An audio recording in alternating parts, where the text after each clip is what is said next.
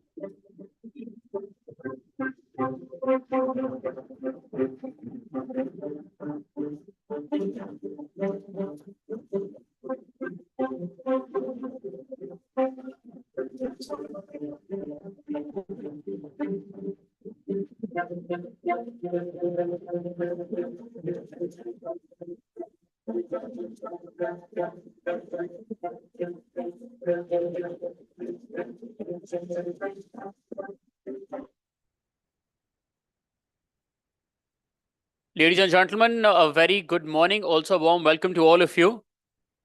My name is Aditya Malik, and it's an honor to welcome all of you today to BW Education World presents the 7th edition of the BW Education World's Top Education Brands. This conference brings together the gamut of school and also higher education together. This pivotal event will feature high-level dialogue and also strategies, as well as be a platform to recognize and also celebrate the best education brands in our country. BW Business World, under the visionary leadership of Dr. Anurag Batra, Chairman and Editor-in-Chief of BW Business World and also founder of Exchange for Media Group, continues to be the fastest growing business media house in the country. With a network spanning across 24 niche business communities and 8 magazines, BW Business World is proud to be deeply integrated into both the domestic as well as global business ecosystem. And in today's digital age, BW Business World has expanded its reach significantly in the online space as well, making it a trusted source of information and also insights. To stay updated with the latest trends and developments, we encourage you to subscribe to BW Business World Group magazines, which I promise you offer a wealth of knowledge and also insights. We have exciting offers for all our attendees today. To get more details on the same, you can visit the registration desk outside from where you got your bands. And the upcoming issue of BW Business World looks at the exciting space of quick commerce and also e-commerce as they undergo transformation in India. We would love to give you a sneak peek of the latest issue as well. Can you please have the magazine, AV?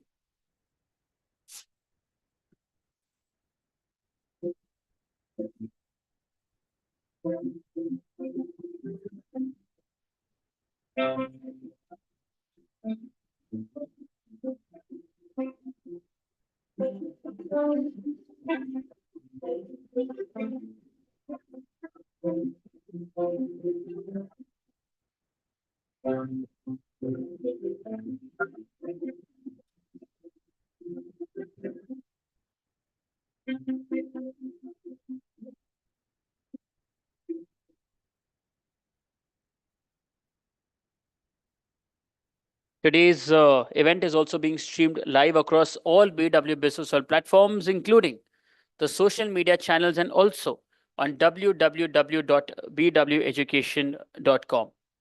We invite you and also urge you to join in the conversations of the day and also share your insights using the hashtag Top Education Brands.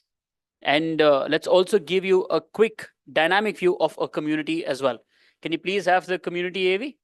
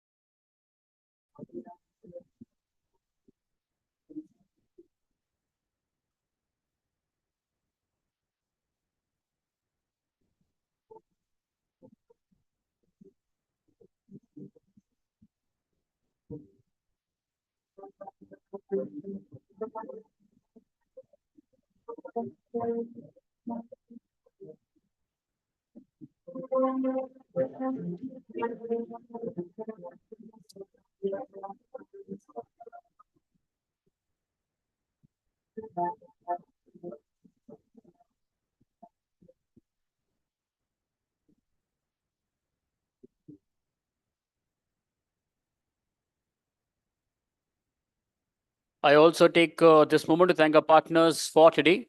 Our education partners are Bharat Institute of Higher Education and Research, IIM Amritsar, Scope Globe Skills University. And our event partners are Joy Travels Private Limited, Fandrum, Beanley Coffee, The Thick Shake Factory, Reality Plus, Exchange for Media, IWM Buzz, Impact Weekly Magazine, and also Pitch. And now, without further ado, ladies and gentlemen, to formally welcome all of you and to also deliver the opening address, please join me in welcoming on stage the Chairman and Editor-in-Chief, Dr. Anurag Batra. Please.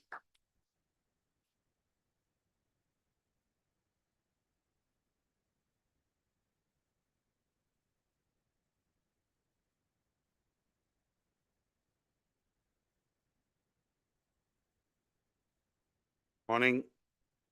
Thank you, Mr. Malik, for starting the day. It's my honor and privilege to be here at the BW Education Top Education Brand Summit. In the evening, we have our awards, but just to contextualize what we are doing, we do this initiative. I met Dr. Pawan Kumar Singh, and Monday I was with my friend Shiv Kumar, who currently serves on 7 educational institutions board, and we were discussing him. I had the good pleasure of interacting with Dr. Singh deeply when I was on the MDI board, and for a brief while he was at the MDI. I wish it was longer, but whatever happens for good. I can see other education leaders, some I know from their photos and their profile and the work they've done in the domain. You're truly leaders and you're building the destinies of students. When we started the Top Education Brands Initiative, I remember having a conversation with Priya that the education brands that are there are brands that never shout from the rooftops that they are brands, because of the kind of academicians they have, the kind of track record, and more importantly, the kind of students they attract and the learning they provide. They become the brands that they are. And the beauty about New India is that today new education brands are being built. They're being built through technology. They're being built through traditional methods of learning. And the last 6-7 years was the era of edutech. I think finally the dust is settling on edutech, and the business models of edutech companies are becoming more and more realistic and palatable to the environment. And the edutech startups have started to provide education in a way that is deep and at price points that really build inclusive education. While I was preparing for this, I said to myself that what are the brands that stand out in the last few years that have come up new? And there is a certain business school in Gurgaon started by a young entrepreneur whose parents have built a university in Punjab. And that business school has done well. It has a long way to go. I don't think I would like to compare it with top-notch business schools, but in whatever little time, this initiative, which is nestled in Gurgaon, has done well. And he has tried to build a differentiated business model and pedagogy there, and in a very short span of time, build some kind of traction for the institute. When it comes to education, education is only about 6 parameters. One, it is about the intent. America could build large educational institutions because industrialists took a long-term view on education and did it as CSR or philanthropy. So the intent matters. What is the intent of putting together an educational institute? Second is the quality of leadership. And again, we've debated this in the past, that at an educational institution, there is an institution called Ashoka, where the academic duties and the business duties are segregated. Should a leader, these two should be segregated. Again, there is a split verdict on it. It works for certain institutions, it doesn't work. But it's a good, for some institution, works very well. Third is the quality of the director, leader, whoever is leading. Fourth is the most importantly is the academicians. Fifth is the process of selection of students. And sixth is learning, which includes what the academicians do, what is the research, what are the linkages with our institutions. So when we talk of the brands of educational institutions, they're built over a period of time. If you look at certain universities that exist in India or look at certain universities that exist abroad, they've been built over a period of time because of the kind of alma mater and the kind of learning. Institutions are not just about placements. Placements are a byproduct. They happen. Institutions are about learning. Any environment that can create learning and is able to then provide outlets for utilizing that learning, which could be placement of further education or PhD in certain cases, are the institutions that go on to do well. I don't want to stand between you and the panel, but I can only say that in India, there is a reset happening in education.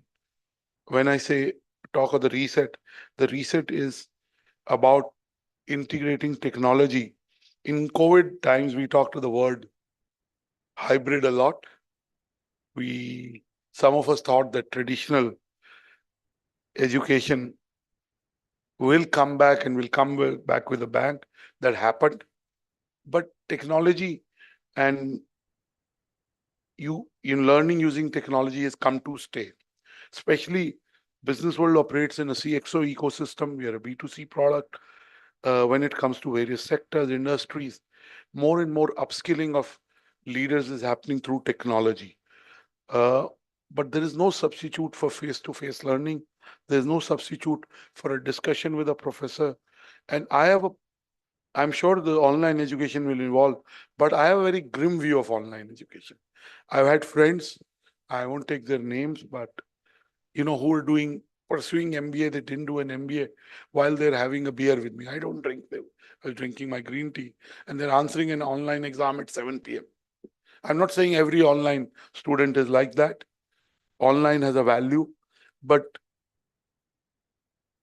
teaching in a campus, in a classroom with a professor with whom he or she that you can engage, ask questions, take feedback is never going to go away.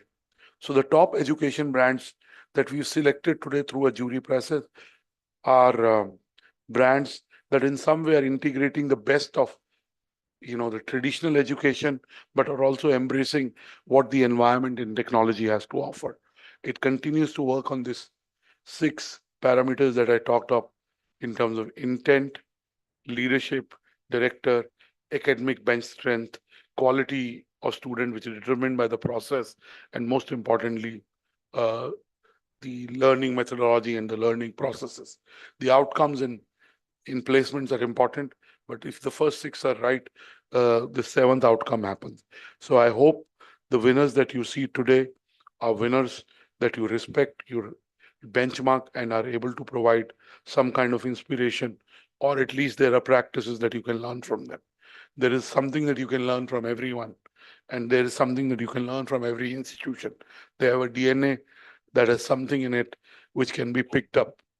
I want to end by saying that while I am talking about education, I do want to end by talking about three things, which is sleep. Uh, you know, I keep saying that we must sleep 8 hours a day, and I keep talking about the fact that India is a sleep-deprived country. If we sleep well, we are healthier, we are mindful, we eat better, we are kinder to ourselves, kinder to everyone. In India, the average sleep time is 6 hours. For good quality sleep, we need 8 hours away from our mobile phone. Second is kindness. I saw Dr. Pawan Kumar Singh introducing, I heard his voice. I got excited because when I interacted with him, I was a recipient of his kindness. And, I'm sure all of you are kind. I tell myself to be kinder to myself and to be kinder to everyone I come in contact with. And the reason I'm talking about kindness is we are a world that has become too much about individual achievement, about me, whether it's the political leaders, business leaders, founders, leaders at all level. And I do talk about this gentleman called Nadav Ben Yehuda, who's an Israeli climber. In 2012, he set out to climb the Mount Everest. He would have been the youngest Israeli to climb the Mount Everest. But while he was between the base camp of Mount Everest and Mount Everest, he encountered two friends of his, one dead, who had started the ascent with him, and one on the verge of, being hospitalized. And if he didn't get medical attention, possibly not live. So Nadav had two choices, either to go up and achieve his lifelong ambition of becoming the youngest Israeli to climb the Mount Everest, or save a friend's life. Guess what did he do? Yes, he saves a friend's life. That's why I'm talking about him. And in life, while we all have goals, we all have individual accomplishments to do. I think if we can do a little bit for others, we'll feel happy. We'll feel good about ourselves. We go to the temple because we feel good. We recite the mantras because we feel good. We touch our elders' feet. We feel good, right? If you feel good about yourself by doing the right things, I think that's the best state to be. And the last thing, you all are leaders. You lead educational institutions. You lead education initiatives and brands that are making an impact. Donald Trump is wrong about a lot of things. He's also wrong about climate change. Climate change is a reality. We are in the end of August, and already for the last 2 weeks, I don't switch on the AC.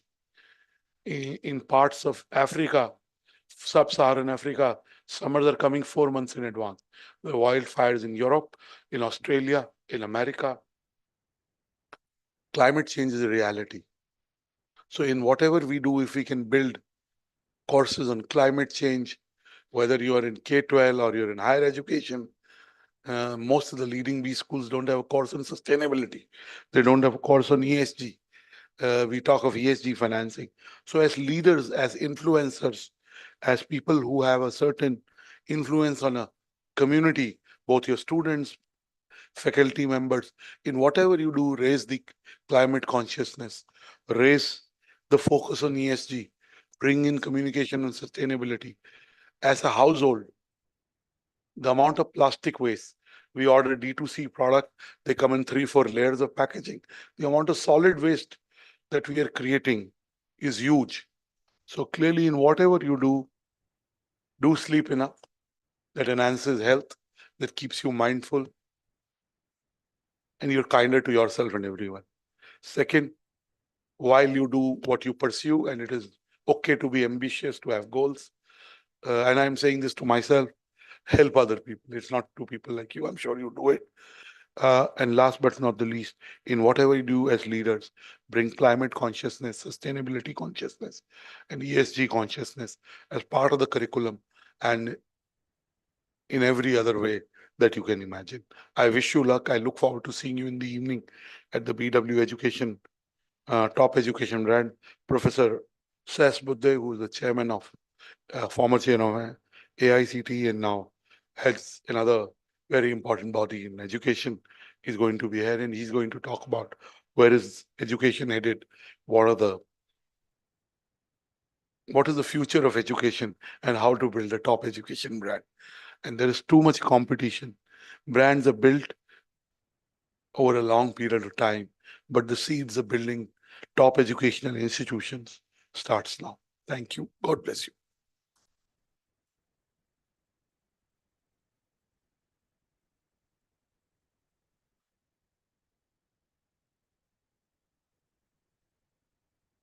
Thank you. Thank you so much, sir. I just realized that, of course, we're going to start the day while they were going to be setting up the stage as well for the panel discussion. I just figured, and so also says this, whenever you get a chance, do clap either for yourselves or for your colleagues who are going to be walking up or for anybody. Just smile. It's a good, happy morning. Let's try it once. एक बार आप अपने जोर से ताली बजा सकते हैं. I think for a reason that you managed to make it on time amongst the heavy traffic. Anybody who's come from Noida? The gentleman here, the two. Gurgaon? Anybody who can take me back home to Gurgaon? That's why he has. But no, thank you for making it in time. That really means a lot to us. Your presence here, having a house full in the morning itself, the first thing, that's the first sign of confidence ki, haan, you're doing the right thing with the right people. So thank you. And while the stage is being set up, I shall introduce the first panel for today, which is degrees or skills. What matters more in your career? I will ask the same question after the session. But to begin with, what do you think? How many of you feel that degree matters more? By just a show of hand? There's one. There's two. There is three. No, sir. Okay. So degrees, there are 3 or 4. How many for skills? Skills matter more? Maximum of you. And how many of you feel कि दोनों चाहिए? दोनों चाहिए. Like how तो चाहिए ही चाहिए. But still, I prefer this more. Okay, I shall ask the same after the panel as well. And to share their views on the same, let's please welcome our panelists, Colonel S. Chakraborty, Registrar, Birla Institute of Technology and Science, Pilani, Dr. Pawan Kumar Singh, Director, IIM Tiruchirappalli. Joining them is Dr. Mahima Gupta, Dean, IIM Amritsar. Joining them is Partha Chatterjee, Dean, Academics, Shiv Nadar University. Joining them is Dr. Praveen Kumar S. Dean, Commerce and Management, Bharat Institute of Higher Education and Research. And this session will be moderated by Resham Sohail, Editorial Lead, BW Disrupt and BW Business World. Let's please welcome them collectively, everybody, to the stage.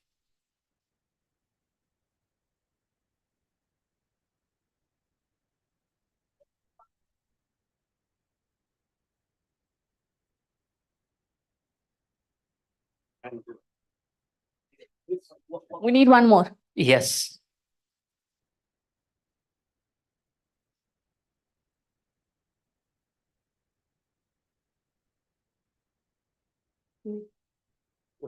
Can it go there? Please. Thank you, Aditya, for this. Good morning, everybody. Thank you for making time for this. A warm welcome to all our panelists. Today, we are having a discussion on skills versus degrees. And personally, I feel both are very important. And as Dr. Batra said, the universities, the humane touch, the discussions with professors is something that's not going away. We are seeing AI coming in. We are seeing advanced technologies coming in. We understand that it has an impact, but we would want to know how it's impacting not only students' behavior, but also your faculties, your structure of teaching, right? Also, according to a PwC report, it says that around 60% of jobs are going to go away because of automation. And it's a real thing that we are facing today. You being professors and groomers of the leaders of tomorrow in India, we would want to understand how students are reacting when it comes to skill versus degrees. Platforms like Google are kind of claiming that we offer certifications and degrees which are 6 months long, a year long, which have a same quality. They claim so that it has the same quality that a 4-year long or a 3-year long degree course. It is still debatable in my view. And in this panel, we would like to understand how will it grow and evolve in next 5 years or 10 years. In your opening remarks, I would want to know what are some of the changes that you have observed in last, let's say, 12 months or 24 months, let's say, and how has been the students' response? How are faculties responding with majority of the changes we have seen? Can we start with the lady on the panel? Professor Gupta, please.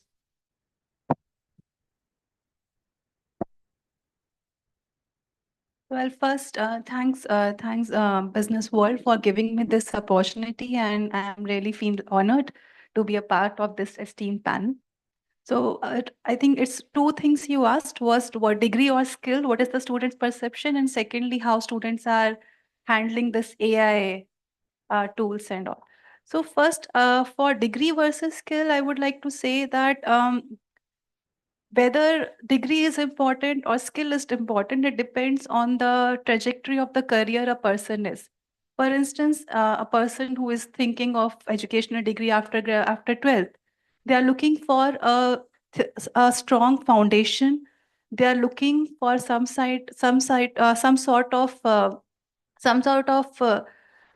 base which gives them good entry points in the corporate. They want a good networking opportunity, and all these things come from degree. It cannot come from short intervention, 1 month, 2 months, or even 10 months.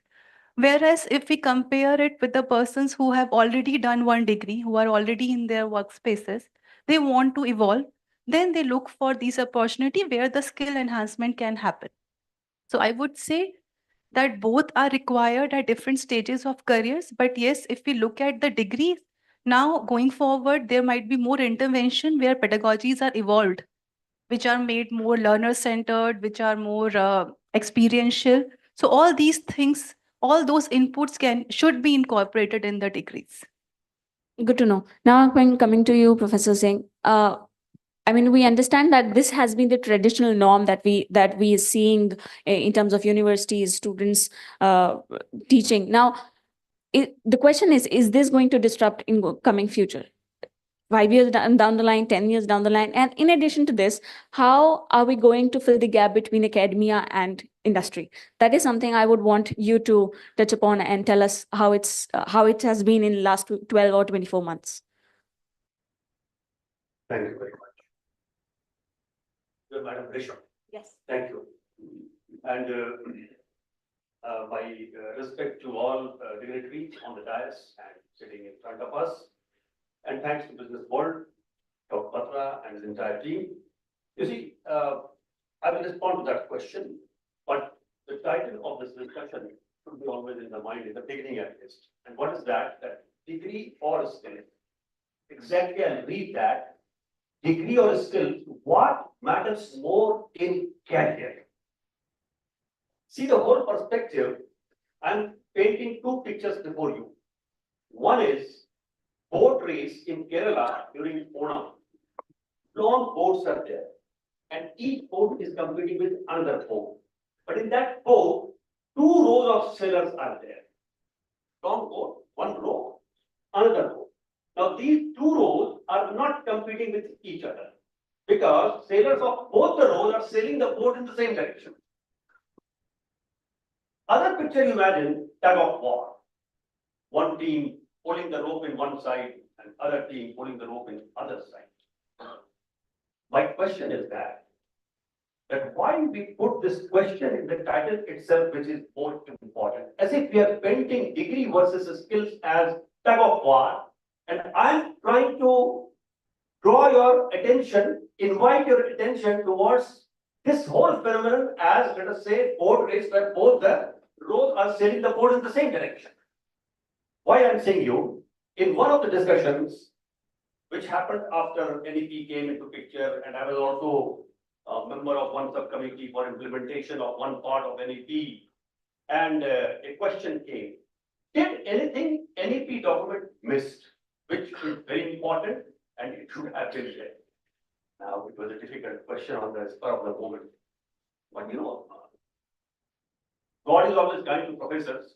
God gives ideas when you stand on your knees. And especially when we stand, we become more creative. But anyway, now we are sitting. My answer was that NEP missed one golden sentence which should have been included there in the NEP document. And that golden sentence is, based on my deeper experience of a student, not as a professor, but as a student, that NEP should have documented that we will bring back the same dignity to graduation level degree as the dignity it was enjoying in 70s or 80s. Why I'm saying so? Because graduation degree has witnessed very much dilution. And we say, okay, this is graduation, you do post-graduation, then you will become skillful. So bringing back the dignity to graduation level degree, it means strengthening the degree level education should have been, or would have been, still more emphasized. Dignifying the degree level programs where after doing the degree, students could declare, my education is sufficient, now I do not want to do post-graduation, because the crowd towards post-graduation is too heavy, towards PhD also it is too heavy. So it is Onam boat race vis-a-vis type of war. Now coming to the present situation, in academia or in industry, both are witnessing fast changes. The change is just like one wave comes on the seashore and creates a kind of geometrical shape on the seashore, on the sand. The another wave comes, destroys the earlier and creates a new kind of shape. With that speed, things are changing. But in that change, academicians must find, amidst the change, what is that perennial value, or let us say purpose of education that must be preserved. Now, what are the changes taking place? Change taking place because of, let us say, technology-driven economy, where every professional course at least has to gear up towards the required changes. And especially, I'm a student of management, and we deal with MBAs. And MBA basically is a course which is market-driven, unlike, let us say, botany or physics or Sanskrit or history. So we have to gear up for those situations. But to industry friends, I would like to say, too much expectation. Please don't mistake me. Too much expectation that your graduate should be industry ready. Sometimes I lovingly challenge them. Are you saying that my MBA should be ready for the first job that you are going to offer? Is that the purpose of MBA? MBA purpose is not to prepare a skillful person for management training level. MBA is a leveler. MBA is a degree which should prepare you for managing director level also. So industry persons and academia, they need to come closer and understand each other's, let us say, needs. And in that case, with this ephemeral nature of information-based knowledge, where we are less emphasizing on wisdom and knowledge, more on the skill and information, we have to be careful that what are ephemeral and what are perennial values. So to begin with, I think in next round I will say something more. Thank you. Thank you so much. What Professor Singh is trying to say is that the skill and degree cannot be versus race. These two things are together, and it seems like we're in the right direction. Also, to your second point, that you said that they're expecting you to be, the expectations are too high, and industry and academia needs to be closer, come closer, work together.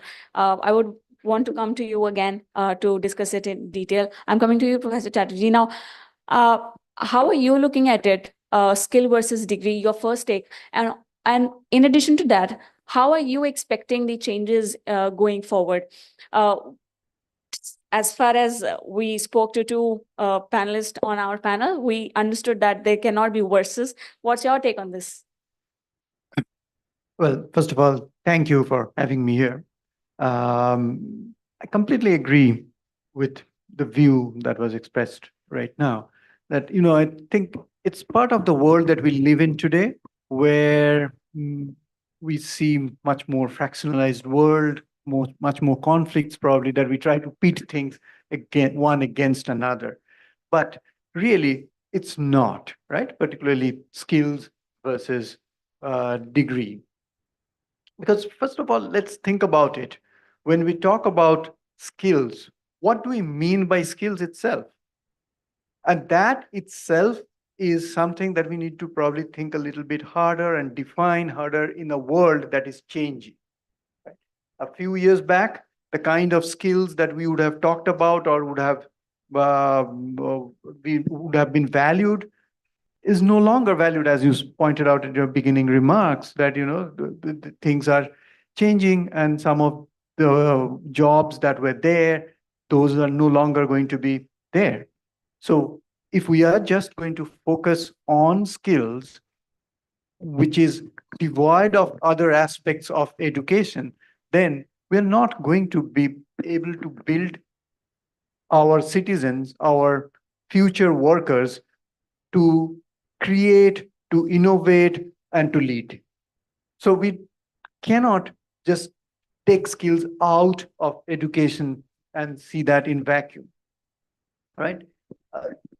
At the same time, if you think about education itself and degrees, and using it interchangeably, education and degrees, let's call it degrees to be more precise.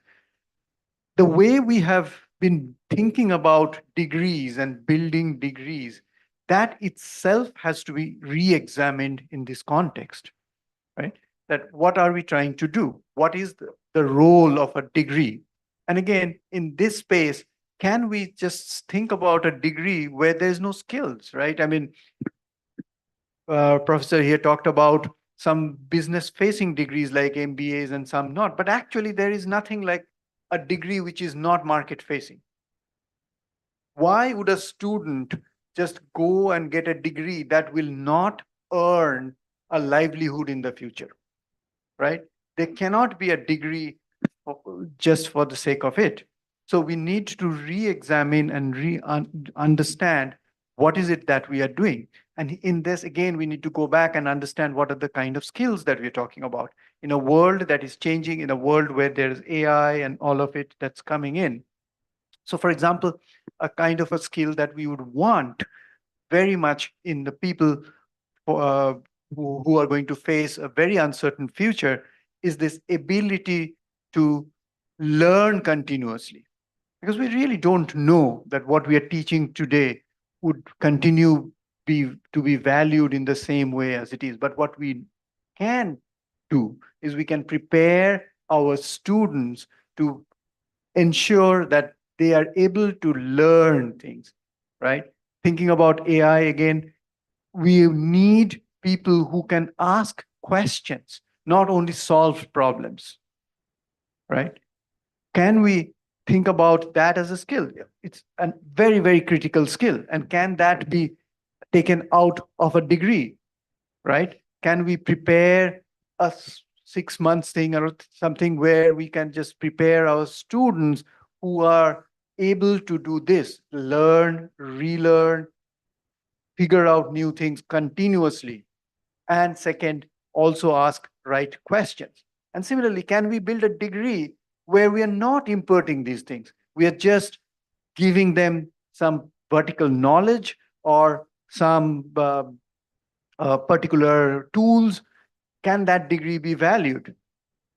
So I think the future, as I see it, is a complementary of both the things. It's a combination of both the things, where skills will be valued for sure, but the set of skills itself is going to change. And therefore, we as educators have that duty in some ways to build degrees where we can accommodate this kind of a fleeting sense of changing world that we live in and the kind of skills that will be valued, and think about what is it that will be valued and bring it to today's education. And therefore, I think it's this marriage of both skills and degrees that's going to survive. And either in vacuum is not going to be valued that much. So, Professor, are you saying that because of all these changes happening, universities and professors and leading faculties are required to relook at this structure? They are required to reinvent that. Is that what you're saying? Well, I wouldn't say reinvent. There are a lot of these things which were happening, but we really need to re-examine to certain extent that how we are doing things, right? For example, I will give a particular example that I'm very attached to. I've been building a lot of different kinds of degrees at my university, but bringing research into undergraduate education. And that also goes back to this point that can we elevate the status of an undergraduate education? Why do we want to bring research into undergraduate education? And that's also there in NEP, right? It's not because we want to prepare these students for PhD, because only a very small fraction of an undergraduate population will go on to do PhD. But precisely because we want to impart this kind of a skill where they are able to identify problems, they are able to ask questions, and then bring it to a point where it's solvable. Whether they can solve it or not at an undergraduate level, that's a very different, right? We are not expecting them to come up with innovative solutions, but at least that bit, because in any job that you do, that's going to be a critical skill. Because if you are just going to think about very repetitive things, AI is already doing it. True. Right. So I think we need to rethink in that sense. That So clearly, there is a need, there is a call to relook, reevaluate, and then reinvent. And this is not a blanket call. The professors, the leaders in the industry will see how will it work out. Now, coming to you, Professor Kumar, what's your first take on this? How do you look at skill versus degree? I mean, so far we're not seeing versus hair anymore, but what's your take on this? Vanakkam, everyone. Thank you so much. Super thrilled to be here. Any disruption is going to cause displacements. Any disruption. From industrial revolution, we have been seeing this where machines replaced us. Thereafter, computers. Today, artificial intelligence. Life is going to go on. Disruptions are going to go on. But this is a very disruptive era. We see disruptions practically in everything. The self-educated entrepreneurs have always made us think, what degree did Dhirubhai Ambani earn? How did he build this empire? I remember in one of the press conferences just a while before he died, he was asked this question, what is the secret? How did you do this from scratch? No family background, no degrees. How did you do this? He simply, in his own inevitable style, said, guts. This cannot be taught in a B school. The degree can't give you this. Or let's take Sridhar Wembu from Zoho. He says, we as a company are not going to consider degrees. Your academic credentials do not matter to us. Elon Musk of Tesla also says similar things, saying that as long as you're able to do this, we're not going to be really bothered about the degrees. However, a degree is an academic rigor. It is a foundational concept. Of course, the foundation itself will not suffice. We got to build over this foundation. We got to build the skills along with the changes in the technological models and the business models. The National Board of Economic Research says, in their study, there is a very significant and strong correlation between higher education and cognitive development. So Indra Nooyi acknowledges that it was because of a higher education that she had that global perspective to solve problems of PepsiCo when she was heading it. Sundar Pichai, also acknowledges it is because of his intellectual acumen that he has sharpened his strategic and decision-making skills. So I think the degree will always serve as a foundation on which we build with agility and adaptability. Thank you. I mean, very pertinent point. And as a part of my job, I get to meet and interact with a lot of entrepreneurs. I cover startups at BW. And this is something that's really common between all of them, expecting no line of academics, the degrees, this and that. But the question here is, will they really take up the students who have no background in academics? This is the real question. And I mean, it's debatable, but to your point, degree is a foundation that's needed. And above that, we can build up our skills. Colonel, I'm coming to you. What's your opening remarks?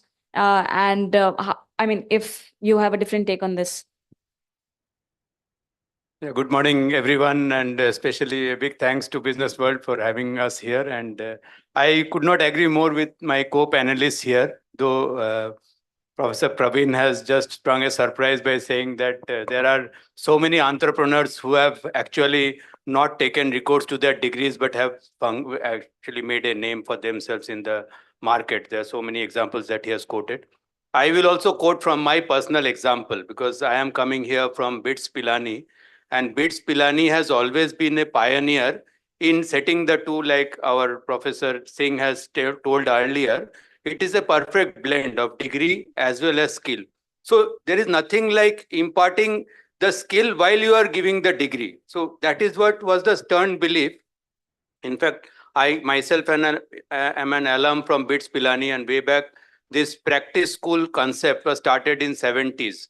And that is now full-fledged in functioning today. We have 2 practice schools. That is practice school 1, that is after second year, which is a summer internship, and then which is a longer duration, that is 6 months / 1 year, depending upon the stream. So that is done by pure science students, engineering graduates, also higher degree students.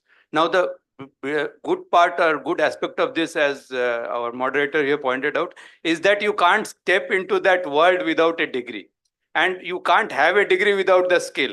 So that blend is perhaps what we are looking in, and there I am very happy to say here that of this last year itself, our students, when they went for their internship, they got more than 100 crores as internship money.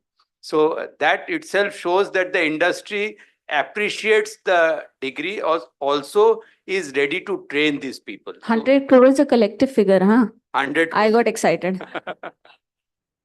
Yeah, but then individually also, a student, when he is in the final year, earns up to 2 lakhs per month. So that is the highest. And the average or the minimum is 40,000. So that speaks volumes about the industry's demand as well as the student meeting their aspirations. Now, coming back to certain things, which again, I will just share my thoughts with the co-panelists, that you said about that PhD and entrepreneurship. We are a startup factory in the desert. So even in the US, when they do a total study, Stanford recently did it, the maximum number of startups that were founded was by BITS Pilani. We are currently at number 3 after IIT Delhi and IIT Mumbai.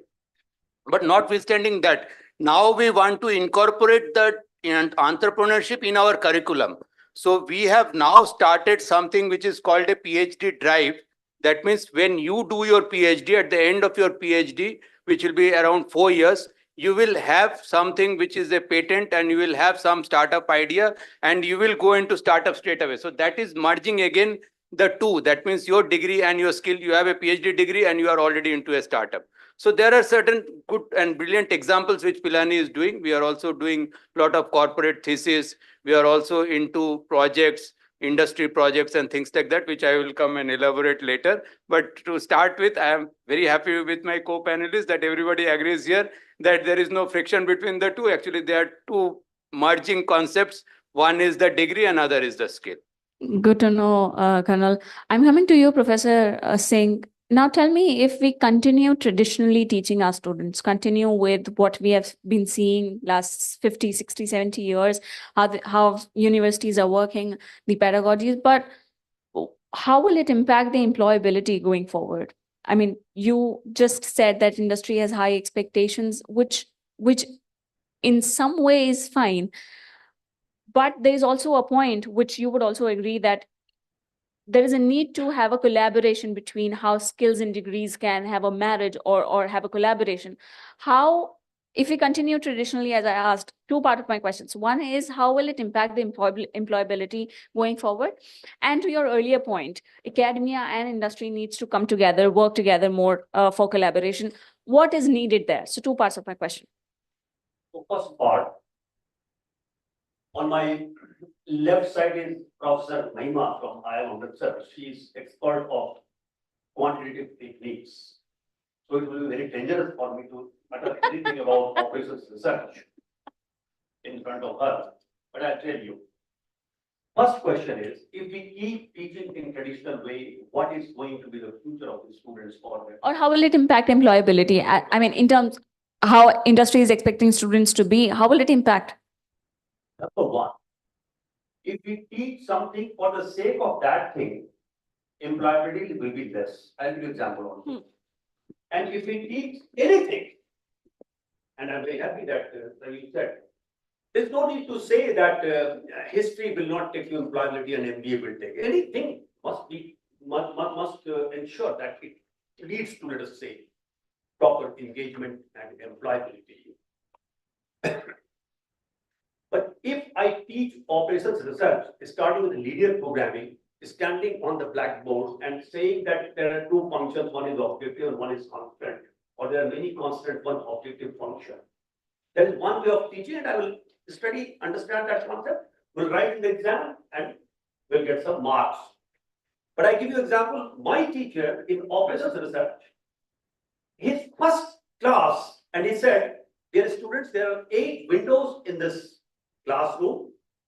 Remove the curtain and small groups, you stand before the window and see outside. Something that's visible. Is there any problem outside visible? So one side there is a paddy field, other side there are roads, other side. So students came that there are certain issues which, if addressed in that context, the things will better in the frame which is visible to me by that particular window. That is the better condition they described. They said this is the objective function. Now think about what are various constants, economic constants or legal constants or administrative constants or absence of inner drive, that is a constant. And what can be mathematicalized? I mean to say, all those constants which can be captured by mathematical frame, they become your restraining forces. And then let there be now tug of war between objective and restraining forces and find the optimization. So that was a very good way. And you know, my teacher, when he started discussing tan theta with me and tan 45, he had given this example of Delhi. And he did not say tan theta is equal to that perpendicular divided by base. And if there is tan 45, it will be equal to 1. He gave example like this in class 9, I remember, class 8. When you are standing before Qutub Minar, how you can have a good estimate of it? What I'm trying to say, I'm not giving example. I'm saying anything is connected to life experience. Your knowledge can be tested in the laboratory of life. Then only it is worth education. So he said, when you stand before Qutub Minar, go to a distance where probably the distance, that angle that you are making by your eyesight looking at the top is around 45-degree angle. Then you measure the distance of your point where you are standing from the base of the Qutub Minar. That is the estimated height of Qutub Minar. Because tan 45 will be equal to 1 and you are making 45-degree angle, base will be equal to height. So you can measure the base, you can't measure the height because you can't become tall, no? So measure the base and that is a good estimate of height. So unless we teach that everything that you are reading or studying is connected to some use in life, the teachers must develop. That's the point. Very practical. Second point is that, you see, now I'm working in Tamil Nadu, and there, Tiruvalluvar wrote 2000 years back, Tirukkural. And in one verse he says, your two eyes are only mark of wounds. आपकी दोनों आंखें सिर्फ घाव के निशान हैं. Your two eyes are mark of wounds. If your one eye is not giving you a skill, which is arithmetics or let us say digit oriented, mathematical skill, and other eye is not giving you a skill, which is basically language skill through all social sciences and humanities develop. I mean to say, any student, imagine from class 5 to class 12, these two skills are very essential. We can talk about managerial skill later on. Sir is colonel, and I learned from defense organization, and I was interacting with them. When a major becomes lieutenant colonel, lieutenant colonel becomes colonel becomes brigadier. Every time there is leadership skill, let us say orientation classes or interventions. Because what brought you here will not take you there. What brought you as a leader at HOD of any university will not perfectly match you with the same skill set, a good vice chancellor. And Dr. Anurag was also saying about leaders, and I would like to add to that tune that leaders must grow gracefully. And if we are reaching at the top, we must have the skill of giving or orientation of giving. Unless we are a good giver, we can't be a good leader. So, various things are there. And I'll just quote, I'm just quoting this. These are very classical examples. Hippocates was written by Narayan Pandit. And what he's saying about skill, he says, Kampyati yena cha vritti, yena cha loke prashastate sarve, sa gunah tel cha gunina, raksha sambardhaniya cha. It means those skill sets which give you livelihood, and the same set also gives you accolades, appreciation. Such a skill set should not only be protected, but should be developed on daily basis. American Management Association says there are 23 interpersonal skills only on which every manager of the world should be trained, and every manager of the world deserves 69 days of training only on interpersonal skills, and the magic figure he gets 69 is 23 multiplied by 3, 23 different sets, different contexts of interpersonal dialogue, and for each context, 3 days training. So, skill versus degree is not only whether degree should contain all the skills. I would say that degree program is just like this. If we say, oh dear, your designation is general manager, but please take care of your designation and you must behave like general manager. Now, once I say you are general manager, the person should know that what is the meaning of general manager. There is no need to say you must have the skills and values of general manager. When you have degree, we must be able to know that that degree also actually encompasses as all the skill set. So there is no type of war, but I will suggest, and last point in this now, that in any BBA or MBA or BTech or any program after +2, please see that 15%, because degree will try to give you every skill set, but still it will fail. So about 15% of energy and resources should be invested in colleges, institutions, universities to build skills which are not covered by syllabus. Because syllabus cannot cover everything. That is why. And that's why second question comes that in this demanding time, dynamic time, as sir also said, that different skill sets could be needed. And once let us say we pass on the efficiency responsibility to become efficient to AI or machine learning, because in the future, human being will keep passing on certain works which are efficiency oriented to machine, let us say. In that case, human being has to keep reinventing what further skill one has to take, what one has to take up. So not only degree and skill should be married, but sir and ma'am, with your permission, skills and values also should be married, because only skill and no values, then it is basically unguided design. Lovely, very well explained. Thank you, Professor Singh. If it deserves, we can do it loudly. Professor Gupta, what do you say? Do you feel or do you find that the need to reinvent the curricula, the syllabus? How would you look at this evolving in the coming future, let's say 5 years down the line, 10 years down the line? Do you see a need to change or reinvent the whole curricula? I'm not keeping a blanket cap on this, but what's your take on this? So I would like to put it in this way that if we want to make our education, our offerings more effective, how we can do that? As my co-panelist just mentioned, it's not that earlier whatever we were doing was wrong. There were some good practices, there were teachings, there were professors who were trying to connect with the real life. But now the task is how do we leverage on what good things were there and how should we evolve in the current times? So if we need to see it in this way, so I think we have to think it in terms of an ecosystem. And if we look from for education perspective, ecosystem comprises learners, faculty, education institutions, and government. So it has to be a synergistic approach where we come together, find out how can we make our learnings more effective. So let's say if we start from government, so there's a lot of focus through NEP that we should relook at our education system. We should try to evolve our systems. There is a guidance on multidisciplinary offerings. There is a guidance on continuous evaluation. So there are a lot of things which are being mandated by the government, and they are approaching different educational institutions to do that. Now, who will be doing this? Who will be orchestrating all these changes in the institution? That comes to faculty and leadership in the institution.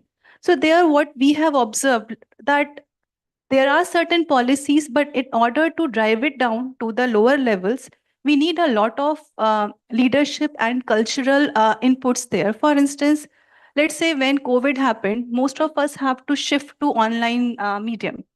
There were a lot of apprehensions in the faculty and the student that how effective that medium would be. And from the inertia and apprehension came fear. So there, the point is, in order to bring into effective changes, we should put focus on appropriate faculty training, appropriate apparatus. Through this, changes can be made. Now we come to the most important stakeholder of our education system, that is learner. So I would reinforce what my co-panelist just said, that it's not just skill, it's not just a foundation, it's about value. So I'll just quote one Sanskrit shol, Vidya dadati vinyam, Vinya dadati patratam.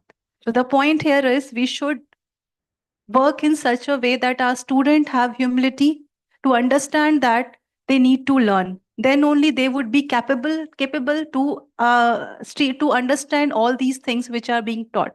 Because the point here is not what should be learned. The point is we should learn to learn. So the point here, orientation should be that we engage those kind of discussions with our students. We ourselves as faculty, as administrations, are open-minded that yes, it's not an end. What we know is not all. We have to keep on evolving. This circle back to Professor Singh's point, skill plus values that cannot go away, right? Now, Professor Chatterjee, if you can tell me in 3 specific points, and it's always tough, but I'm expecting you being a professor, you can do it. 3 specific points when we look at academia and industry collaboration, what is needed to be done? We know that we're facing disruption in all across segments, sectors. Industries are expecting students to be well-versed with what they're expecting in their respective fields.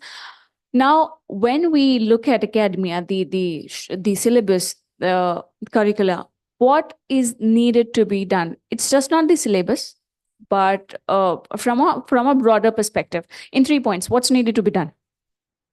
Well, that's always something that professors do to ensure that the students are attentive and all. Give me 3 points, right? And that's what she's doing. Yeah. No, but look, in terms of this whole intersection or interaction both in between industry and academia, I think there's a lot that needs to be done and can be done. To begin with, I think the first point I would like to make is that there is a need to reset expectations from both the industry and the academia. I was part of CII subcommittee once where we looked at exactly this kind of a question that how can we bring industry and academia together and closer, particularly in terms of doing research, right? And in India, that's almost absent. And part of the reason when you talk to industry leaders and when you talk to academicians, they are going to tell you very different things in terms of what they expect in this relationship. If you talk to an industry person, and I'm talking about now not only undergraduate programs, but PhD, all of it, the whole gamut of higher education, the expectation is that academia will solve their problems, right?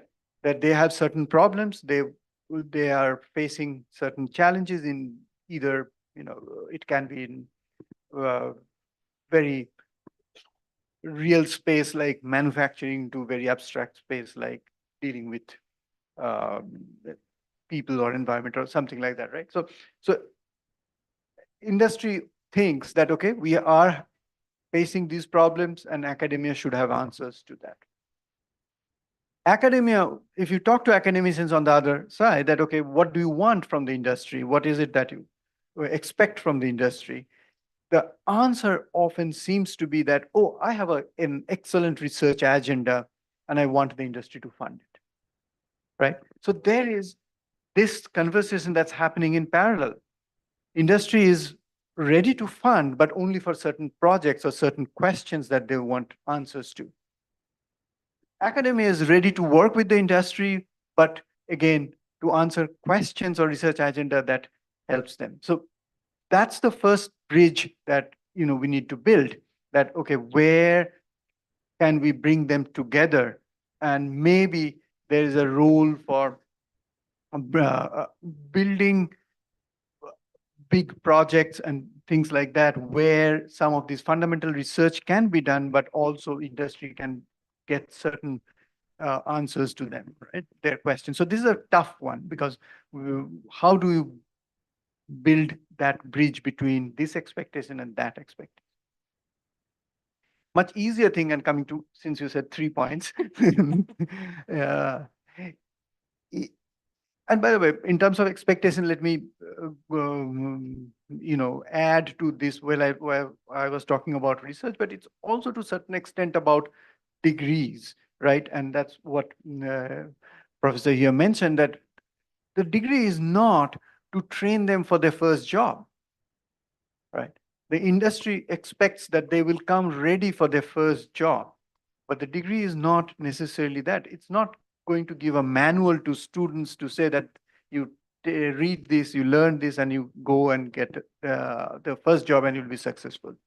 The degree is to prepare students for their lives, right? It's to prepare for a career which spans 20, 30 years. So it cannot be just tailored towards the first job, right? But at the same time, for the industry, there's a problem, right? Because if the students come in and they still have to train them again, then that's a costly thing. So again, maybe this is my second point then, that, again, in terms of this bringing the industry and academia together, we need to bridge this gap also, that, okay, how can we in a degree ensure that they have the right skills, the right tools, the right thought processes to succeed in life and build a strong career. My apologies, Professor, I'm interrupting. Can we please keep our phones on silent? It disturbs the flow. Thank you so much. Back to you, Professor. So that's the second bridge, I think. One is what I talked about in terms of expectation, in terms of research and solving problems. The second in terms of preparation for the job market. And the third, I think, is something that goes to, what has been happening in the higher education sector over the last 10, 15 years in particular. I think the industry is doing a lot in terms of building institutions and universities through philanthropy, through, other ways of funding. And we have seen that really changing the landscape in terms of how higher education is shaping up in this country. And we as a country are very fortunate in some sense because we have a huge base of young people, right? The Western world, the developed economies, they are facing a different kind of a problem today where their population is starting to fall. Their birth rates are below the replacement rate. And India is going to get there in 20 or 30 years, right? But we still have that bit of time to invest in our young population. And that cannot be done only by the government or only by the private space, but I think a combination where an industry, the public, all of them come together and ensure that we have the right resources so that we reap this benefit and it does not go waste. Because as an economist, I worry a lot about whether our country is going to become a more developed country within this next 20 or 30 years when the demographic transition is going to complete. So I think the role for an industry and academia is again to ensure that we have this whole infrastructure, both in terms of physical infrastructure as well as human infrastructure to train and prepare our next generation for that. Wonderfully explained. And it's not something that's not happening at the moment. Currently, it's not something that's not happening, but we look forward to a richer collaboration between academia and industry. Now, Professor Kumar, you mentioned about a lot of startup examples, a lot of entrepreneurs, what's happening in the industry. In opening address, Dr. Batra also mentioned goals, aspirations are real, and more so for the young graduated students. If in any anecdote you would want to explain this, how are students reacting to this industry expectation or a state wherein they're weighing skill over degree?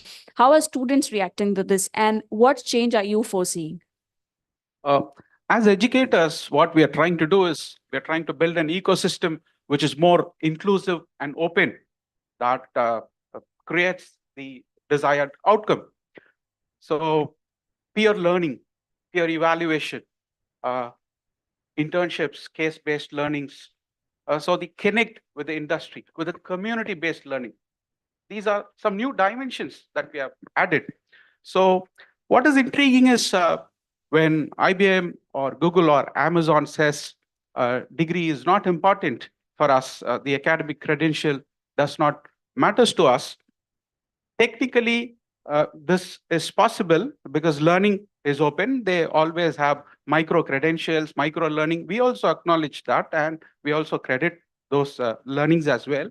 However, the credibility of a degree is irreplaceable, especially for certain professions like medicine. Can a doctor say, I have super skills, but I do not have a degree? A surgeon, it would be a nightmare when a surgeon says, I do not have a degree. Law, academia, for us, the credibility comes from the degree. So as I've told, the credibility is there. Added to this credibility is the advancement of skills, which we are trying to create an ecosystem. I would see Dr. Devi Shetty as a beautiful example. As a doctor by profession, look at the healthcare system that he has created. Millions of Indians get quality healthcare at a very affordable price. So this is the type of learners in different professions that we educators are trying to build. Thank you. Colonel, now tell me, if we are expecting in any near future, in 20 years down the line, 10 years down the line, can we expect a student to step out of university and next day join the company ready? Will a student be able to match the industry standard expectations? Yeah, so this is the demand and supply chain. If the student is unable to match the requirements of the industry, he will not find a job. That is number one. But to continue to where I just wanted to add on, is that in the futuristic scope of things, we have to understand that this ABC will all would have heard this is the academic bank of credits where there is multiple entry, multiple exit. So if the student is not ready, he has to go out and then come back in again after acquiring that necessary skill. So in that, I will just add that there is a C, which is the continued learning, which everyone here agrees that this is a lifelong learning. You have to be self-motivated and you have to be volunteering to learn. And that is the skill that will give you that edge, that competitiveness and the employability. You have to have that distance learning, which is also the digital learning or e-learning, where UGC has come out with the Swayam plus courses. So that is one edge that you will possess. You will have the E, which is our experiential learning, which I just spoke about, the practice school, the thesis and all that. And finally, you should also have the futuristic bent of mind, because the futuristic learning will keep you in that company for a long, long time. So you have a degree, but you do require that skill set, and it is always worthwhile to continue to hone on and sharpen your skills. Thank you. Any closing remarks before we actually close from any panelist you would want to add? Any closing remarks?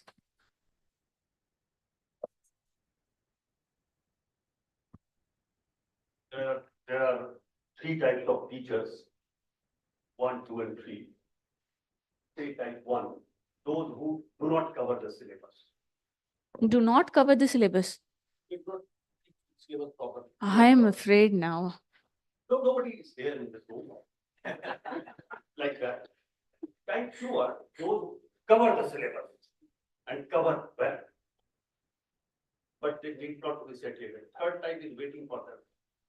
Third type is one who uncovers the syllabus and helps students to discover the further source of knowledge for lifelong learning.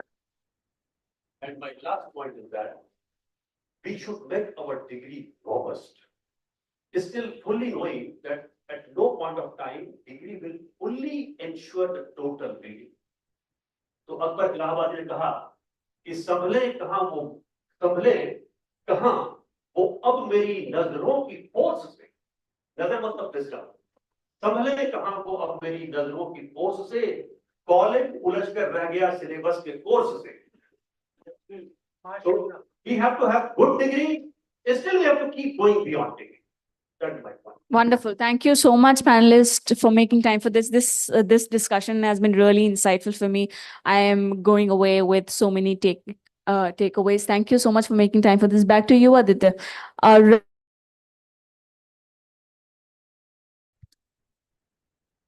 Thank you. Thank you so much. Thank you, Resham, for moderating that. A picture, please.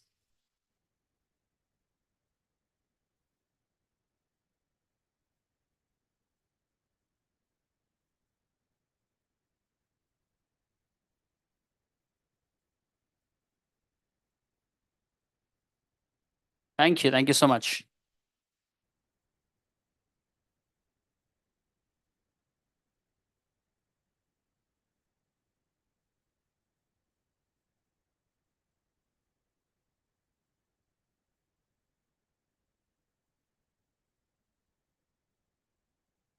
To ask the same question again, any changes on your viewpoint? What matters more? How many for degree? No, of course, I know. I'll come to you. As in for degrees first. अब चारों के हाथ मुझे एक आपके हैं sir. Skills and of course both. Okay, both wins. Badhiya. While they clear the stage, up next is the address by our chief guest. Sir, the chairman of All India Council for Technical Education. Let's please welcome on stage Professor T.G. Sitaram, everybody.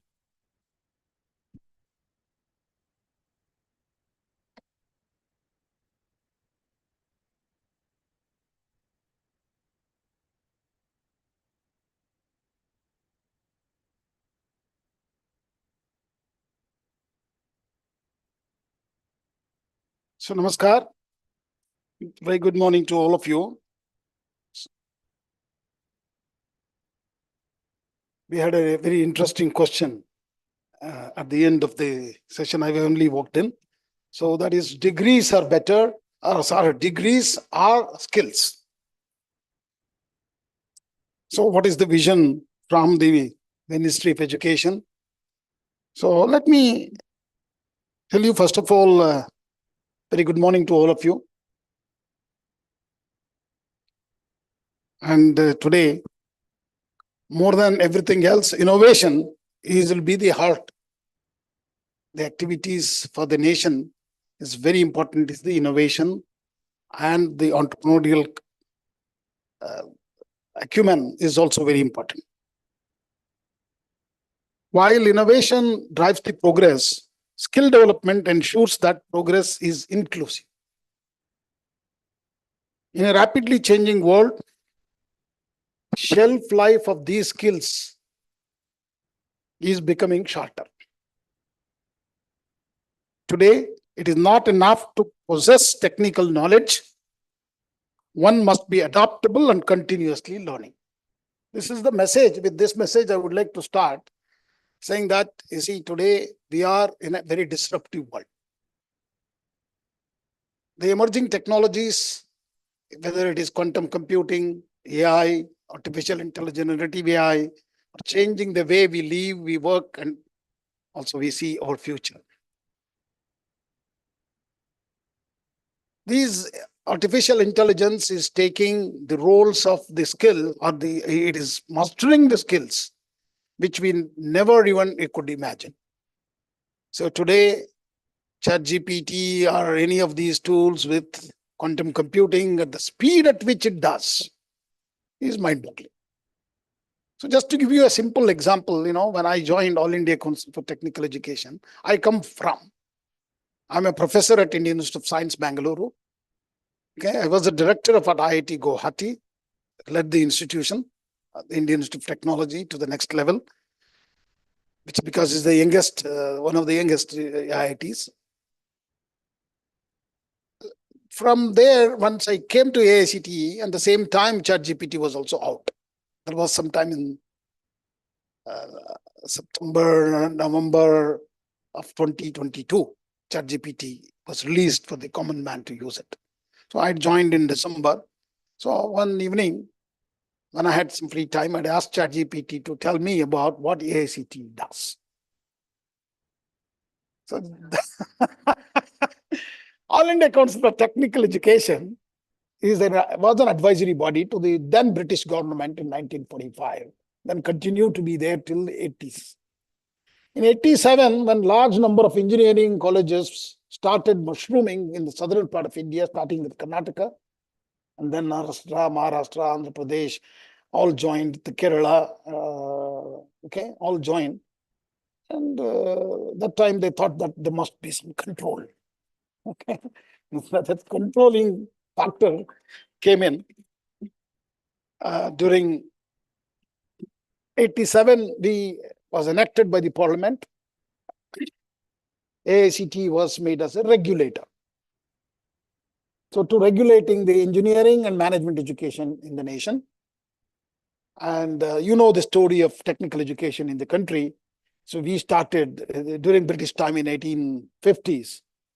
The four iconic institutions, where Sir M. Visheshwaraya also studied in one of them, which is in Pune, College of Engineering, Pune, and then Gindi College of Engineering, and Thompson College of Engineering in Roorkee, which is today IIT Roorkee.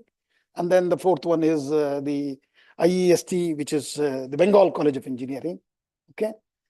So these four, then, we were so just laid down and didn't do much later. And these were maybe enough at that time, we don't know. The answers are not known to us now. But after independence, we started with IIT Kharagpur in 1951 and went up to the 5 IITs by 1961, and 1994 was the IIT Guwahati. And then 2000 or 2001, Roorkee became an IIT, okay, which is the story of IITs. And today we have 23 IITs in the nation, and many of the triple ITs, and then many ICERs. So if you look at the technology and the science and technology, today India is a force to reckon with. Why I say that is, whether we like it or not, whatever we ourselves are not confident, we call, oh, all IITs, AICT institutions, there are no teachers, quality is not there. Anybody who talked, this is the story. Narrative is completely out of place. But what they don't see is, today we are the leaders in space technology. Today we are leaders in defense technologies. Today we are leaders in nuclear technologies. Please believe me, some of those places you go and see everything from a bolt we have done ourselves. Why? Because we had an embargo by the whole world on these technologies. Okay. And today I was there in HBNI, their foundation day, that is Homi Baba, the National Institute, which has 11 institutions, but I was in Mumbai, had a chance to first time in my life to see all the reactors, what we have built. Fantastic. And the usage of the nuclear technologies is not for creating a war. It is for the benefit of the mankind. You should see kind of agricultural products, the technologies being utilized is mind-boggling. Congratulations to all those engineers. And I don't need to tell you the story of space. The whole world is mesmerized. The way we went to Mangalyaan at a cost less than a movie of a Hollywood. Okay. And similarly, Chandrayaan, when even the top-notch companies failed to land properly in the South Pole, they tripped over. But our rover landed right on spot. And the way they're planning, because we just celebrated their space day, the National Space Day on 23rd of August. I was with Dr. Somnath. Their vision is very big. It actually pushes the boundaries for our knowledge. More than what we conquer, I think it pushes the boundaries. Friends, the question today with the kind of growth in the research and innovation sector, what we have achieved. Today, our institutes of Indian technologies, what we have created, either through space technologies, defense technology, and also wherever, or in all these, role of education sector is very, very clear, everywhere. Okay. I was just trying to tell you how many we graduate. Every year, 1.5 million engineers graduate. We are the largest producers of engineers and managers in the whole world. I can confidently say today, looking at even their qualities and all that, is a big question, but we can say we have delivered engineering and management education, not just for India, for the whole world. How many? From 80s, if you look at it, that's when, 87, when AICT became a regulator, and 80s, they were very early, a lot of private engineering colleges started in southern part of India. So we have created close to about 30 million engineers. And you see any company in the world, not just in India, you will only see at least one of them, either CTO, CEO, or the top level managers are all engineers from India. One degree, he has to have it from here. And it is very proud moment for us that with the gross enrollment ratios of 28.3 in the higher education, we are able to achieve. And today there are more than 2,000 companies in India having a global capability center solving the problems of the world. And you must be astonished to see why Exxon Mobil and Shell has established their capability centers in Bangalore, where there is no oil there. But they are serving the whole world from sitting there with our engineers. So it's a proud moment for all of us to look back and see. I just give you some numbers also to sensitize that these are very quality engineers. Because you might, some of you, how many are engineers here with an engineering degree? Maybe about 30%. So why I ask that question is, today, as a nation, our emphasis was on engineering and management education because of the parents, or our society itself, I can say. Because everybody wants to be an engineer or a doctor. And in engineering, we were able to create large number of seats and accommodate large number of people, but in medicine, we were not. Even today, we have hardly about 1 lakh doctors' medical seats in India. That's why when war broke out in Ukraine, we saw all our students there. Now, it was astonished to see people also go to Ukraine to study medicine. It was not known to any of us, actually. Let me tell you honestly. Only we came to know only when war broke out. So we have to save them. But, education, I have taught mostly in 7 countries, full, because I did my PhD from Waterloo and then to Texas, Austin for 3 years. And then I have taught in Australia, taught in Hong Kong, okay, and then Japan, full 1 year on my sabbatical. I will tell you, our students are very talented. Young people of the nation are very talented. They have a fire in the belly, but they may be having some deficiency. You need to give them an opportunity. That opportunity is now the government of India has given to many of them. But we have a big challenge in front of us. That challenge is 26.5 crore children are getting into our school education. So as a nation, we are the young nation with 75 years of independence plus 75 plus years of independence. So we are able to put most of our children into school. So our gross enrollment ratio in school education is close to about 95%. That is class 1 to class 5. But story after that is not very promising. Because by the time they come to higher education, that is after class 12, it is only hardly 4.3 crore children are in the higher education. That means out of 26.5 crore children in the school education, so how many dropouts are there? Large number of dropouts happen in the middle school, high school, and then college. That is the pre-university. Okay, large number. So we are able to put only 4.3 crore children into higher education. And if you see the growth of that gross enrollment ratio in 2000, before 2000, we were maybe sleeping. After 2000, a lot of things have happened. In 2001, our GER was 11%. Okay. And today, our gross enrollment ratio in higher education is 28.3%. That means we have grown 18% in 24 years. What is our dream? As per the National Education Policy 2020, our dream is to become 50% gross enrollment ratio by 2035. That means another 10 years or 11 years. We want to grow 22% when compared to.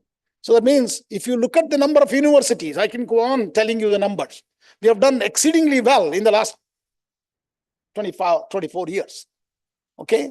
That number of universities today, we have close to about 1,200 universities, 45,000 colleges accommodating these 4.3 crore. Challenge is when we want to achieve this gross enrollment ratio of 50%, that means another 4 crore children are going to come. They are there, actually. They are not there.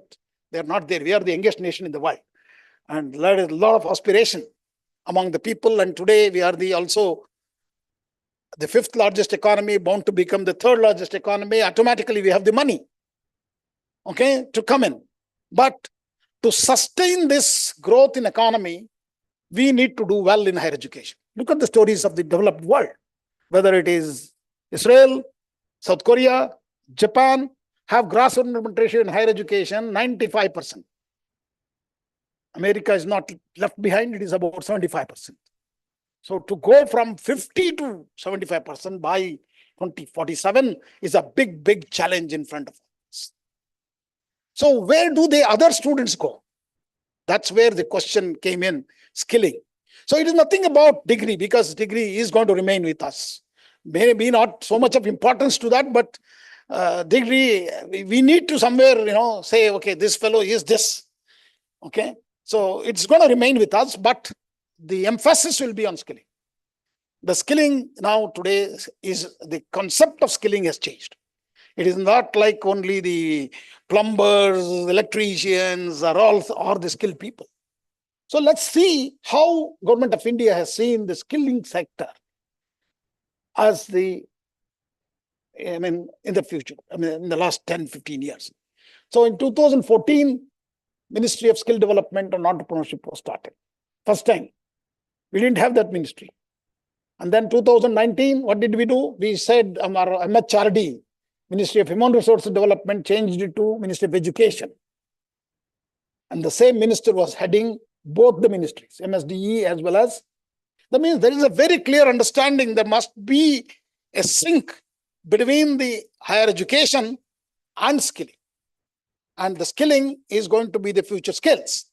It could be domain skills, it could be digital skills, it could be personality skills, anything you call. The skills are very, very important. And in this changing scenario, mundane things will be done by the machines. With quantum and generative AI, I'll give you an example. As I told you, when I started, tell you that story. When I joined, I asked this ChatGPT. It told me so many things about AICTE. 30 pages came out. I was not very happy. I wanted to be on top of it. They said, write a poem about AICTE in 4 stanzas, everything you should cover. Believe me, in 20 seconds, a beautiful poem is encompassing all the programs and activities of AICTE, what it does as a regulator, as a facilitator, what it does, teachers training and skilling, and all these initiatives was there in the poem. I can read it out, it is there. I would like you to try this out. Log into ChatGPT or download the app and look at it. Ask the write a poem about AICTE. But why I'm trying to tell you the story of the poem? See, what has been told to us as youngsters, the poet skill cannot be acquired. It has to come through genes, your genes, or if to acquire that, you have to slog for 15, 20 years continuously. Similarly with musicians as well. Okay. When I went to Taiwan with a delegation, so many students had put up a project show for me. Okay. Very recently. The one boy had developed, one project was caught my attention. Boy developed a robot playing a guitar, but he has also integrated AI, artificial intelligence, generative AI actually into that. That means he showed in front of me composition of the music, and the robot played that music. And every time he showed, there was no copying from anywhere. Okay, it's very original. You might have seen today many of the pictures Soros does artificially, and nothing, no picture. You can ask that tool to put anybody you wish in your mind on a horse and with a kind of a jacket, and it will come original pictures. Okay, they are not copied anywhere. So that means these machines with quantum computing and generative AI are taking the roles of a poet, musician, and an artist. That means these are the skills we thought that we can never acquire. We have to slog for 15, 20 years. But this machine is doing it in 20 minutes, 20 seconds, 30 seconds. So is it scary? No, I don't think so, because these are the tools we ourselves are still developing. This is in the progress of development. We don't know what we are going to see in the future. This is the beginning. Okay, this is only some samples. So there is going to be a complete disruption, like what we saw mobile technologies or computers did for us in 80s and 90s, and we are now looking at generative AI and artificial intelligence going to do for us. So what we should do, we should be ready. We should embrace these technologies. Should not be scared of them. Everywhere we should use. But to do that, we have to change everything. We cannot conduct the same way examinations were done, because otherwise he will submit a answer done by ChatGPT. Because I will tell you, even hardest exam is solved correctly by ChatGPT. Hardest exam, even in US, one of the competitive exams, they have given, it's better than human beings it will do. So in such a scenario, I think we need to skill, upskill, reskill all students, teachers, not only them, even many of us also. We need to upskill ourselves, reskill ourselves. It's a continuous learning, continuous process. Skill development for empowering the workforce of our India tomorrow has to be done very sincerely. Otherwise, will be not relevant. What does AICTE has done in that? So we have 2-3 examples I'll give you and then I'll stop. AICTE has been in the forefront of this shift. As a director of IIT, one of a philanthropist came to me from US, Texas, okay, Rahul Mehta. he asked me, Professor, I wanted to start a school of data science and artificial intelligence. I'm going to fund it completely, but I want you to start. He is a Indian origin person who went with a backpack when he was 17 to US, became a very successful entrepreneur. Okay, never got any degree, but he had amassed a lot of wealth and he wanted to give it back. So he had by then started IIT Kanpur, and IIT Kanpur director called me and I was director at IIT Guwahati. So we started in 2021, we started a school of data science and artificial intelligence. So we were thinking that we are the first one, because many of us, many times, we'll only compare with Stanford or Harvard. But believe me, by that time, All India Council for Technical Education had already started data science and artificial intelligence program in several thousands of colleges, not hundreds. And first graduates came in 21. Because 2017 AI data science program was started by AICTE with the curriculum development. What do we do there? We actually ask a lot of IIT professors and international experts and then industry people to sit at All India Council for Technical Education here in Vasant Kunj, and they discuss, deliberate on every curriculum, the current curriculum, and develop the complete curriculum, not the structure, even the curriculum. And we release that as called model curriculum. Okay, that means we don't want to enforce that forcibly. We want them to adopt them willingly and affectionately and see the merit of them. So similarly, we have done for semiconductors. Believe me, semiconductor, that was based on the request of the government of India. We developed that. One of the best curriculum, even IITs are adopting it. And this curriculum, 425 plus colleges have taken this program, BTech in VLSI. 15,000 graduates only in VLSI are going to come out in 2 more years. That means India wants to become a semiconductor nation, not only products. So we need to focus towards products today. We have to become a product nation. To become that, skilling is become very, very critical, and that flexibility have to be building in. So National Education Alliance for Technology is one such program what AICTE has brought up, wherein we have more than 100 plus edutech companies offering different kind of programs. Some of them free, some of them you have to pay fee, but we do have a scholarship scheme for the needy students.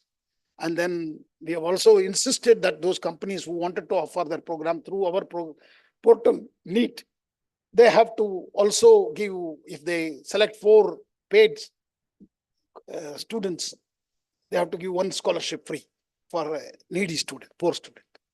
So like that, we have created the NEET portal. Please, if you have not seen National Education Alliance for Technology, this is not NEET, which is a fiasco, all of us know. Okay, this is NEAT. This is one very fantastic initiative. We are in the 4th round now. We invite any edutech company to be a partner to us. And the another important was the Swayam Plus. All of you know Swayam, which we started at IITs as a NPTEL, National Program of Teaching and Education Learning Materials. And today Swayam is the largest MOOC platform in the world. And we have made that Swayam Plus, inviting all the private companies also to be on that. So this is the Ministry of Education's another MOOCs platform where students can take courses, and both UGC, AICTE has given flexibility up to any course may. 40% of the courses they can take through online self-learning, either through NEET or through Swayam, and get credits and then transfer that credit to their degree program. So that very flexibility we have made. And examination also was an issue earlier. Only either NTA has to do it or IITs have to do it, or the 9 partners have to do it of the Swayam. But now we have done away with that also. We can ask the universities to do their examination themselves when the student learns self-learning through the platform themselves. 40%. Very recently, I have also started, many of you know, working professionals program for engineering and management, which is beyond office hours, but very controlled, very good quality institutions. And these are all good institutions who are offering the working professional program with a flexible way. That means they don't need to take the entire thing, but they will not get a part-time degree or a evening degree. They will get the regular degree as per the national education policy. That means the student who is studying in the evening will also get the same degree as the regular student. Okay, but this is a very unique program. If you want to know more about it, please log into AICT website on working professional program. Look at it. There are 400 plus institutions are offering, good performing institutions who run the daytime, the regular courses for regular students. The same degrees are offered in the evening only with 30 seats for working professionals. So another new program we brought in, which is called Proficience. That means all courses in all my engineering colleges will be thrown open to common man. When I say common man, he could be a working professional, he could be a retired person, he could be he or she could be a housewife. Okay. What they can do is 10% supernumerary seats in all my good engineering colleges. For example, AI course you want to take from X college in Hyderabad. Okay. So you can go and register yourself if your house is nearby and attend the classes with regular students. Take the assessments and then examination with the regular students. It's only 10% supernumerary. Just to give you an idea, if a class of 60 is there, we'll only add 6 more seats. So there is no infrastructure cost, there is no teachers cost, everything is already there. Only six into so many courses in the nation, 3,600 colleges, okay? And each one has a different programs, civil, mechanical, electrical, computer science, all courses are open. So this Proficience will be launched in next week. It's already approved and everything is there. We are developing a portal so that at one location, everything else is available. In skilling, AICT's ideal labs are one where we wanted students to do hands-on experience. So we have given a lot of 3D printers, Raspberry Pis and chips and everything. And we also conduct what is called as Smart India Hackathon. Many of you know, we have launched this year as well. Large number of students participate. The outcome of all this, very positive. 10,000 patents have been filed last year alone by the college students. 6,600 startups have been created. And many of them went on to become even unicorns, at least 2, 3. I can identify them and show them. So that's where the skilling is going. And also our internship, we have made it mandatory. Internship, we have made it mandatory every school. Not only just making mandatory is, as a regulator, we have done it, but as a facilitator, we have created a AICTE internship portal, which is having 75,000 companies on that portal, and 2 crore students are registered. And you might ask, where are the 2 crore students in engineering and management? There, it is open to all of them. That means even the degree college students are also, we have allowed them to register and take the internship so that will lead them to an employability. Very recently, we have started AICTE career portal, which is 7 lakh across the world. The jobs are available now. So students are registering. That career portal is very beautiful. Why? Because it not only provides an opportunity to see where are the jobs, but it also allows you to print your resume using AI chatbots. We have used extensively the artificial intelligence.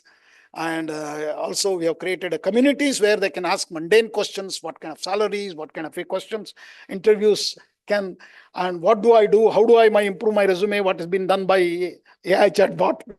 AI chatbot prepares you very beautiful one, but he may not be ready to answer that question.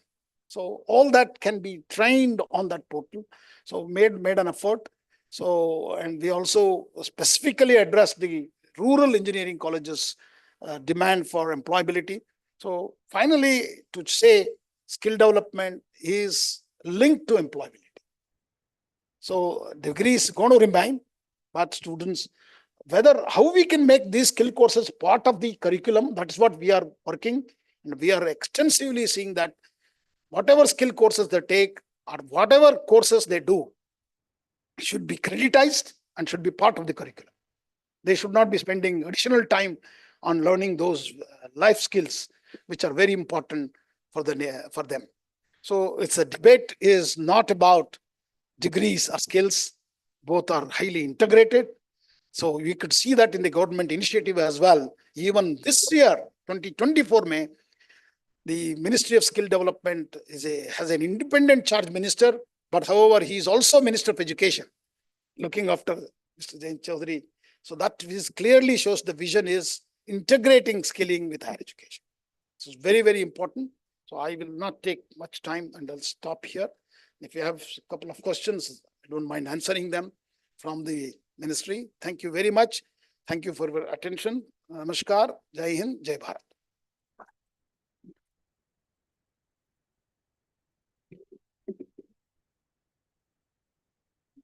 Any questions there? Yeah, please.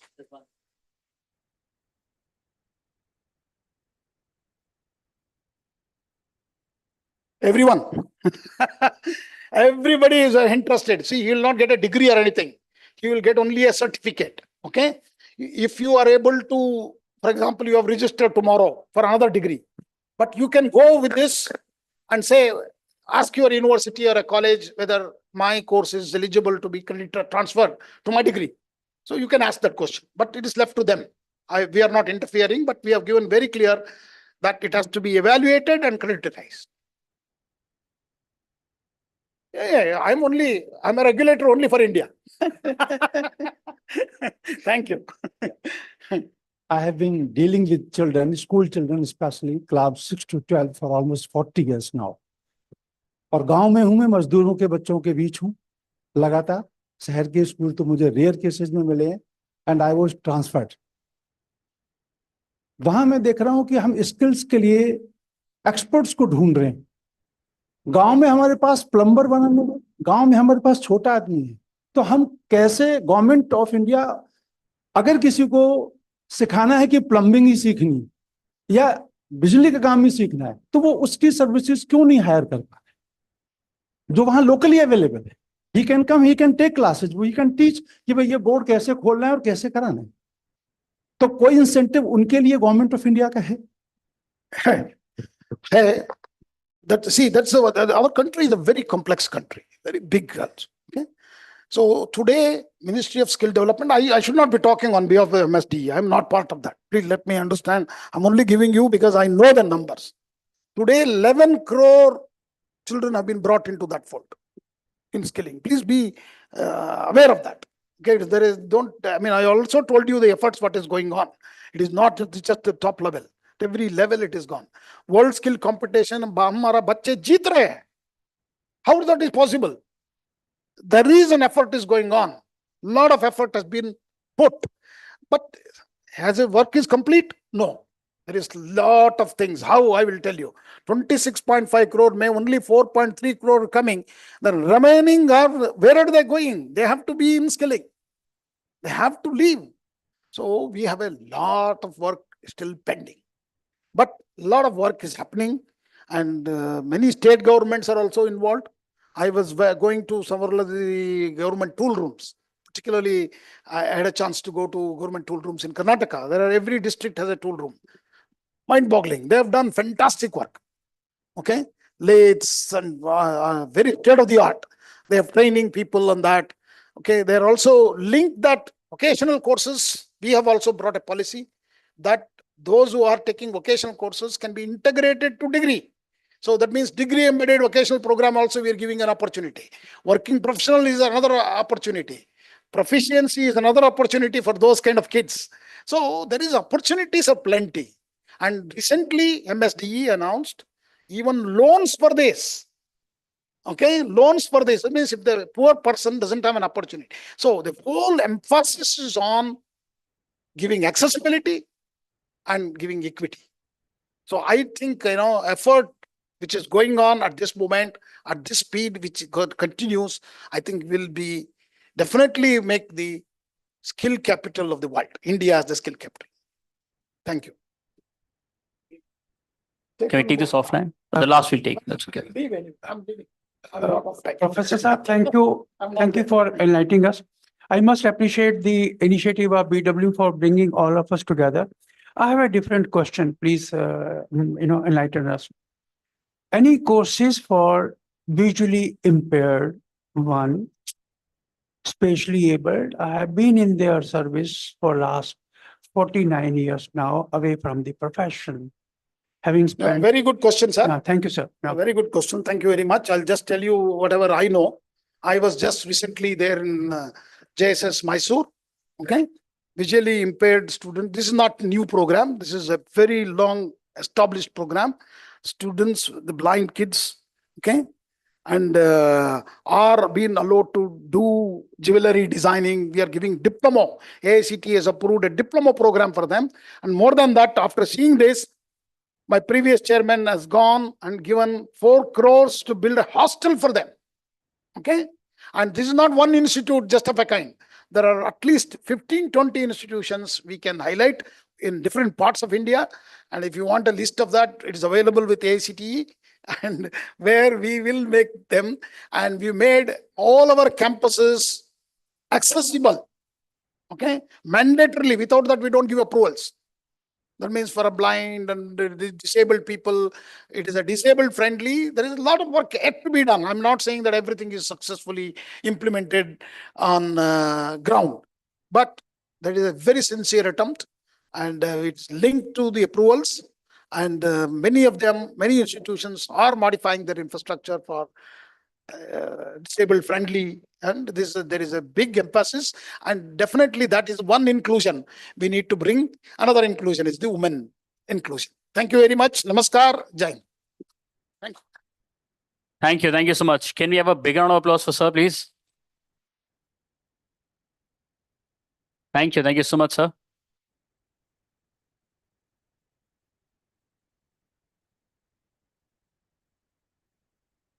For sharing with us your views, your experiences. Thank you.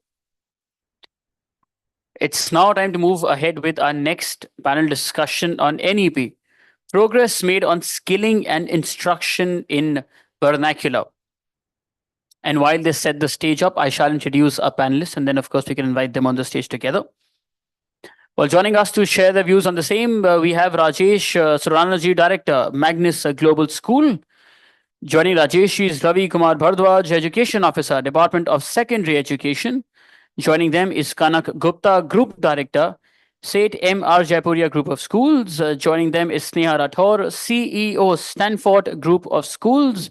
Joining them is Akhilesh Chaturvedi, Principal, DPS Maruti Kunj, Gurugram. And the moderator for this session will be Vinesh Menon, Co-Chair, CII National Education Committee and CEO of Ampersand Group. Let's please welcome them to the stage, everybody. I will only see one man clapping and I see one lady clapping. And I'm waiting for others also to join and then clap for them and welcome. I will see 3 now. For our friends who are at the back, would you love to sort of welcome our friends on the stage by giving them a round of applause? Thank you. Thank you so much, ladies. Thank you.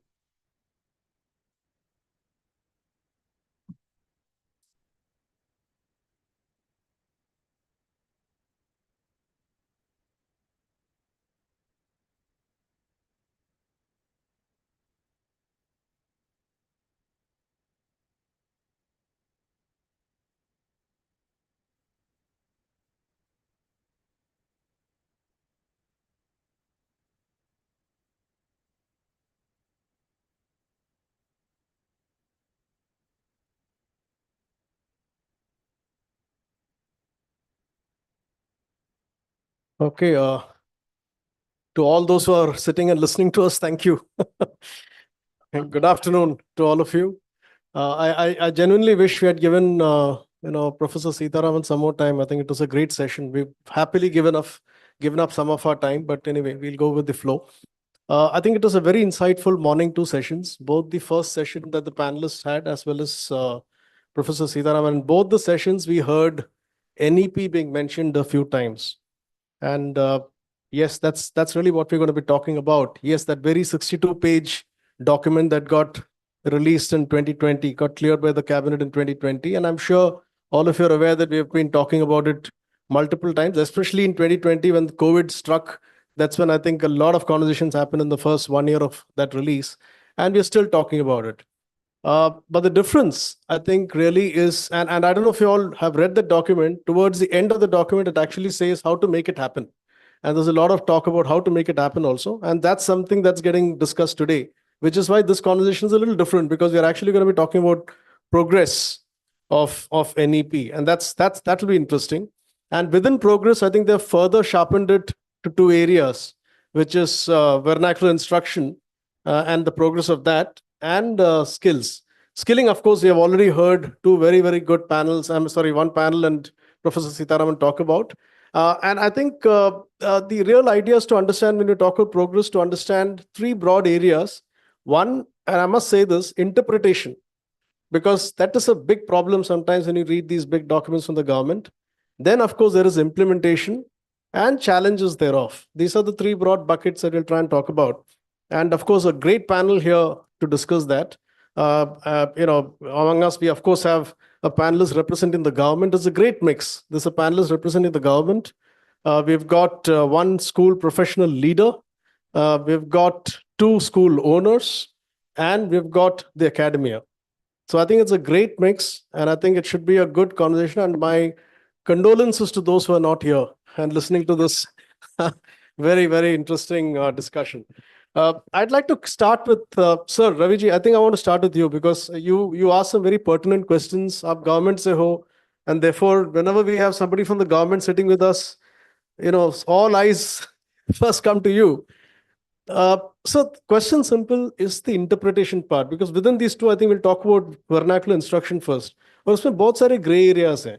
At least in the whole interpretation. In fact, there are some clauses 4.11 to 4.19, and I picked up some key words from those clauses. It says vernacular instruction to be implemented wherever possible. That is one underlying word.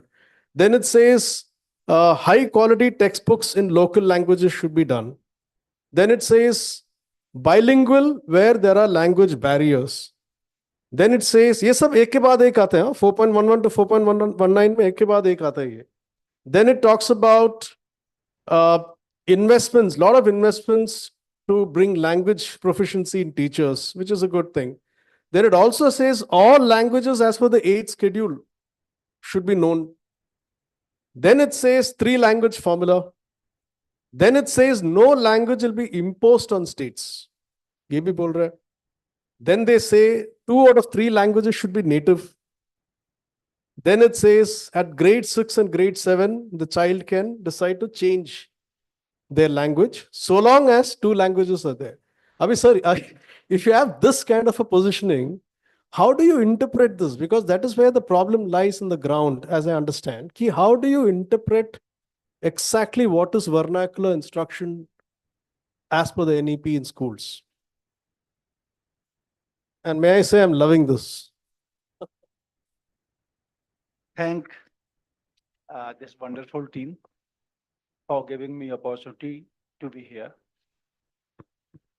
I have been attending all these conferences on my own for almost 10 to 15 years as of now.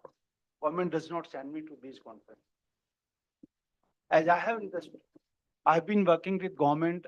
Before that, I worked in private sector as well. I was in member IPSC schools before. Yeah, ऐसा रख लीजिएगा. Just keep it like this. I started my career with very good public schools. I was in DAVs, I was in DPS, I was in member IPSC schools. And then out of sudden, I got so many government jobs that people pushed me. अरे तुम्हें मिल रहे हैं job, जाते क्यों नहीं? So I joined Navodaya. I taught the Navodaya during 89, and that was second batch school. I was in Meghalaya, interior place, newly constructed district, William Nagar. I joined there in December, and I left it somewhere in April. 4 महीने में 2 all India position वहीं से थी.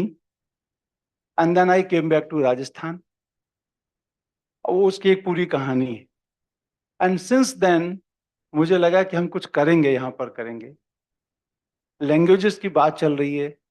Government ने English medium schools I think way back काफी समय पहले शुरू कर दिया, क्लास 1 में इंग्लिश कर.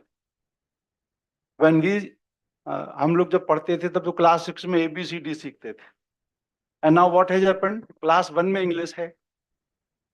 और अभी रिसेंटली 2 years ago मैं जयपुर के किसी बहुत प्रेस्टिजियस स्कूल में था, जो गवर्नमेंट का बहुत बड़ा स्कूल है, जहां स्किलिंग भी थी, जहां स्टाफ भी था, जहां सारी लैंग्वेजेस थी।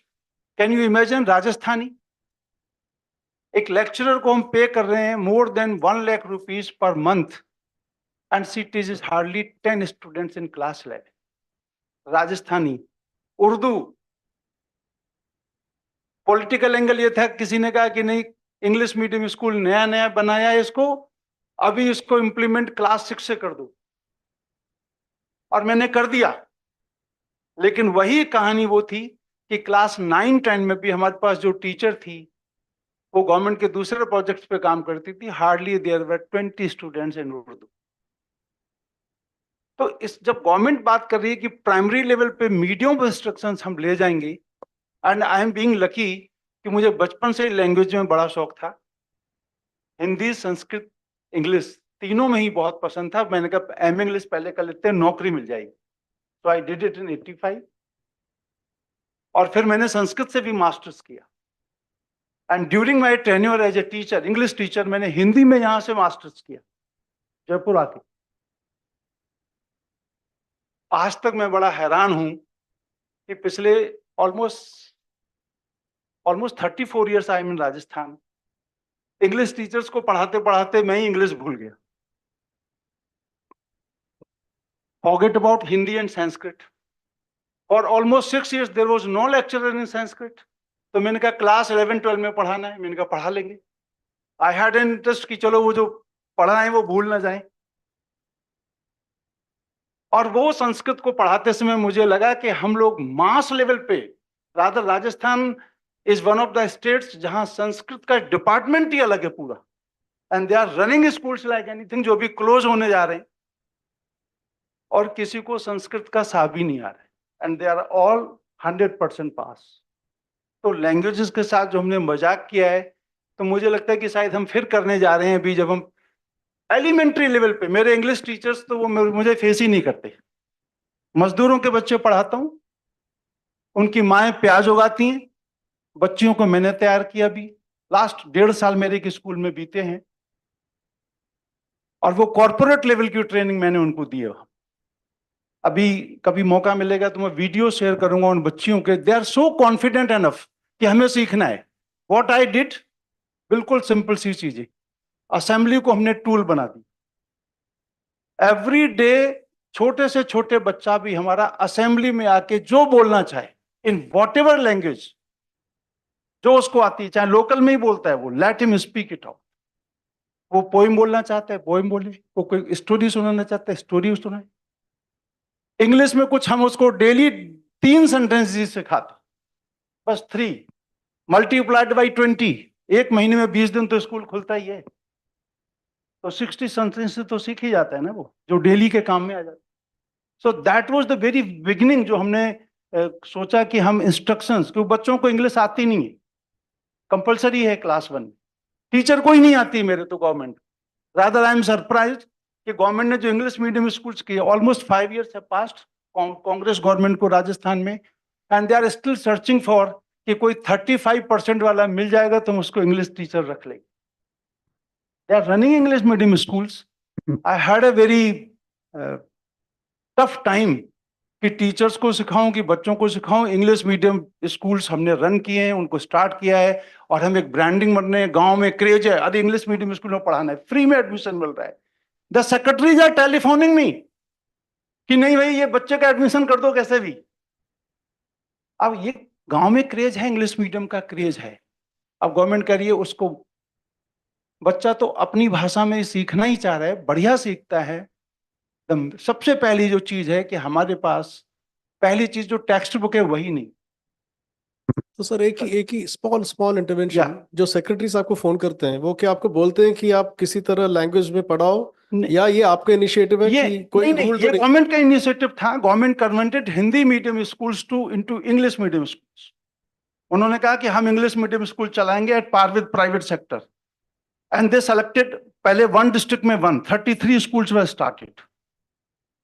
देन उनको लगा पॉपुलरिटी बढ़ रही है, फिर उन्होंने हर मेजर तहसील हेडक्वार्टर पे एक स्कूल को कर दिया, और देन फिर एमएलएस की डिमांड आती कि इंग्लिश मीडियम स्कूल होना चाहिए, तो उन्होंने कह दिया किसी भी टीचर को who can teach in English वो आ सकता है। Initially it was very fair job, they selected a few teachers जो उनको विलिंगली, जो दोज हु वर कमिंग, कि चलो हम इंग्लिश में सिखाएंगे, और इंग्लिश मीडियम स्कूल का अलग से पोस्ट सैंक्शन कर दी, बहुत लाइमलाइट में बहुत सब कुछ हुआ, लेकिन पर्दे के पीछे कहानी वही है कि still you have the post, you don't have teachers. Maths को इंग्लिश में पढ़ाने वाला नहीं है, सोशोलॉजी सोशल स्टडी को इंग्लिश में पढ़ाने वाला नहीं है, और फिर हम बात कर रहे हैं अगर उसकी, एक बहुत ह्यूज गैप है। जो बच्चे खुद ही पढ़ना चाहते हैं, आई एम ऑनर्ड टू से कि इस पूरे 30 ईयर्स की जर्नी में मैंने कम से कम 15 आईएएस आईपीएस मेरे स्टूडेंट्स वही गांव से निकाल दिए विदाउट एनी कोचिंग। यहां एम्स में बच्चे हमारे 200 बैठे हैं कम से कम, जो मेडिकल हेड ऑफ डिपार्टमेंट्स हैं बीएसएफ, और उसमें आज भी लेफ्टिनेंट कर्नल पे लोग पहुंच गए, जिन्होंने मैंने एज ए टीचर पढ़ाया वो अभी as a head, as a principal join करके बैठे हैं। तो of course talent is there, the only problem is कि हम थोड़ी हिपोक्रेसी कम करें। गवर्नमेंट तो बहुत ज्यादा कराती है हमसे, बहुत ज्यादा कराती, और बीइंग अ गवर्नमेंट जॉब हम वहां मंच से उनको बोल भी नहीं सकते, जो मैं बड़ी हिम्मत करता हूं, डेयर करता हूं सामने आके कि हाँ मैं मंच से भी बोल लेता हूं। And I have been coming to these conferences कि देखूं यहां क्या चल रहा है, कुछ नया चल रहा है। हमने स्किल सिखाई है, क्लीनलीनेस ड्राइव हम पूरे बच्चे ही करते हैं, we don't have peons in schools, we don't have clerks, सारे काम हमारे बच्चे ही कर लेते हैं। How to put the chair, जब भी हम एक प्रोग्राम करते हैं, ऑलमोस्ट मैं हर प्रोग्राम में 1-2 सीईओज को बुला लेता हूं, those who are known to me, और हम जो भी टैलेंटेड बच्चे हैं क्लास 3 ऑनवर्ड्स, उनसे कह देते एक को आप गोद ले लो, दैट्स ऑल, हायर एजुकेशन की। तो स्किलिंग हम कर रहे हैं। हमने इस बार गोबर से दिए ही बनवा लिए, I learned it somewhere in Jaipur गौशाला में, और मैंने कहा चलो बच्चे कुछ करोगे, and then I rather compelled my teachers कि यार मार्केट से गोबर के दिए खरीद तो इन बच्चों से ही खरीद लेते। So sir, just to skilling, I know, वो skill से थोड़ा सा वो vernacular पे dilute हो रहा है, so I'm just trying to close something. So one, you are agreeing कि NEP में vernacular instruction के बारे में that policy had to come in, that you're agreeing. Yeah. You're also agreeing that this is not a kind of a rule that has been put कि अगर English medium school है तो उसमें राजस्थान में सिर्फ राजस्थानी पढ़ानी है. It can be taught. It's no problem. That is there. But you're also saying that there is a gap and children Huge are keen to learn in local language. There is a huge gap कि एक teacher नहीं है हमारे पास, text book नहीं है, even if हम चलो library में मटेरियल करा दें तो वो material is not available in that particular language. Sure. So that's a different problem, sir. Yeah. मतलब that is more to do with the school, resources. किसी भी लैंग्वेज प्रॉब्लम को अगर हम वर्नाकुलर में पढ़ाने जा रहे हैं या सक्सीड करने जा रहे हैं तो मटेरियल तो चाहिए ही चाहिए। Okay, I understand. From that material ही नहीं है, and then teacher is not there, तो फिर हम उसको इम्प्लीमेंट कैसे करने जा रहे हैं? Right. That is the issue. Got it. So we'll come back to you, sir. We'll come back to you. I think you've given a very good insight into exactly how the government sees it. Yeah. And जो आपने बोला तो वो आपने बोला, sir. None of us have said it. Policy very is happy that you said it. Policy is fantastic. Yeah. This is the real picture. Yeah. So no, thank you. Thank you for the opening comments. Snehal, I'm just coming to you. What I like about Sanford is that it cuts across all parts of the, you're right. If you look at the new NEP policy, it cuts across the foundational years, formative, the middle years, preparatory, foundation. It's all there because you have preschools, you have got schools. Have you noticed any connection between preschoolers being taught, let's say, vernacular and its effect on how those children are as they get into schooling? I mean, have you done any analysis around this, or do you think this is more to do with mostly for the government schools, because government के जो interiors of the government of the India है वहाँ पे I think there is a requirement to do this, but maybe in private schools it's not that much an issue. Have you done any study on this area and therefore connected to the progress, if any? So first of all, thank you so much BW for this wonderful gathering that you put together. It's really informative for all of us. And coming to the wonderful question also. So first of all, what I feel NEP ke liye to, because I come majorly from the early years, so after NEP it's a Diwali for us that finally early years has been recognized as in formal schooling, that it's a important part of schooling, those 3 to 6 years, which we were always talking about, ki sara foundation yahan le hota hai, why aren't we talking it about?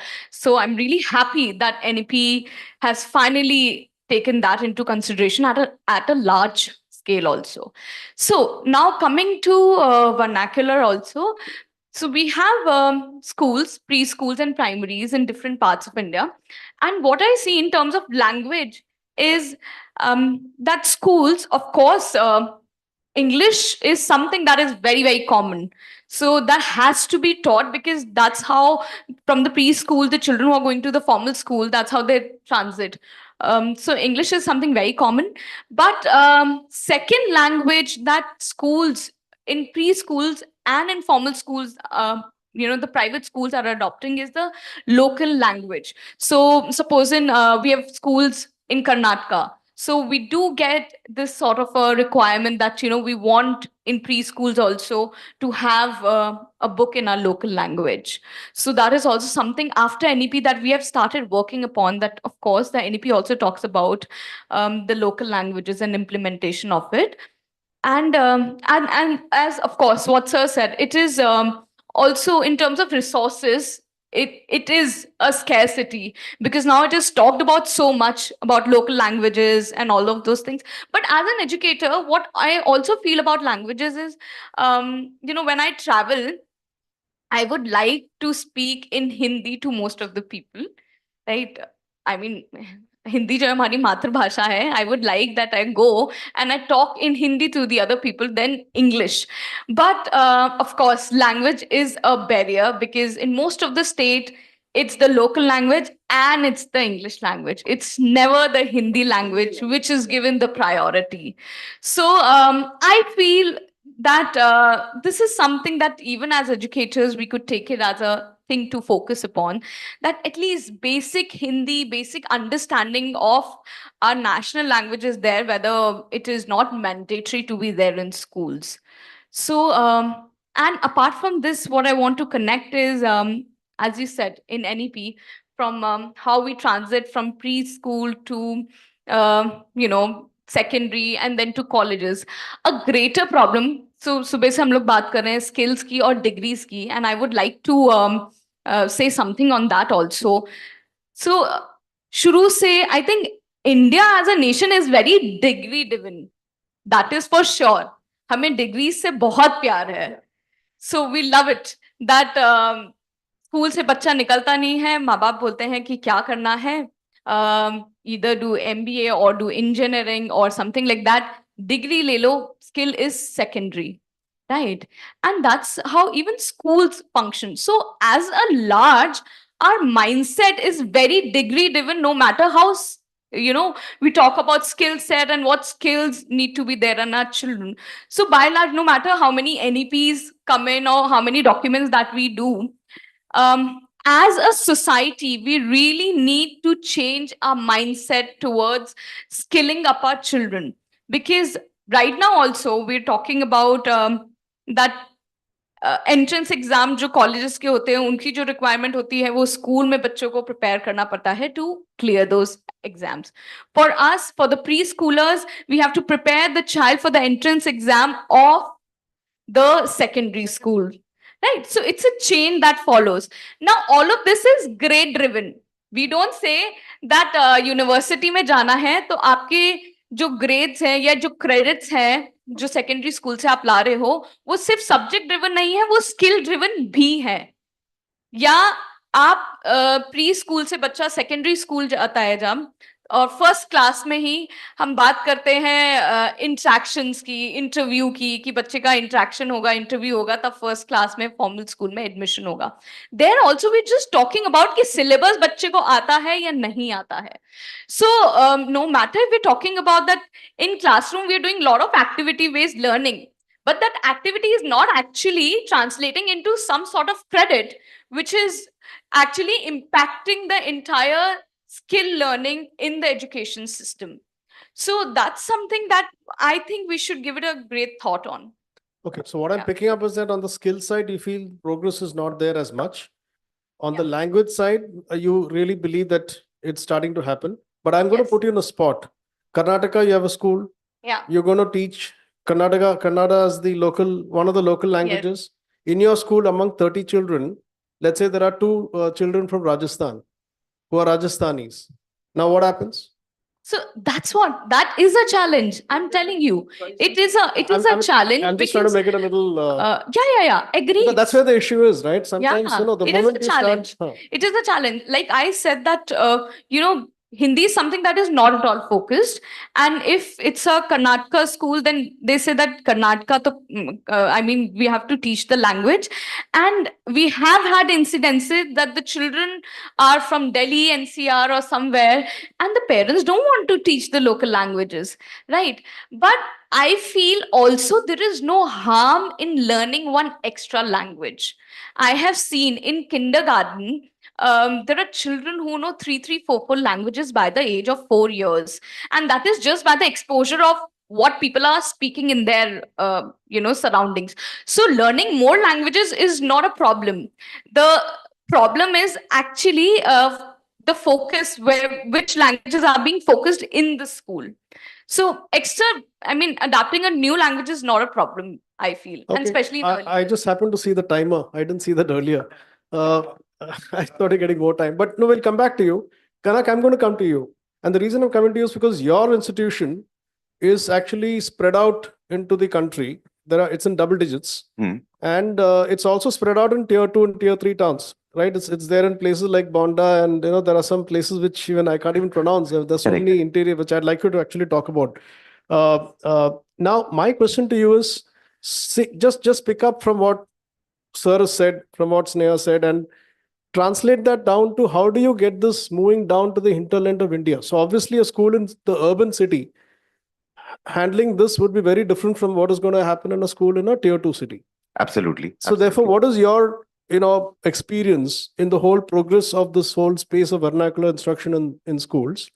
And of course, we can come on the skilling side after that. Sure. So, Vinesh, I'm glad you use the word progress, because progress is a word which is so masked. It hides itself. Whenever there is progress, there is always expectation which is beyond. And I'm so glad that you use the word progress when it comes to skilling and when it comes to languages. You're right. We run schools in tier 2, tier 3 cities. We run about 60 odd K-12 schools in places like Gonda, Bahraich, Balia, Rasada. Growing up, having studied in Calcutta, having lived in the US, lived in the UK, I did not know these cities existed in India. And when we started our expansion journey, we've been in education as Jaipuria for the last 7-8 decades now. And we thought, I'll tell you how dumb we are. We thought that Lucknow is a small city. हमें लगा था गोरखपुर बहुत छोटा शहर होता है. And when we traveled to these places, we realized what real India is. We realized what the aspiration level of a tier 2, tier 3 student in India is. And it's phenomenal. It's just, I feel as an educator, this is the most exciting time to be an educator, because there is so much progress that is happening. There's so many challenges, but there is so much fulfillment as well. I feel as an educator, my role is not transactional, it's societal development. Therefore, skilling becomes important. Social capital is changing, but the metrics remain pretty much same. Social capital in especially Hindustan, मेरे पास कितने पैसे हैं, मेरे पास कौन सी degree है, या कितने hours हैं, और तीसरा अब आ गया है that how many social media likes do I have. But other than this, it's pretty much been, these are the metrics that define us. It's important for us to disassociate the mandates from what is important. I'm glad NEP talks about 50 hours of skilling. I'm so happy it talks about it. If you as an educator are looking at that as the upper limit threshold, then you need to rethink your role as the purpose of an educator. It should be the bare minimum what you're doing, because it's important not to do a task-based upskilling, but to do a development-based upskilling. Speak to your teachers. What are the development plans that you have? Speak to your management. Speak to everyone. How can you upskill that? There is one more aspect, the parent. Usko pata nahi hai that he's an 80s and 90s parent. Times have changed tremendously. How do I bring an 80s, 90s parent to understand that, times have changed, careers will be very different. the schools will add value, so will higher education. Those are issues which I find very interesting, and that is why we participate tremendously with upskilling of every educator who's associated with us. And we don't mandate it on hours, we don't mandate it on tasks, we don't look at it only from the purpose of that ye reports khatam karni hai. When it comes to vernacular, I am so excited about it because this is a challenge that, I'm fairly confident that we will not be able to solve very easily. Like you said, in Karnataka or be it in Tamil Nadu, we run schools in down south in Telangana. The language is Andhra, Telangana, Telugu is spoken. They would like it to happen, but what I really like is when you speak to the parents, they have adopted Sanskrit as the language at our schools in Warangal and in Hyderabad. It's just so exciting for us. We are probably one of the few schools that does Sanskrit as a subject from pre-primary levels all the way up to grade 12, conversational Sanskrit. It's important that we understand that this language is not for marks. This language is not as a subject, but language has to read your own texts. Read and understand where are we coming from and where will we go. I think for us, so the vernacular challenge, I don't think we've solved yet, but I'm so excited that this is a challenge that I would be involved with coming times. I think NEP has given us a bit of hint and roadmap. I don't think the NEP is very it holds us back on doing things. We as educators need to understand that our responsibility, our roles are beyond.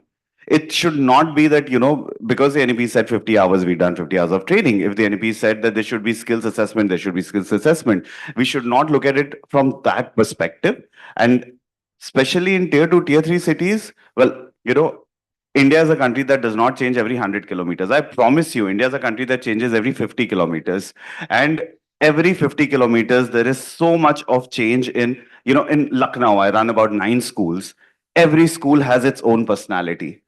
And every school has its own requirement. And it's just so exciting as an educator, I feel, for us to do. I'm also looking at the timer. I think others have to speak as So well. what you're saying is that one, just like how the India system has brought in a policy which states can then start adopting, adapting, and customizing it to their requirement because it's a concurrent subject, education.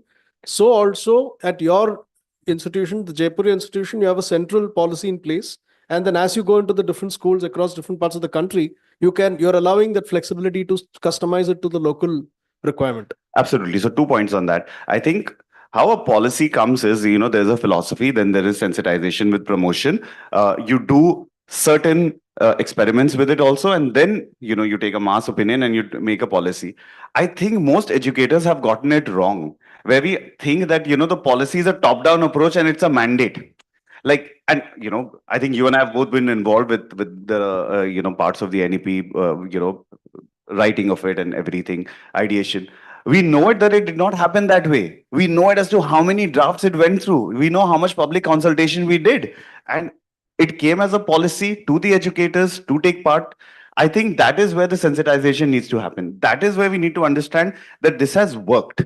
A lot of the suggestions have worked. A lot of the suggestions are still open for discussion. For example, bagless days that NEP talks about. Wonderful suggestion. I would love to have that at every school in our country. Let's look at that.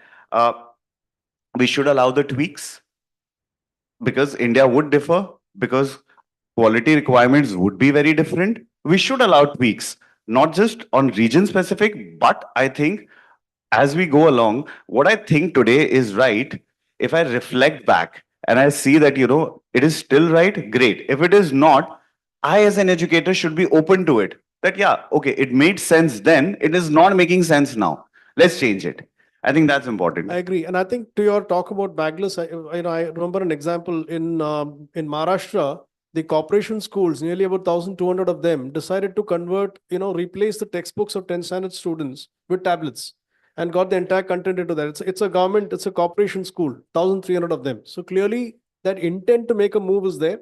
But just like I think you mentioned how big India is, how diverse India is, it's very difficult to quickly understand progress because a small progress happening in a small little town, we cannot become a reflection of the larger country's progress, but you can't ignore that. I think that's where the trick is. And I think it's an interesting point where, it's very generic to say that, India has technology problems.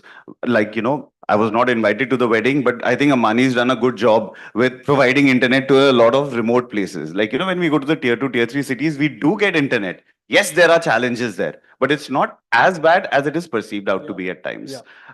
Sorry, the last time I saw this, it said 8 minutes. Now it's saying time's up. I think there is a problem in this machine. It's impossible. Or we have fantastic speakers. One of the two. But I'll just come back to you, Kanak. I just want to go to Rajesh ji. Rajesh ji, अरे ये पहले वाला panel में तो नहीं था ये sound. Rajesh ji, I see what I noticed about Magna Schools is that it's beautifully. I went through your site. I saw all the services that you're offering. For some reason, I didn't see anything about skills. I didn't see the word skills. I didn't, and the fact is, Jan 23, I think there was a, CBSE had sent a formal letter to all the schools asking your, for adoption of skills. And there are close to about 100 skill subjects, if I'm not mistaken, across middle and secondary schools. So is that a conscious decision, or you just didn't update it, or what's your thought in this area? Talk about skill separately from education or separately from degree is something that I'm not very comfortable with. It is part of it, right? So we are doing skills from grade 6 on. We have skills in grade 6, 7, 8, which are the basic skills that we need. We have subjects integrated into 9, 10, 11, and 12. Like we have skills of AI is a subject runs in our school from grade 9 onwards. And so we are focusing on that skills. But the way I look at skill is, like suppose I'm teaching pottery in grade 6. I don't know how many of you will actually call that as a skill to be developed or give it to their own kid. But the way I look at it, pottery, if a child is doing, it opens up imagination. It opens up planning. It gives creativity, which is required for any job or any profession they will get into later, right? So skill we are doing, we are consciously doing it. We are not advertising separately that we are giving skill education. It is part of the school curriculum, and every student has to undergo it. This is very, very, very heartening to hear this. It's very heartening to hear this. But one point which I picked up from this gentleman, Anand of Super 30, he was talking about how skills, yes, schools are trying to give skills, but he always says that the environment given for that skilling system is not the same as the real-time skilling environment. For example, let's take carpentry, let's take electrical. He says that out there, even getting the, your sweat dripping down and having your shirt removed and actually putting yourself into that is what a child should ideally go through. Whereas in a school environment, it's probable that wo sab nahi hai. The child is getting a nice little environment to do his. So your pottery, for example. I'll just add to that, which I thought of talking about it. See, when we were kids, we used to learn how to even stitch a button. We used to learn doing small carpentry job at home. But today's world, the parents are only making their kids sticking to the books, right? And those things that we learned in our childhood, it is not about doing that job in the future. It is about gives you the confidence. It gives you the ability to take up anything that comes your way and get it done. It gives that confidence. So those small things that we used to learn when we were kids is now, because of the parents' pressure on the education and the marks, are going away, and the kids are actually not being involved into it. So I definitely agree with what we just talked about, Mr. Anand of Super 30. It is not. I really don't see skill about learning a particular skill. I look at it as a life skill. Learning different things and applying to it. Because when you talk about a skill, like we talked about a lot in terms of, are these graduates ready for the company to work on?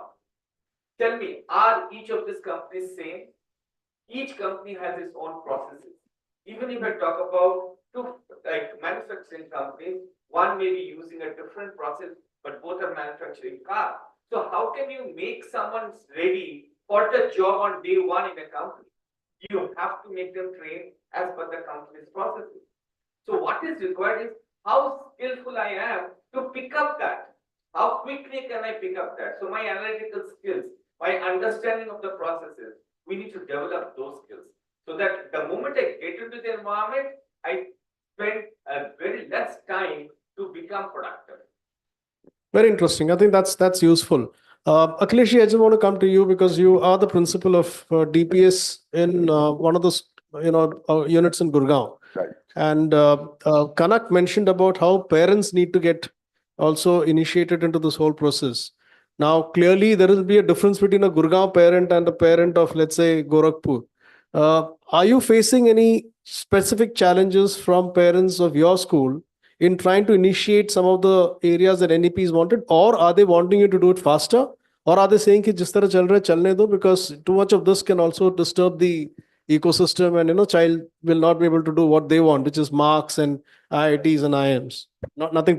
Taking nothing away from the IITs and IIMs.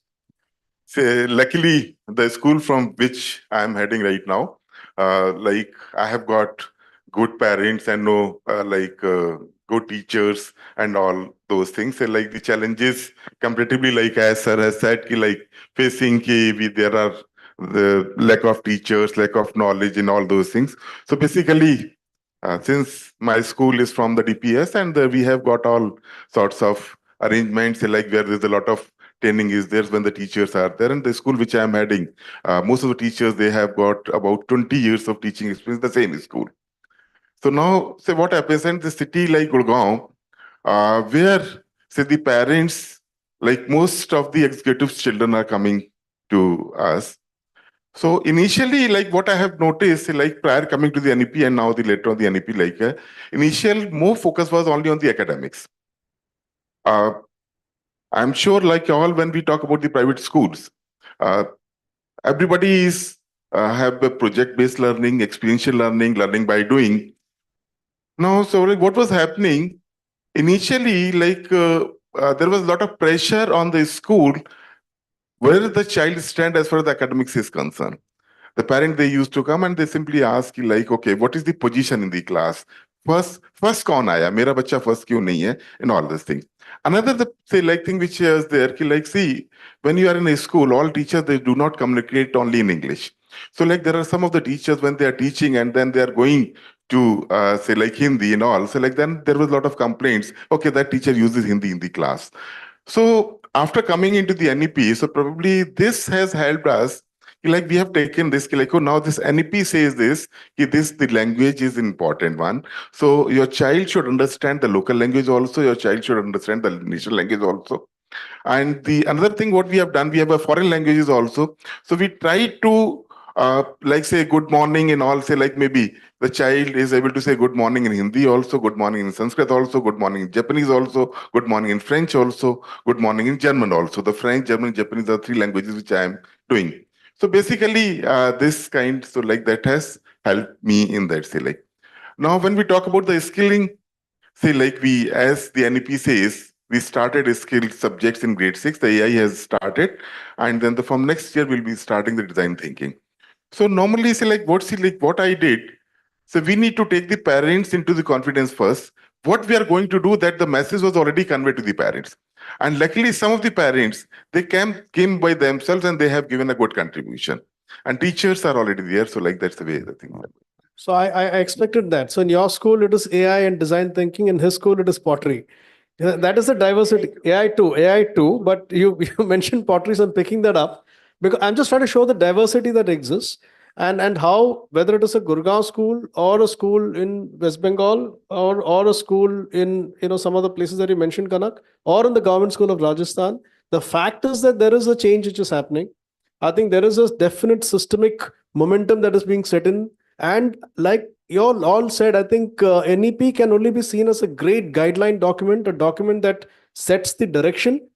Now, implementation of that cannot be possibly centrally driven. And that has to be really a progress which each of the institutions has to look at in their respective cities. But implementation is going to be comparatively easier by taking the name of NEP. Normally, see, like that's the one of the tools that is being used. I agree. Like, but the first question I asked is an area which is still bothering me. We can discuss that later. The whole interpretation, because this interpretation, it's like seeing an elephant by a blind 5 blind people seeing an elephant and touching it. And starting to realize that this is all very, very different things. One touches the ear, one touches the legs. So that's the only concern. But I guess for that, probably we need more conversations like this. And I think beyond these conversations, I would urge Business World Education and other such similar conferences to actually record these repositories and make it into some kind of a book and start capturing these, because then it'll start getting easier for people to understand this. The time's up has been staring at me for a long time, so I really cannot get into another round of conversation, which I'd love to.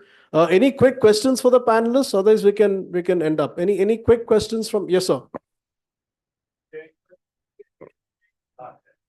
तो मैं 45 second में बता दूंगा। 7 भाषाओं को हमें जानने का प्रयास करना चाहिए, बच्चों को बताने का प्रयास करना चाहिए। पहली भाषा है मातृभाषा। मैं भारतीय मातृभाषा, दूसरी हिंदी, तीसरी कोई एक भारतीय भाषा जो आपकी मातृभाषा नहीं है और जो हिंदी नहीं है। 3 भाषाएं हो गई। चौथी अंग्रेजी। बिना अंग्रेजी जाने हम वैश्विक दृष्टिकोण को नहीं बना सकते। 5वां कोई एक विदेशी भाषा जो अंग्रेजी ना हो। 6वां संस्कृत। बिना संस्कृत जाने हम भारत के सुगंध को ले ही नहीं सकते। और 7वां प्रेम की भाषा। ये 7 भाषाओं का फॉर्मूला। और एक बात और मैं जोड़ दूं कि हम शिक्षकों को प्रयास करना चाहिए कि विद्यार्थियों को हम मिश्रित भाषा बोलने की अनुमति तो दें कि एक पैराग्राफ अंग्रेजी में बोलो तो दूसरा पैराग्राफ हिंदी में बोल सकते हो, लेकिन एक ही पंक्ति में हिंदी अंग्रेजी सब जो मिक्स्ड लैंग्वेज है। इसलिए जब भी मुझे इनविटेशन आता है कि आप एक भाषण दें तो मैं भाषा पूछ लेता हूं, हिंदी या अंग्रेजी। वो बोलते हैं सर मिला के बोलिए। हमने कहा नहीं, इसको प्रश्रय नहीं देना चाहिए। इस प्रश्रय ने हमारे जनरेशन के भाषाई दक्षता को बुरी तरह से प्रभावित किया है। इसमें एक वर्ड भी है, Hinglish. There's a new word which has got developed. English को फेंक देना चाहिए अरब सागर में। Thank you. I think the only risk here is that I think the problem that we face in the country is a big portion of the folks in the south are unable to really connect with the Hindi, and that's what is the bridge that we have to somewhere form, which is where the issue is. But no, thank you so much. Anyone else? Any questions? Yes, last 1 or 2 offline. One more question probably. But so I teach at the school where Dr. APJ studied in Rameshwaram, the middle school in Rameshwaram, and I interacted with the students, 183 students there, in Hindi and English separately. So I have to differ with you. Thank you for this. Okay, thank you. Sorry, last.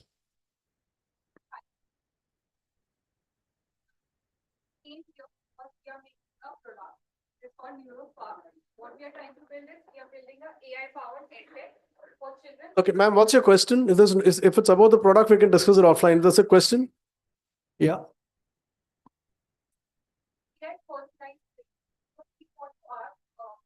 We are not building, we are engineering students and we are doing this as a project.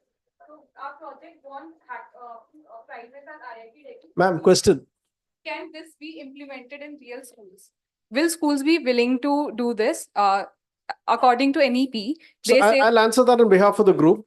Any product which is being brought in today to schools, I think all schools are progressive in nature and they're open to listening. If that product is going to be useful for the outcome of the student, the teacher, the parent, these are the 3 primary stakeholders. And of course, it has this indirect benefit to the promoter, etc. I think they will adopt it, whether it is government or private. I've seen that personally, and I don't think there's a challenge there. We can discuss the product outside, but the answer to your question is absolutely yes. thank you. Okay, thank you. Thank you so much. And I apologize. We want to give you more time, but they're looking at me and I'm looking at you. Just a chain reaction. Please, a picture. Thank you so much, panelists. Thank you so much, Vaneshi, for moderating that. Thank you. Please.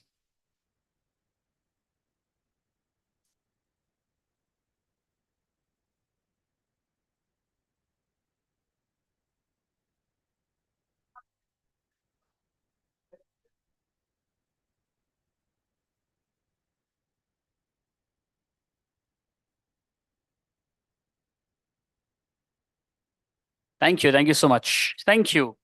Very quickly moving ahead with our next panel discussion on empowering AI, cultivating the next generation of educators and also of students. And to share the views on the same, let's please welcome on stage Mr. Prakash Sahu, Associate Director Academics and Principal, Secondary Sai International School. Joining him is Dr. Pascal Chazot, Head of School, Mahatma Gandhi International School. Joining them is Raj Singhal, Co-founder and CEO of Footprints Childcare. Joining them is Rupa Chakravarti, Director, Education, Sun City Schools. And this session will be moderated by Rohail Amin, Senior Editor, BW Business World and Exchange from Media. Let's please welcome them with your collective round of applause, everybody. Oh, we have many more. Let's start again. Thank you. Thank you so much. Thank you. You can either sit as per the pictures or just to confuse everybody, whatever works.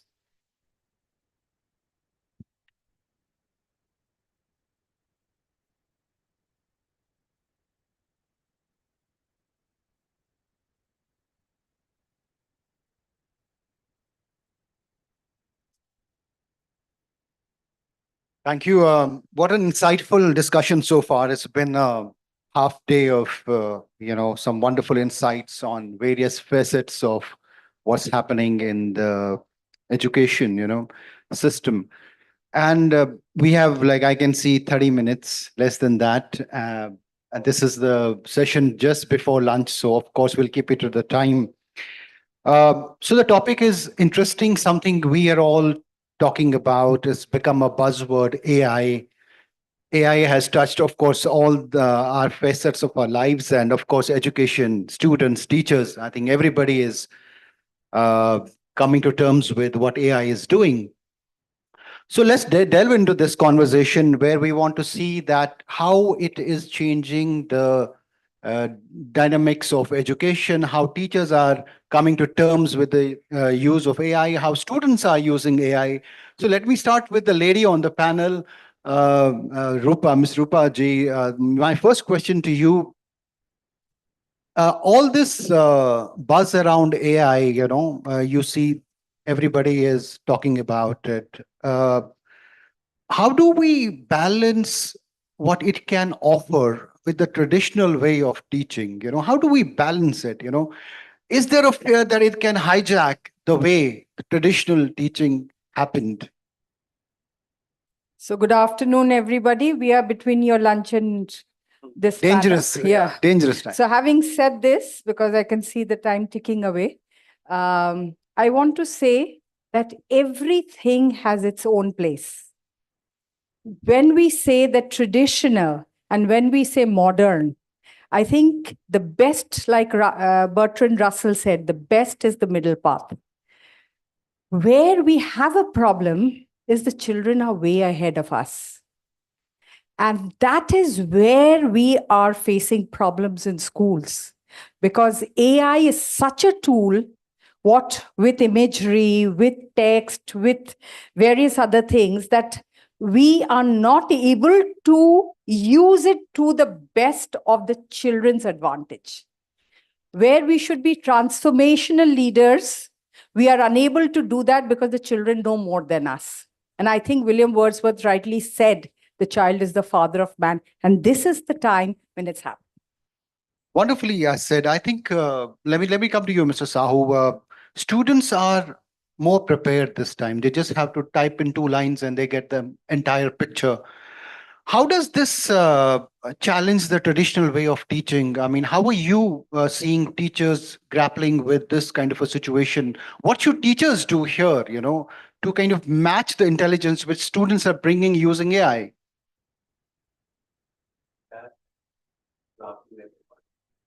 It's quite interesting to see. I'm from Bhubaneswar, again a place where we are emerging with very big tech companies coming to our city, and now the pedagogy now becoming andragogy. It's more adult driven.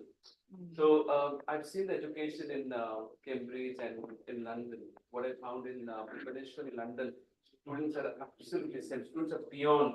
I think as Indian, I'm seeing we are better than UK. Now the question is, what ma'am said. I'm just going from there. There is nothing called traditional or modern. It's about how we are creating that mindset. We've been talking about mindset. This traditional is happening traditional, but a kind of training. Now let me give you an example. Like in my school, I'm keeping 30 days, like 15 days term 1 and 15 days term 2, where my students from class 9, 10, 11, 12, they're going to take companies for the internship. So please remember, teachers has its own limitation. there's a generation gap for sure, what Mark said. But what we can do, we can create the opportunities where students will get trained.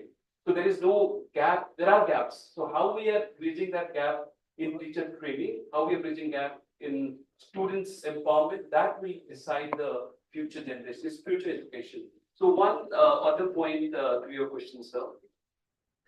When you see the teachers, remember, the teachers has now becoming facilitators.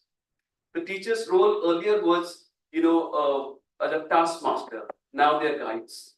So teachers and students are now participating in the same, journey. So teachers are also learning with students. Sometimes when you see the AI and the IT and the artificial intelligence, what is happening now? Teachers are seeking more help from students. So students are now becoming the mentor for the teachers. That's the situation what we've been creating in the school scenario.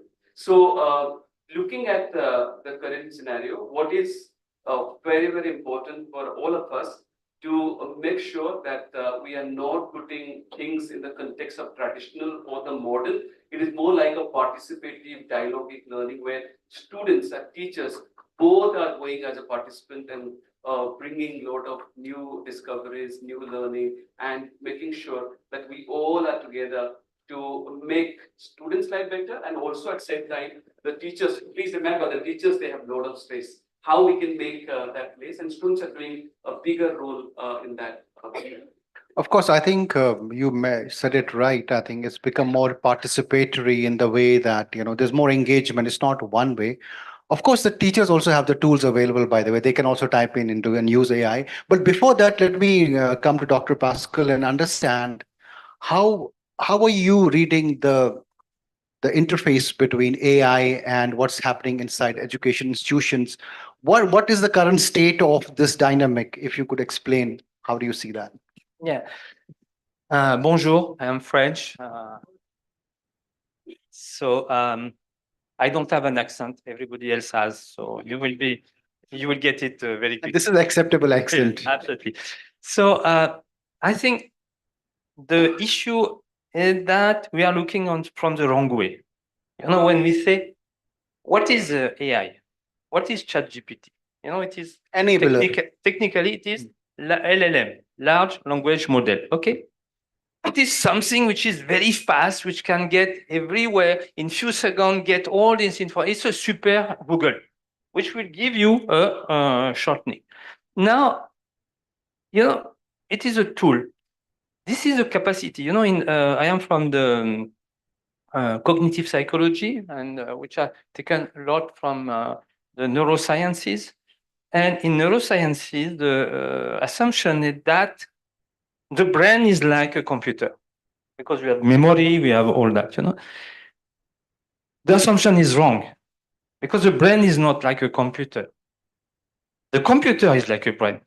And it's normal because it has been created by brains, But there is something very interesting when we compare these two things. That means that the computer is a super power, and ChatGPT even more, faster, of things that we can do as human beings. Okay, so we have to start from there. Now it is an increase of possibilities. So among the history of humanity, we have created tools which are helping us to do that thing that we can do, but increase the power of that. Let's say something very simple. I can pull 40 kilo. When it comes to 100 kilo, I cannot. So either we put several people, or I create a machine like, let's say, a crane, and my crane can pull 100, 500 kilo. Okay, computer is the same thing. Now, the question is that once we create a crane, does it take our job from people? Or does it help people to create new wealth, new activity? These are not taking the job. These are not taking what we... So in our profession, in education, this is, the computer, and ChatGPT is just the extension of it. It's like the crane. It's a tool for us. Yes. So obviously, in that there are two news, a good news and a bad news. The bad news, I will start with that, is that it's extremely powerful tool. And there are always dangers in that. There can be great danger. Like a crane, it is dangerous. But in the danger, there are also security which can be there. Crane, you will not go below the crane and wait for the thing to fall on your head. So in the same way, danger can be circumvented. And we are the archaeology of the computer. We think ChatGPT, extraordinary. You know, in the last 10 years of the history of humanity, we have made more progress in terms of knowledge, understanding, learning than in the last 200,000 years in 10 years. Okay, so but I will come to the good news. The good news is that we have embedded a supercomputer, which is our mind, which is our possibility. You know, the computer, it doesn't have emotion. Can compute, it is missing something which is essential to the. So it can have a sort of creativity, but it doesn't have imagination. So now, just to conclude on your question, what you have to look at is not what the computer can do and what AI can do. We have to look, and we have to use it's a tool. Why to deprive our students? What we have to look is what AI cannot do. And this is the field where us as educators, we will have to focus upon. Absolutely. I think we have to see it as an enabler. I think if it's not taking away anything. I don't think, I think it's just an intelligent version of Google, like you get the context in the right way. Let me have your own initial remarks, Mr. Singhal.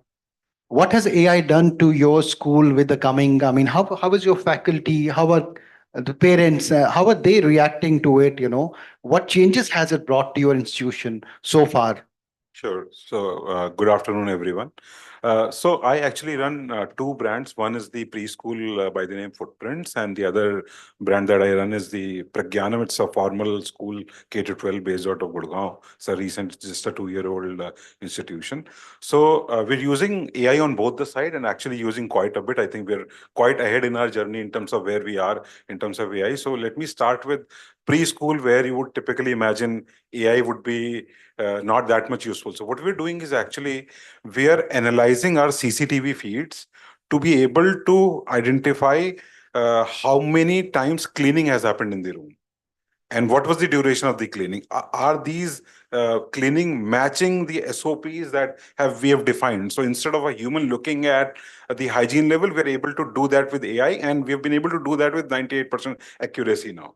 We're also able to identify instances where there is no adult in the room, because that's when the injuries and other things happen. So those are the things that we're trying to do on the preschool side. On the formal school side, the adoption is little more challenging, because every time our experience is that you try to introduce a technology in the teaching fraternity, by default, there is a lot of resistance, naturally, because they've not used technology that much. So we've been trying to do that for about a year and a half now. And I think one thing that we've been successful to some degree is to actually create lesson plans using AI. So for example, our mission is to actually develop life skills in children. That's what we do at Pragyanam. So one of the challenges is that how do you convert a unit, let's say a Pythagoras theorem or anything, in a way that develops skill and actually becomes fun for children. That's where the ChatGPT kind of thing comes into picture, where a teacher has been trained to actually create a lesson plan, which is in the form of a game, and where kids will have a lot of fun and they'll still learn what they need to learn. They'll still develop a lot of skills in that process. We're also now introducing a tool called ck12.org. It's a Vinod Khosla led venture company. So we're using that. And there, what we're trying to do is actually we're trying to give a lot of assignments to our students on that tool. And it generates tons of practice material for students. So if somebody is struggling in, let's say, a basic arithmetic or in algebra, they can actually lot of practice using those tools, and teacher get those data that this is where the, I got it. I'm sorry. I want to ask more questions than those 16 minutes that are left. But of course, I think what you mentioned is really an eye opener that it's not just about the knowledge part. You can use AI tools for other things as well, which you are rightfully using. So this conversation opens more opportunities. Let me come to you, Ms. Chakravarti. So if AI is available for both teachers and students, I mean, are these conversations happening in the corridors of an institution, first of all? Do these conversations really matter inside, or are we debating it outside here? And these are future conversations. First, want to understand this. Second is, if a student can just, get the whole explanation typing in an AI, and a lecture can be prepared by a teacher using an AI. So, I mean, how do those roles, matter, become more relevant in future? I mean, how can a teacher become more effective without a technology if, the technology can offer what they used to do? That's my question. Thank you. You asked two questions. I'll begin with something that is said, which is it is supposed to enable. AI is supposed to enable, not establish. As soon as it establishes, in the sense it becomes predominant, then it is not going to give that effect that's wanted. Because what is it that we want from it? That we give the mundane routine tasks to AI, and this is a dichotomy here, right? That we are becoming less critical, having less critical and creative thinking. No, they are supposed to do the mundane and routine stuff so that we can be more creative in our thoughts. Like, for example, as a teacher, I can tell you, correction work. So when we give them assessment, just give them assessment, and now it is just checked online. Forget about more of the subjective writing. So that, of course, there's still intervention, teachers' intervention. So that's the thing. So there's no discussion. It's all been implemented. We are an 18-year-old school. From day one, everything is on AI. So a lot of data comes. What we are supposed to do as people with gray matter is use that data effectively to enhance the child's learning, to use it for skilling, to use it for learning even vernacular subjects. So that is what we are supposed to do. And we have to use parents. Luckily for us in Gurgaon, because we have fantastic parents, the clientele or the parents are so much more ahead in their learning that you don't have to tell them. So you don't need to waste time discussing things. They are way ahead, many of them who are very highly educated. So I think not only in schools like ours, but even in the rural areas, I have gone inspecting in a rural area. I was astounded with the kind of facilities that man who's a farmer and has opened a school near Hisar, what he is doing. So let's forget that there is discussion, because the discussion is over. It's time for action now. So, and the second part of it is that we are using a lot of it to do work, AI, I meant to say. Like, I'll tell you about a child, grade 4. She was, in fact, interviewed by Mahadevan, and she was some single, I remember. And she used DALL-E to make this software from text to image, right? So look at where the children are. There's a child in grade 9 whose app has been taken by NASA because he mapped the shortest route from the moon to Mars. And I could go on and on. Right. So, right, absolutely. Mrs. Sahu, do you, I mean, is there this conversation with your teachers that, look, this note is prepared by AI, what is your contribution? Do these conversations happen? So, just to give you the clarity, there is no such framework. I've done a lot of research. Again, alumni of Cambridge, I've done a lot of research on AI. The point is, no such framework has been created. So there's ethical issues, there are issues in terms of how to bring the AI. Now, there are three things I need to bring over here. One is the content, which teachers they're taking and students they're learning. The second is skilling, what ma'am just talked about. And third, which is very, very important, assessment. So the two areas where the content, there's a school in Austin, they've been doing 2 hours of content through AI. There are no teachers. The teachers are being mentors, and they've been doing AI in the classroom. And what's happening? Assessment you can do through AI. But when it comes to skilling, the teachers, they have a bigger role to play.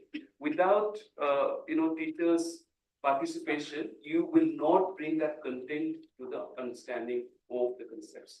So if you say it's happening in corridor, it's happening in the staff room, it's happening in the classroom, it is now the integral. Now the way students, they are looking at the content. Now what is happening, let me give an example. What we've been doing in the classroom, we are now, people are talking that we are using chat GPT for creating lesson plans. But what we're doing, we are giving content to the students beforehand. They're studying, they come back. Then the teachers, they have to be ready to see what kind of questions to come. Now, ma'am was talking about the creativity and critical thinking. You have to go beyond of students, connection with the concept. They'll come up with a practical oriented questions, which teachers to be ready is not, and teachers to be trained. So now a training program, what NEP has been talking, we have to go, I think, 5 years ahead to bring those training programs to the teachers. The training program on AI has to be absolutely unique and classic for teachers. How you bring it, that then a framework to be talked about, more deliberation, discussion, dialogue needed for bringing AI to the classroom. Right. Dr. Pascal, do you think teachers and even students, they need to be trained and given special workshops that what is the best way of using AI inside the institution?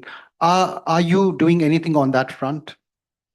Well, I think a lot of things has been said already, and I will try to answer your question with very practical, actionable that we can bring in our school.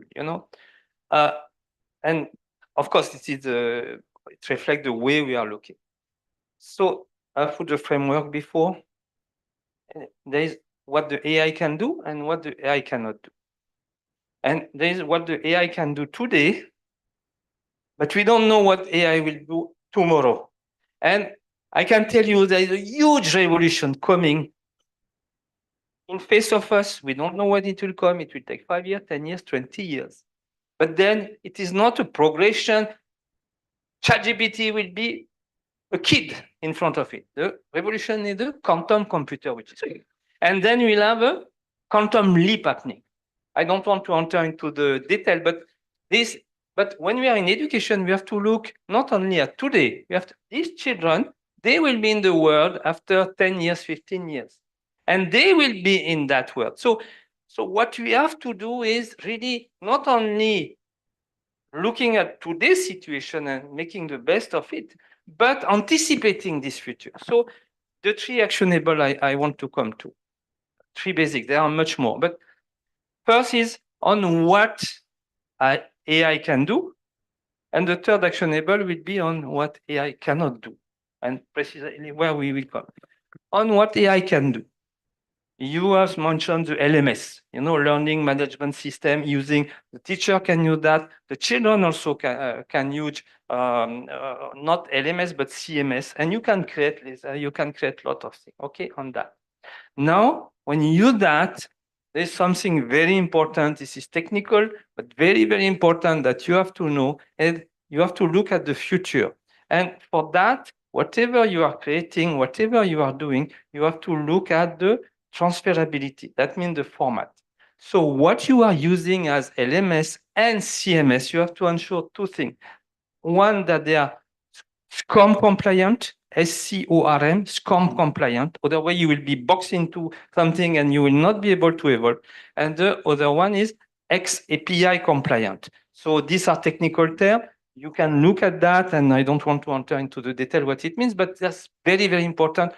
Do always use this compliance. Right. The second thing, which is more traditional in terms of pedagogy, that, ChatGPT will be able to collect billions of information, will make a shortening of that.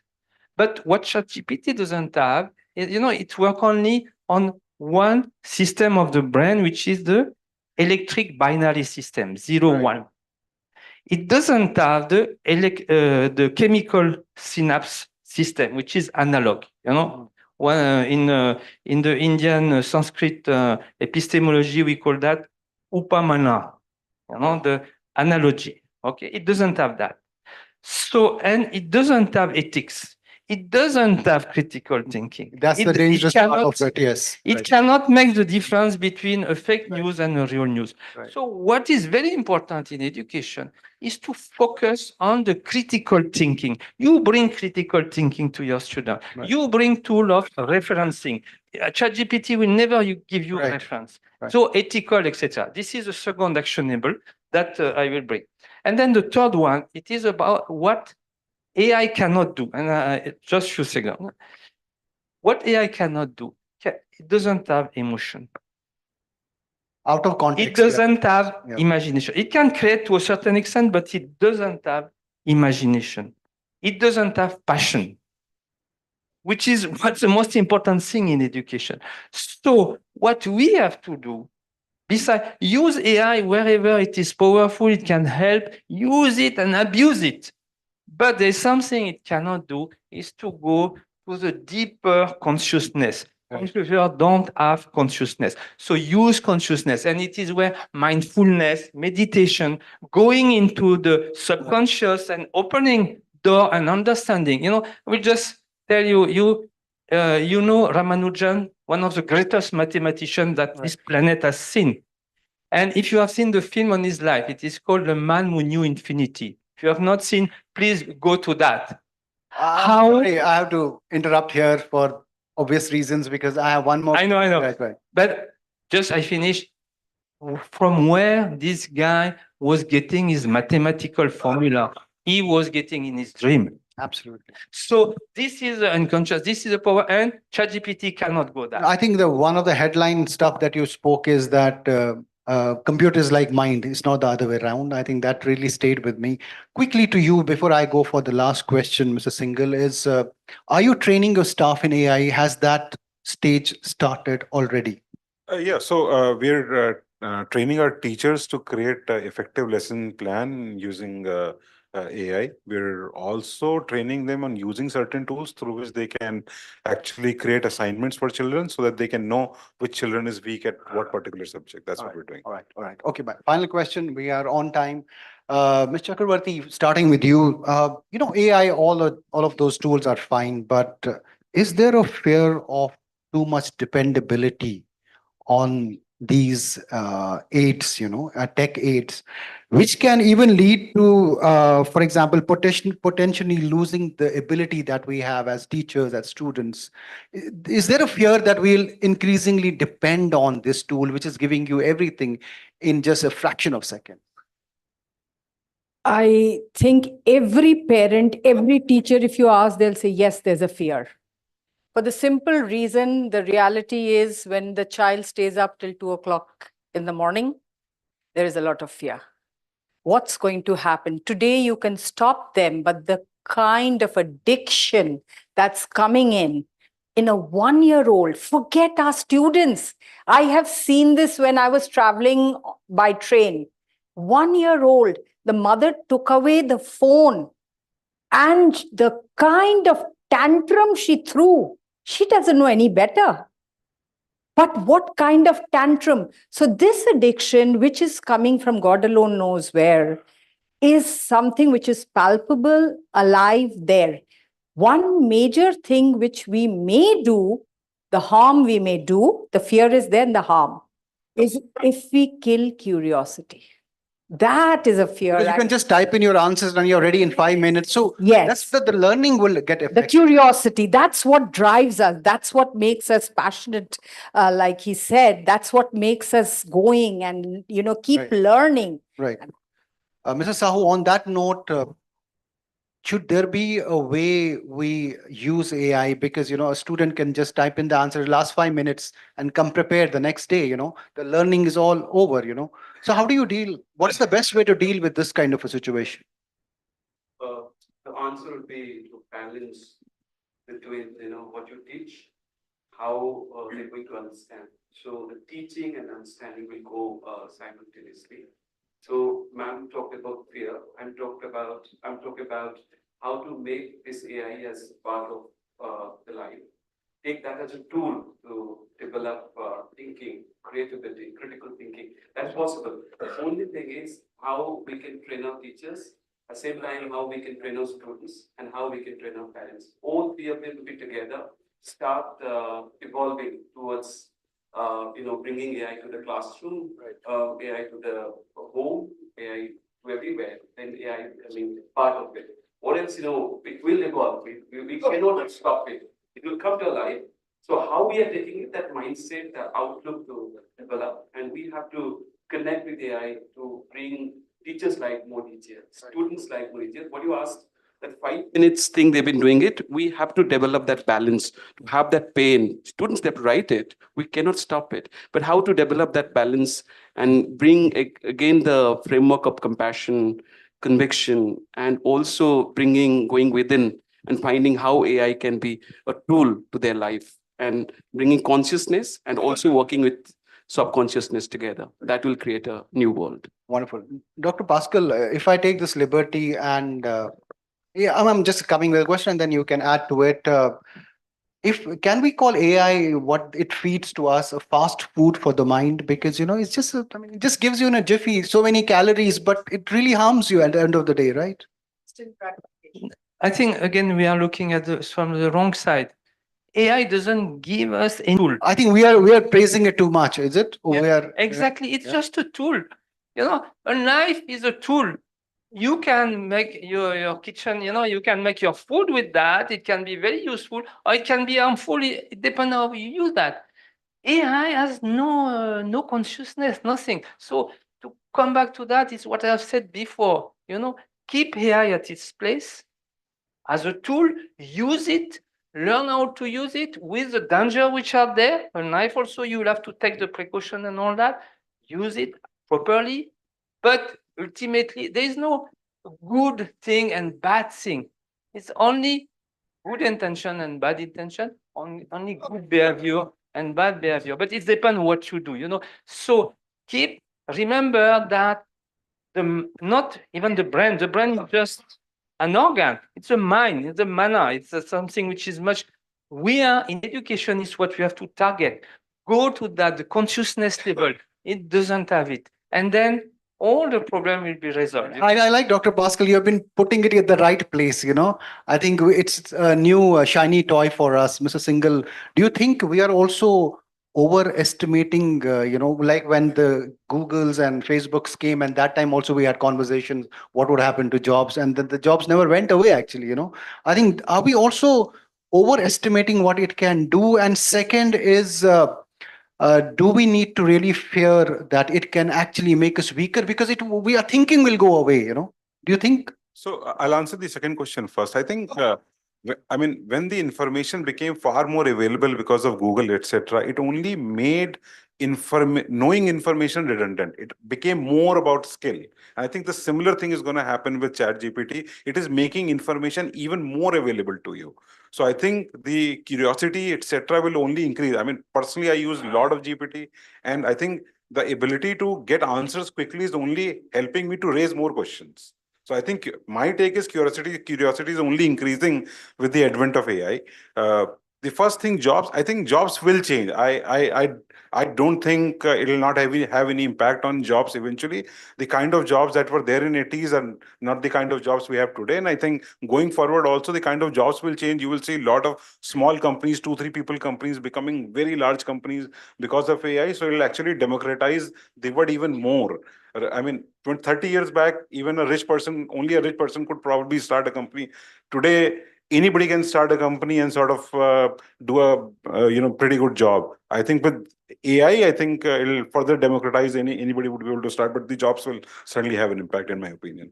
Wonderful. This shows time's up already, and we're dangerously close to the lunch break now. I think I should conclude it here, but really thank you. But what comes out of this wonderful, fantastic short panel is that, of course, we need to put it at the right place, use it in the right way.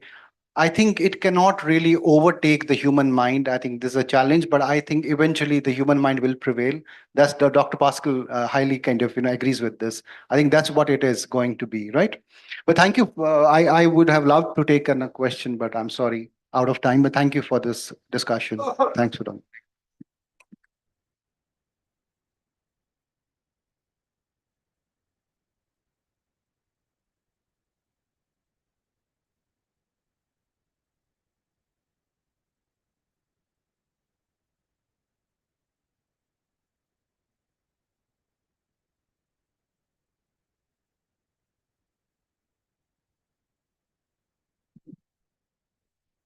Hello.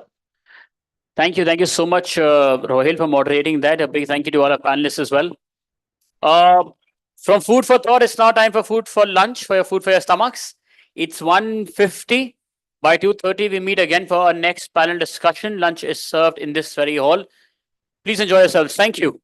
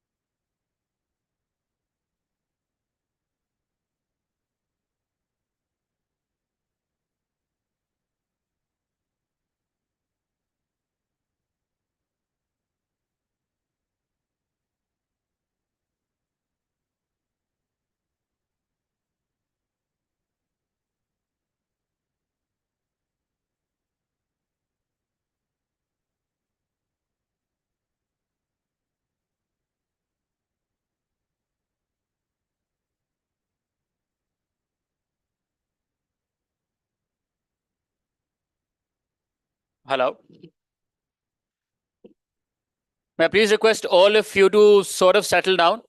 If any of your colleagues or friends are outside, you can also request them to please come inside so we can start now. We want to be back on time. We are on time as of now. We don't want to sort of get any period any longer.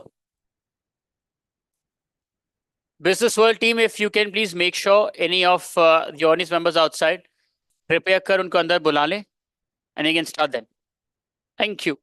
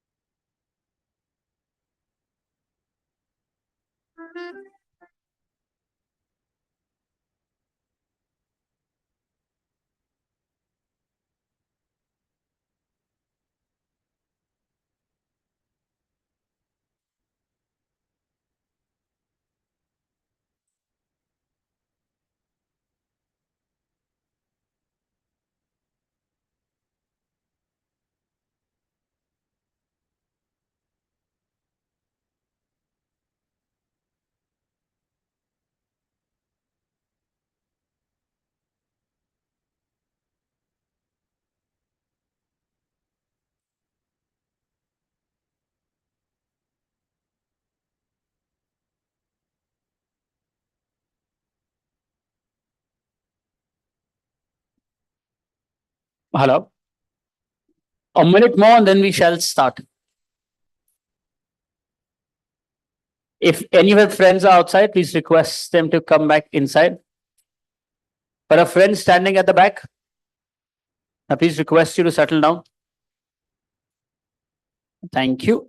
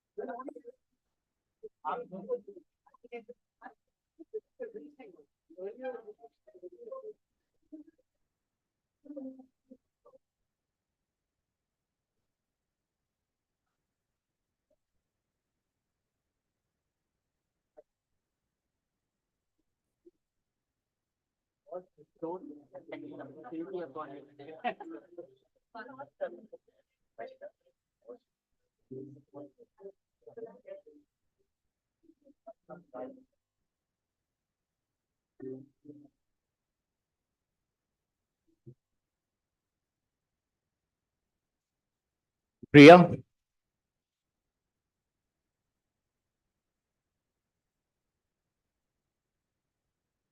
Okay.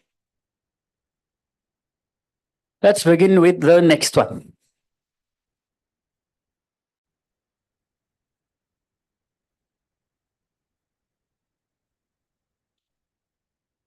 Everybody had lunch?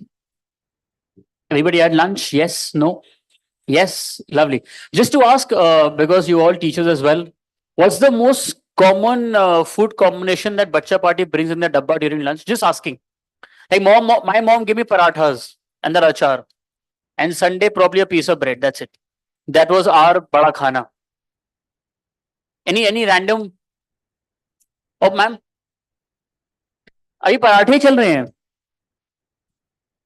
हाँ you're right चलो okay parathas anything else that you've seen which is a common food combination or that frozen Maggi is also one of it yeah rajma चावल sir आप बहुत privileged थे इसका मतलब अगर आपको राजमा चावल लंच में मिल रहे तो अच्छा आप बना के देते हो love I think we should come to your school once for lunch ours was a very fixed one I studied in Sherwood Nainital ours was a very specific and fixed lunch आधा ठंडा होता था वो अलग बात है but a very fixed so we were in Malital नहीं some तो wait we were in मैं भूल गया सर नैनीताल इसी पे रहने देते हैं काफी ऊपर थे हम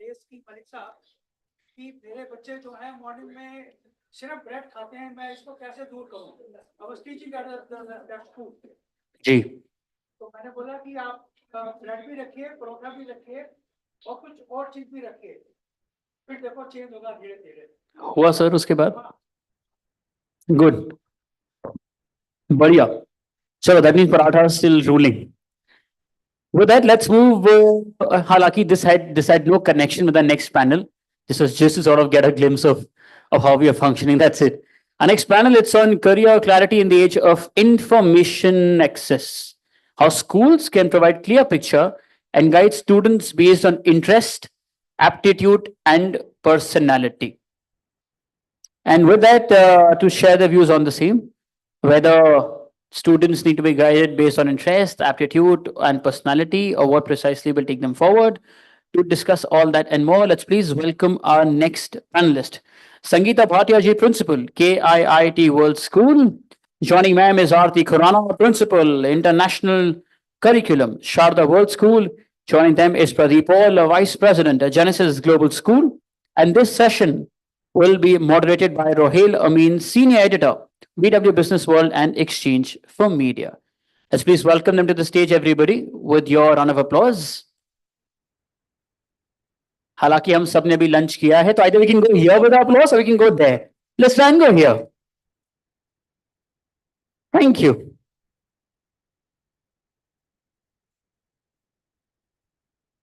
Also, just to understand, I hear this from, is it from us or from some mobile phone? Sir?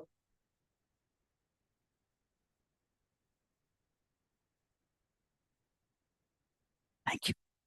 Go ahead, please.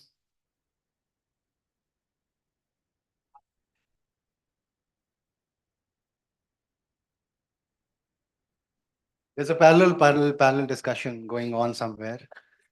All right.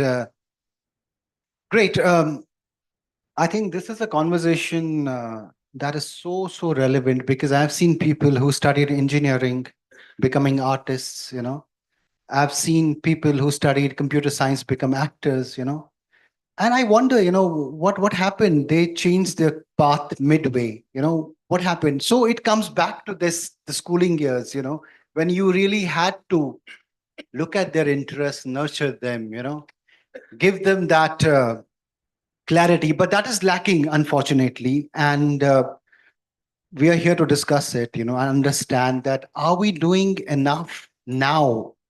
Since we call ourselves the most evolved, phase of education. We have tech, we have great teachers, great students. Is that conversation really taking place in schools? I want to start with you, Ms. Chadda. Do you think, you are spending enough time with students to understand their interests, their aptitude? What all is happening, if you could give me a sense of at your institution? I'm sorry. I was just going by this. That's I hope these are working. Yes. Right. So having spent nearly 28 years in the field of education, I'm still perplexed because, as you rightly said, large population of the students I taught, what they aspired during their nascent years never actually became a reality. So I was just reading an interesting news article day before yesterday, where a doctor who's most likely penned the lyrics of that famous song Chand Balian, he was talking about how, having done his MD, he actually thought of pursuing his passion, which lay in the entertainment industry, specifically in the creative arts. So he chose to sing and pen down lyrics, and that really got me thinking.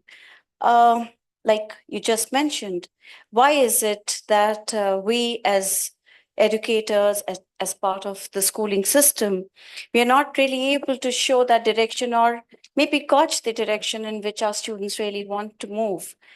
Partly because we are so focused on a result-oriented education system that while we talk about passion and interest, we hardly focus on that. So, right. I think that is still an evolving place. I think more has to be done on that front to give students a clarity of what they want to become. Let me get some real example from Mr. Pradeep Paul, who is on behalf of Ms. Chadda here on the panel. At your school, at your institution, what is the kind of effort that you put in to understand the interest of students? Is there enough time? Do you make enough time for it, given there's so much of things, so many things that they have to do on a daily basis? Yeah, I would like to give one example. It looks very simple. I mean, interest and aptitude and personality, I think every one of us know. Schools have changed. I mean, when we were in schools a few years back and now, and we have a very significant role to play to explore their potential. Now, for example, I am a child. I take admission in a school where only 2 games are played, cricket and football. And I'm told to choose one football. Is the school catering to the interest of the child? He doesn't know. He only knows 2 games. He then picks cricket, plays for 4 or 5 years continuously, and then fails badly. So what is the problem? The problem is that we are not able to give them explore their potential by offering more games. So if you come to my school, I'm giving an example of sports. It is applicable to other areas as well. So in my school, then I offer them 19 sports, and they can go maybe 3 months try this sport, 3 months try that sport. Then only he can know, we can know, teachers can know, students can know what is his real aptitude. So interest and aptitude are closely related, but again, we need to give some time. It is not possible for maybe the counselor sitting in a closed room, taking interview for 10 minutes to know what is his real aptitude. And then comes personality, takes years to build. So first thing is that being school, what we are doing wrong is not exploring, allowing them to explore more and more areas of their interest. And then only they are quite confused between interest and aptitude.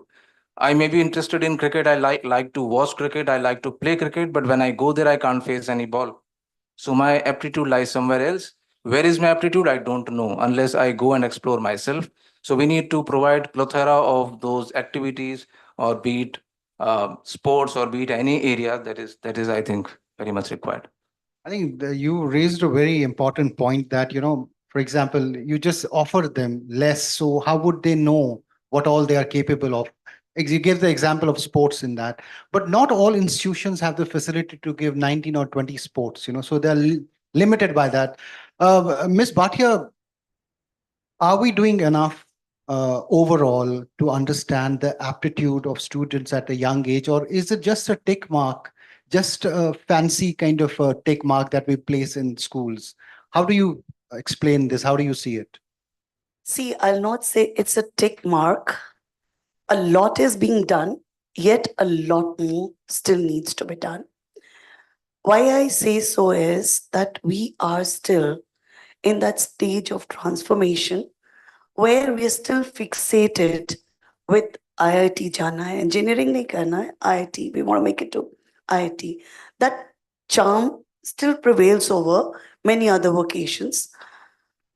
We are still into that phase of transition where we need to go from conventional career options to many more that 21st century is offering, especially in light of AI coming in, the YouTube influencers who are, becoming very popular amongst youth. Likewise, many people, because of some young role models in good sports people, have started taking archery, javelin throw, shooting as their professional career options, which was a big no-no, I would say a decade ago. So at schools, as two of my fellow friends have already spoken, I would like to just tell you that I have been personally engaged, and also I think we need to take it at a larger forum about this career tripod, which I was talking to you in personal space. And I told you I'll be talking about that.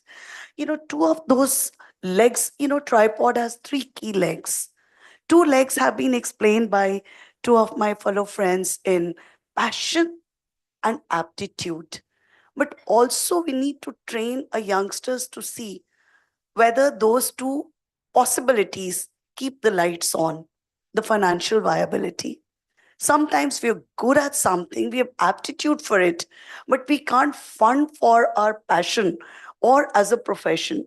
Like, let's say I'm a very good photographer and I want to go underwater to capture some microbes, but I do not have money to buy lenses that can capture my passion or my aptitude either way. So these are like on a tripod, three legs, what I call what you love doing, that is passion. What you're good at is your aptitude, and what keep the lights on is your financial viability. And as you asked me at school, we have to cater to all the three. Like for passion, we need to have the interest inventory, which we've started doing in portfolios. And I'm sure all my friends who are here from school are doing wonderfully well in maintaining personal portfolios where we're capturing what children's interests are, then what are their engagements or preferences. Even if they are passionate, they do not engage themselves in those extracurricular activities. Then for aptitude, sometimes we do it more under peer pressure. So we have the entire profile of the students, which tells us that which are the areas where they have better aptitude. And as far as the financial viability is concerned, that third leg is also the onus is on us to ensure that we are exposing them to job fairs. We tell them that these are the job markets. We connect them with the right people. So we like those dot connectors who do the job well. Thank you. Absolutely wonderfully explained here. Ms. Khurana, there's another aspect to this. Even if at the school level you recognize the talent of the kid, and you guide them and all of that, but there's a cultural part, especially in the Indian context, where we have filtered out that our kid is gonna do this. I think this is a cultural part, and we cannot do away with that. Uh, how much does that hamper what is being identified at the school level? Are there any real examples where you thought that this kid is good at sports, but the parents wanted them to become a doctor or an engineer, something of that sort? If you could share some story of that sort. I think most of us sitting here, that's the apathy that we deal with on a day-to-day level, being educationists, and the smile on our faces would have said it all. Yes, it's a everyday story of passion versus parental aspiration. So the child's passion somewhere, I would say we are, from some privileged schools where we don't face the challenge so much. However, even there, parents would definitely have their personal aspirations plugged onto the child from a very early age. So when it comes to building portfolios, it is not the child's portfolio, actually. It is Extension of the parents. extension of the parents' portfolio. And mostly students who belong to the business family circle, there, if the child wishes to deviate from the chosen path or the family business, all hell might, fall loose. So yes, as I think as school counselors, we have to be very careful to walk that path where we kind of build a balance between what the parents aspire and what the child's passions are. And somewhere finding that middle path also means giving the parent and the child plan A, B, and C. What if plan A doesn't work to, your aspiration? What happens then? So I think that's something we deal with every day. I think we should put the students/parents, right? Yes, yes, actually. Right. Mr. Paul, I'm sure you must also have come across such examples. Anything that you remember, which you can share with us, and how do you deal with such, where a student wants to become something else, and the parents have their own, what do you call, aim for them? Yeah, so there are many examples. Maybe one of the examples where the parents, I mean, the mindset of the parents are still the same old mindset, and they still want to take the same kind of subject combination what we used to take in our times. So we need to train the parents accordingly. Now that training cannot happen when the child comes in grade 11. So, I mean, what the career counseling used to take place earlier, and now things are a little different. Earlier, we used to think about giving them that particular subject combination in grade 11 only. And we used to call the parents for counseling sessions in grade 10, or maybe when the child was about to pass grade 10. Now things have changed. The right age group is grade 6 and 7. So need to change the mentality of child, need to change the mentality of parent as well. And there are careers everywhere.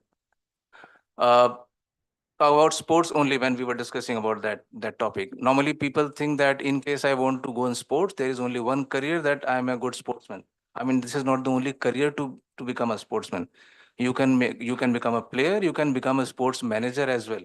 Now the universities which offer the course to the player and the course to the managers are totally different. The requirements are different, the subject combinations are different. And we are privileged, at least in CBSE now. I mean, in IB and IGCSE board, they always they were allowed to tailor the subject combinations as per the child's choice. But in CBSE, we also have that privilege. But the only problem is to change the mindset of the parents. I had one student, he was exceptionally good in cricket, but we could not persuade the parent to continue with cricket. I mean, being a vice principal of the school, I tried to persuade my child to withdraw from the school and join some club in cricket. It is very painful for me. He was a boarder. He was with me for 5-6 years, and then telling the same child to leave the school and then join some club for his betterment, I could not do it. He continued, did very well in studies. He's doing still very well.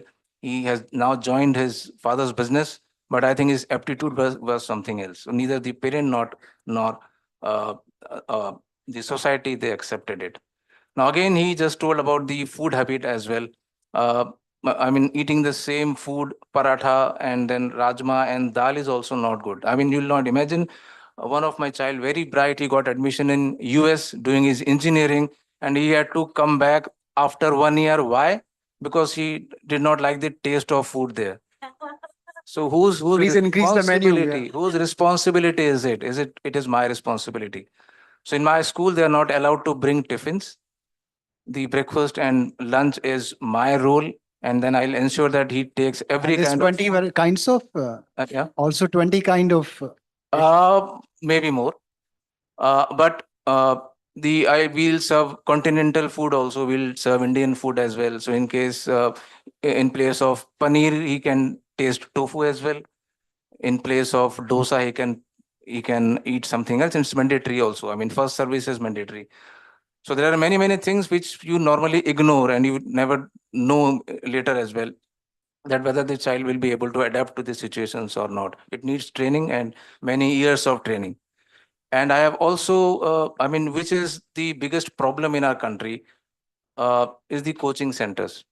Now, what happens is that in grade 5 only, the parent want to make him IITian. And they start going for tuitions in grade 6 only.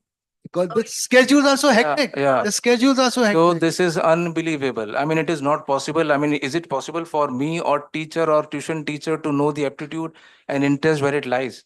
I don't think that before grade 9 you are able to access whether the child is good in studies or not, whether he is good for art, humanities, or commerce or science.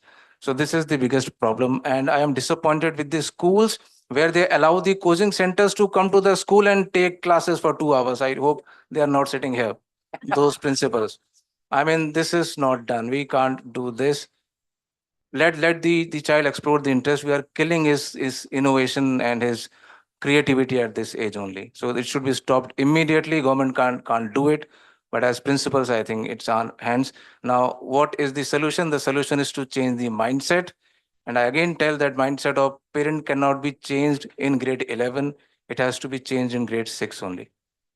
So heartening to see, I mean, attention to those even cultural nuances like food items. You gave a real example, and it's so moving, that he had to come back just because his food choice was different, and you're working on that. Really heartening to notice that how far above and beyond the institutions are going. Ms. Bhatia, could you share any example of a conflict between what the child wanted, what the parent did? Any example if you have, that would be interesting. I'll not say conflict, but yes, I would like to share one situation where I remember a young girl who wanted to be a doctor, very passionate about becoming a doctor. She had aptitude for science, everything was super perfect. But sometimes the journey of being there kills it. As that girl, every Friday there used to be a dissection or an experimental class, the lab class, where the girl had to pin a frog on the dissection tray on the wax. And I could see every time she would puke. She could not kind of tolerate the smell of or the fear of pinning 4 legs of frog on the dissection tray. So there goes the dream of becoming a doctor, the passion of becoming a doctor.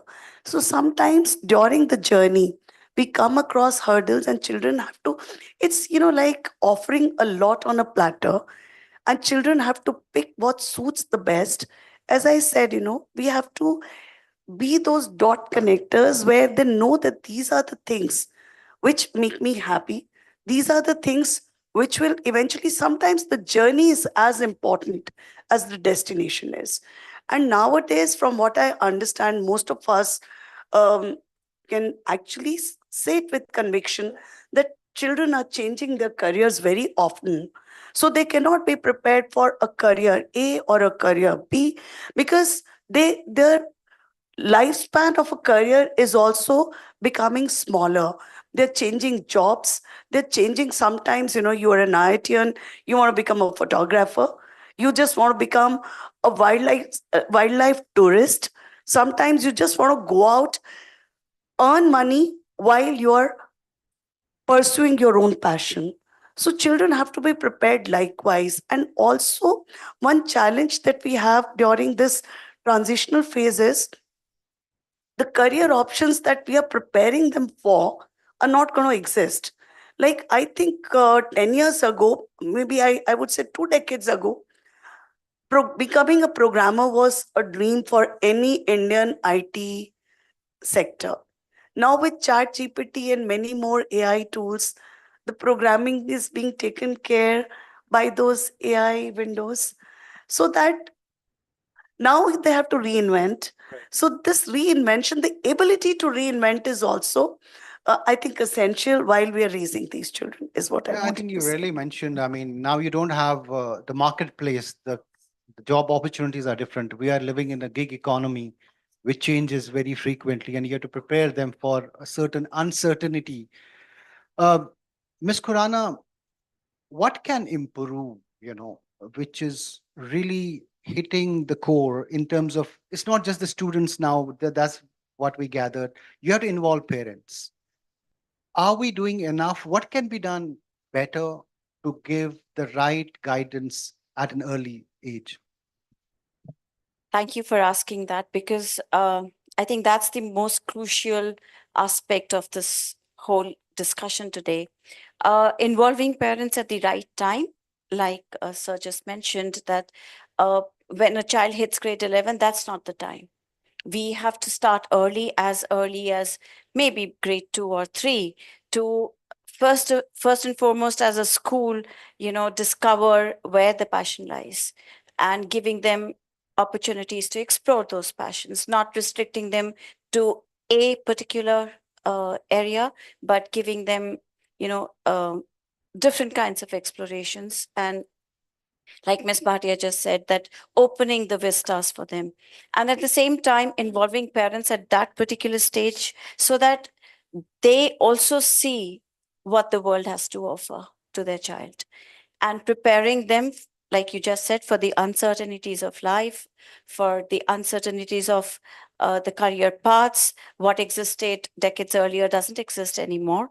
And so preparing our children, preparing the parents for these evolving times is what schools really need to figure out and work on. What we have begun as a little initiative in our school is, we talk to the parents maybe every 6 months or so, because in these initial phases of their life, children are really changing. They are evolving themselves, and their interests are changing, really often. So letting the parents in on those aspects, at the same time giving them, taking them along in exploring those opportunities, is what we have begun working on. I just wanted to take a moment to add to what Ms. Bhatia was just mentioning. And I want to hear, give an example of my own child who worked through the IB, but was very keen on psychology. However, at college, when she interned with certain hospitals and institutions, the trauma of what she heard and what she bore was not something that she could sustain. And I mean, when we talk about passion, when we talk about the child's interest, aptitude, everything went out of the window because she came down with her own mental health issues. And so as a parent, that really put me at crossroads, because all her, growing up years, she only talked about being a psychologist, having keen interest, calling herself a people's person, being that ear to her friends. But it landed her in a place where I think she cannot pursue it as a career option. So, as a parent myself, sitting back, going through that exercise again, was something I myself was not prepared for. So, I think the role of parents, educators, schools, society at large needs to be relooked. And preparing ourselves first and then preparing our parents and our children is really, really important. Absolutely. Can I request the hotel staff to just tone a little? Yes, yeah. Tone it down because I could hear them here at this. Mr. Paul, what are your suggestions to improve and make this counseling really effective and holistic also, like involve parents? What are the things that can improve? Yeah, thank you. There are two, three aspects. First, like ma'am just told, that we need to make our child little resilient, and that only happens in school. School is not only for education. We are not coaching centers. We need to make our children resilient. Now, how will that resilience and confidence comes in? I went to a debate. Every time, definitely, I'll not win. Sometime I win. Sometime I lose. When I win, I should be able to digest that win. When I lose, I should be able to digest my failure as well. So resilience comes after continuous practice. That is our role. And we also need to tell them not to get disappointed. Second thing is, there are some schools, so-called very academic oriented schools. The child is studying, takes admission in nursery, and then clears grade 10 from the same school, and whatever their requirements are for a particular stream, they are refused, denied to take admission. Your own child who is studying with you from last 12, 13 years, denied admission in your own school. So when you yourself are not accepting your child who has been studying with you from last 13, 14 years and expecting some other school to accept him, it will never happen. I mean, you can't imagine the kind of heartbreakage happens at that time. So this is one. Second thing is that, like ma'am said, that we have started offering many subjects, the subjects we never heard about a few years back, like handicraft is one of them, banking and insurance is one of them, information technology is one of them, AI is one of them in different grades, 10th, 11th, and 12th. Now that is okay. But the problem is that with that particular, I mean, even Hindustani music and others. But after passing out grade 12 with these subjects, are the universities accepting them or not? So as per NEP, they have changed the school. They have allowed children to take subject combinations, whatever they are good at, as per their aptitude and interest and strength. But are the universities ready to take those students or not? And being career counselors, it is very difficult for us to find those colleges. Now, all of us come from those schools where we cater to the privileged community. They are able to take admission abroad, where those subjects like tourism and other they are equally important, but not unfortunately in our country. Most of the students in India, I mean, DU is known for the best school system, best college system apart from technology. But they don't get admission because there are only few subjects where the CUET takes exams. So we need to change the examination system as well. So NEP has changed the schooling system quite predominantly, but not the university system. So this is one of the problems we are still facing it. So as principals, again, I think we should write to the education ministers and others, maybe the professors, to change a bit. Other thing which I like to again put emphasis is that earlier in the school system, I think we are all familiar that in a week, once a week, we have those subjects called SUPW or activities. So we are supposed to go for activity in that particular 40 minutes or 50 minutes lesson. But do you think that activities are done only during sports and during activity lessons? No. Every classroom is a laboratory, and the activities should happen every day in the classroom. If we are able to do this in our school, I think we'll achieve success. So we should be able to give leadership opportunity to each and every child to excel. I think in a school, in a setup, again, I say that we are a privileged school where We have at most 20 to 25 students in a classroom. We are able to do it. But in a classroom where 60, 70 odd students are sitting in a classroom with one teacher, I don't think it is possible. It is very easy for us to make rules and expecting the government to implement rules. But with the current problem with such a huge population, I don't think it is Right. possible. Right, right. Very, very well said. Ms. Bhatia, your expert advice on what can improve, how can we make it more holistic, more effective? See, the new National Education Policy 2020 has already given us an extra edge by doing away with silos in learning. We don't have any more offering of streams per se. Let's say, even if I'm a humanities student and I wish to become a journalist and I want to become a photographer along with that, and I want to learn more about nuances of lenses, how to use lenses, what kind of cameras would I need. So I can take physics as one of my electives, along with, let's say, history, geography, and political science.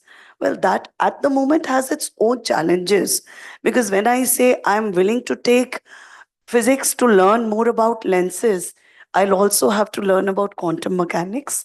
I'll also need to know about differential calculus, which I may not be interested in. So, somewhere within the subject options, we'll have to go further down and have the content options also, and we have already started working along those lines. CBSE is going through that. And then also, second thing that's happened as one of very positive changes is there's a tie-up with industries. Let's say if you're doing entrepreneurship, you're associated with some industry where you can do your internship and earn some credits. So those kind of things where what the child's future is, and also I feel the time is just right to have incubation centers within the school campuses, wherein we are like a nursery that prepares and kind of germinates the seeds as per the requirement of the larger world. And that started happening. That interface is going on, not just by inviting as guests, but also taking up a part of content in collaboration with those stakeholders. Second thing that I see as a very positive change is we have opened our doors to have a lot of experts coming into our schools who are guiding and mentoring these children. We're taking a lot of projects. I just met up with one of my colleagues here who spoke about how 10 years ago we started teaching our children about how to teach a man to fish. It was a part of School Enterprise Challenge, and it's taking its wings, and many schools are doing such projects. One more thing which has been very positive is that schools have started inviting, because children learn more from their peers than from grown-ups. So we have started inviting our role models in our alumni who come and interact with the students.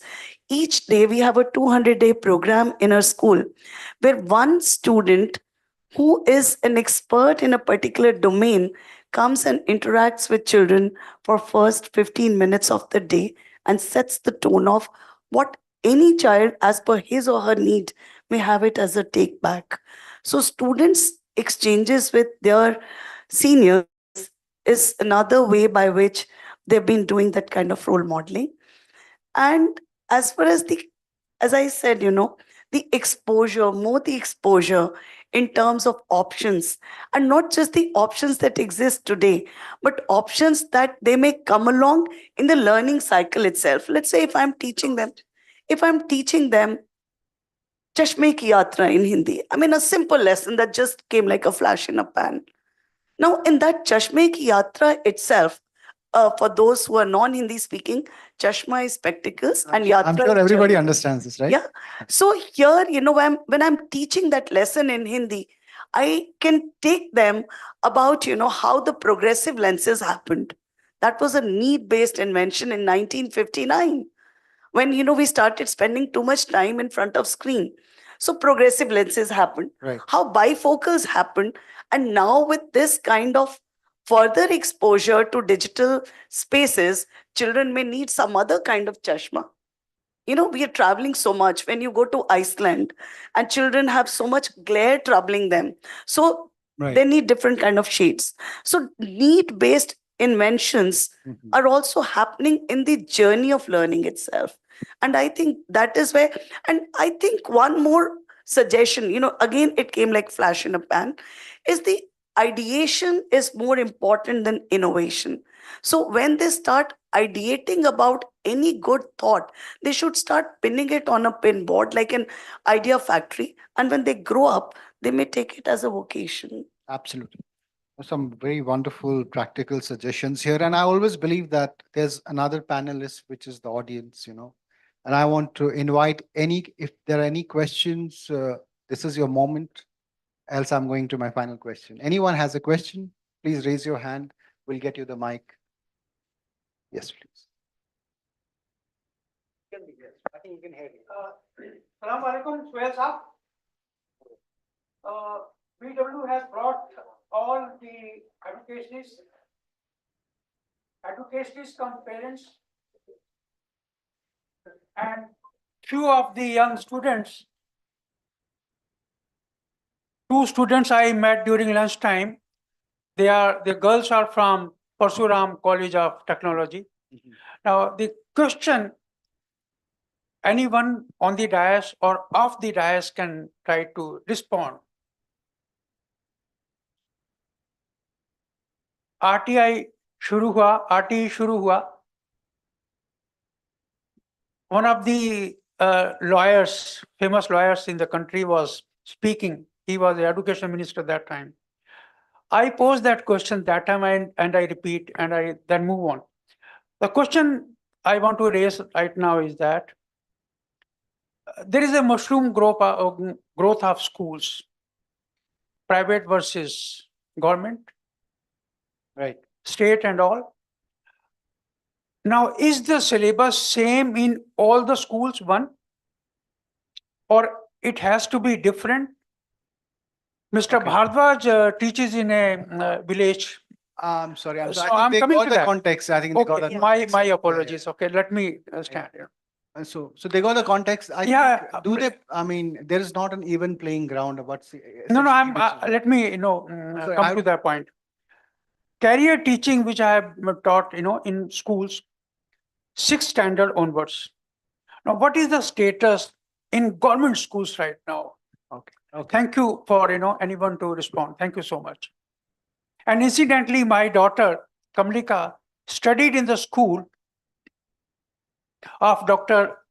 Vardi Sangeeta Bhatia ji. Thank you. Thank you, sir. Really lucky. Thank you. I'm fortunate to answer your question, Mr. Gupta. See, syllabus is as per the National Education Policy. We do not have much choice in terms of deciding the framework. It's like, we have boundaries defined, but how we play within those boundaries is within our own will, within our own way of looking at it. So we have a field where boundaries are defined, but how we play is our own call. And it's not government versus private or a system A versus system B. It's about people, Within each system, there's so much diversity. And that diversity takes care of one shortfall by someone else rising to occasion. And rest assured, no one ever suffers during this journey. So let me come to my final question. We just have around 3 minutes, so 30 seconds each. Starting with you, Ms. Khurana. Are you also training your staff, your faculty, to look at the changing demands, the nature of the aptitude? I mean, are you investing enough on that front? And what all are you doing to improve that they could fathom and understand what the child is going to become? Yes, I would say affirmative, yes, that it all begins with our teachers. Most of us are parents ourselves, And therefore, it is all the more important that we set the tone right with our teachers being trained and counseled to meet the changing demand of the industry today. We carry out comprehensive training programs sort of weekly at the moment because a lot is changing and we are a relatively new school, so a lot of emphasis on this aspect. And as I said, that we are taking the parents along. So training both our faculty as well as our parents is the thrust of the school at the moment. Weekly programs, right? These are weekly programs. So, Paul, so I mean, are you doing a similar thing? I mean, training your staff to understand the students. I mean, how do are you roping in external experts to understand? How does it work? Yeah, external expertise is also required because we are not trained. We have counselors who are trained for it. Apart from the regular teaching, I think we did not touch upon one very important topic is inclusive education. So there are few students who are maybe weak, suffering from dyslexia, dyscalculia, etc. There are many exemptions from the board as well. So like sir asked, that is the syllabus same for everyone? So not so. In case you have some academic challenges, they are allowed to exempt few subjects. Whether science will be exempted or mathematics or language, that depends on the kind of issue that child has, problem challenge that child has. Now in case a child which already has some challenge in mathematics and I expect my regular mathematics teacher to teach him, it is not possible. If I want him to sit, I mean, we also believe in inclusive education. Child is supposed to sit in the same classroom with the other children from grade 9 onwards. But in case I want to really help him, I need to sit with him separately for some time. And a real normal teacher will not be able to do it. So that empathy should be within everyone. But to cater to their needs, we need special teachers, different teachers. So we have a special department called Special Education Department, the learning support department in our school in place, and they try to take care of them. So training is definitely required. And once a month, maybe twice a month, we need to bring in those experts as well, who will not only train teachers, but the children as well. Ms. Bhatia, I mean, how do you make sure that your staff remains on top of this, the pulse of the students? Absolutely. I feel one thing that's transformational or that impacts is love for children. If you love a child, you'll do anything to make sure that the child is successful. So that's what we are practicing very hard in our system. And I think that works. Right. Thank you. And I also, just to sum up, I think maybe culturally also, we have changed, we need to change more. I think one of the bigger problems is that we don't celebrate failure at all. At the school, do we really do that? We don't do that, do we? I mean, just a quick 20-second example, if you could give me, I'll just wrap this We up. do try. Right. We really try. I won't comment for the older grades, but definitely, in the junior grades, we do try and celebrate failures because failure will then eventually lead to innovation and that will lead to a change. So I personally do that. I won't That's vouch hard, for that's hard everyone. to see. I think that's where innovation would come from. And Because we I still have really news. believe in this. When we still read the news that this IIT guy committed suicide because he was afraid of the exam, it goes back to the school system somewhere.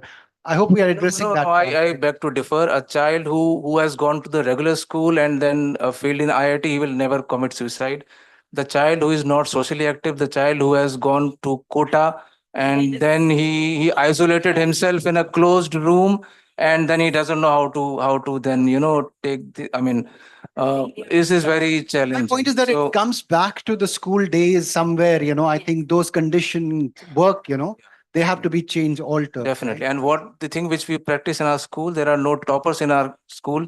So there is no first ranker, second ranker, third ranker, although we give them subject toppers. So I may be very good in physics and I have right to be bad in English or vice versa. So everybody gets a chance to be a topper. Yes. Wonderful. Closing remarks. Right? I would say I would teach my children to accept failure, but also teach them how to bounce back. I am not from that generosity that I can say that I celebrate failure, I accept, but also I put them in reflective spaces as to what needs to be done differently, what needs to be tweaked such that they bounce back. Because bouncing back is very, very That's still a important. far better approach than to really put them into depression. But thank you for sharing these thoughts. And can we have a round of applause for the panelists? Thank you. Thank you for them. Over to you, Aditya. Thank you. Thank you so much for picture, ma'am.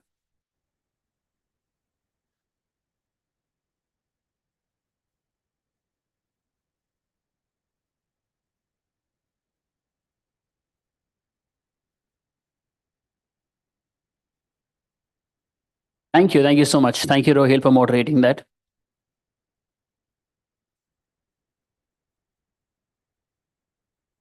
Thank you. With that, it's now time to move towards our last panel discussion for the day, which is on outcome-focused learning, how it impacts one's career. And to talk on the same, to express their opinion, their views on the same, let's please welcome our panelists, Gaurav Shah, co-founder and director, Indian School of Development Management, Abhishek Pandit, Pro-Chancellor from Scope Global Skills University. Joining them is Professor Dr. B. Sendil Kumar, Dean, Allied Health Sciences, Vinayaka Missions Research Foundation, DU Salim. Joining them is Dr. Sunil Kumar Khatri, Dean, Amity University, Noida. And this session will be moderated by Harbinder Narula, CEO of BW Healthcare World and also of Wellbeing World.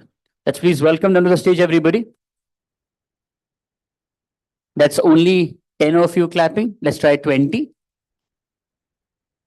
We managed 18. There are still 7 of you left. Okay, thank you so much. Thank you.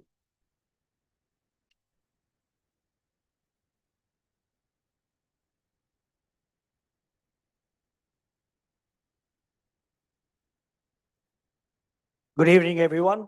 I think I've been sitting there quietly listening to what the educationists have to say about how to bring up children. In fact, I was talking to somebody right now, and we were talking about how we need to prepare the kids of today for a tomorrow that we don't understand.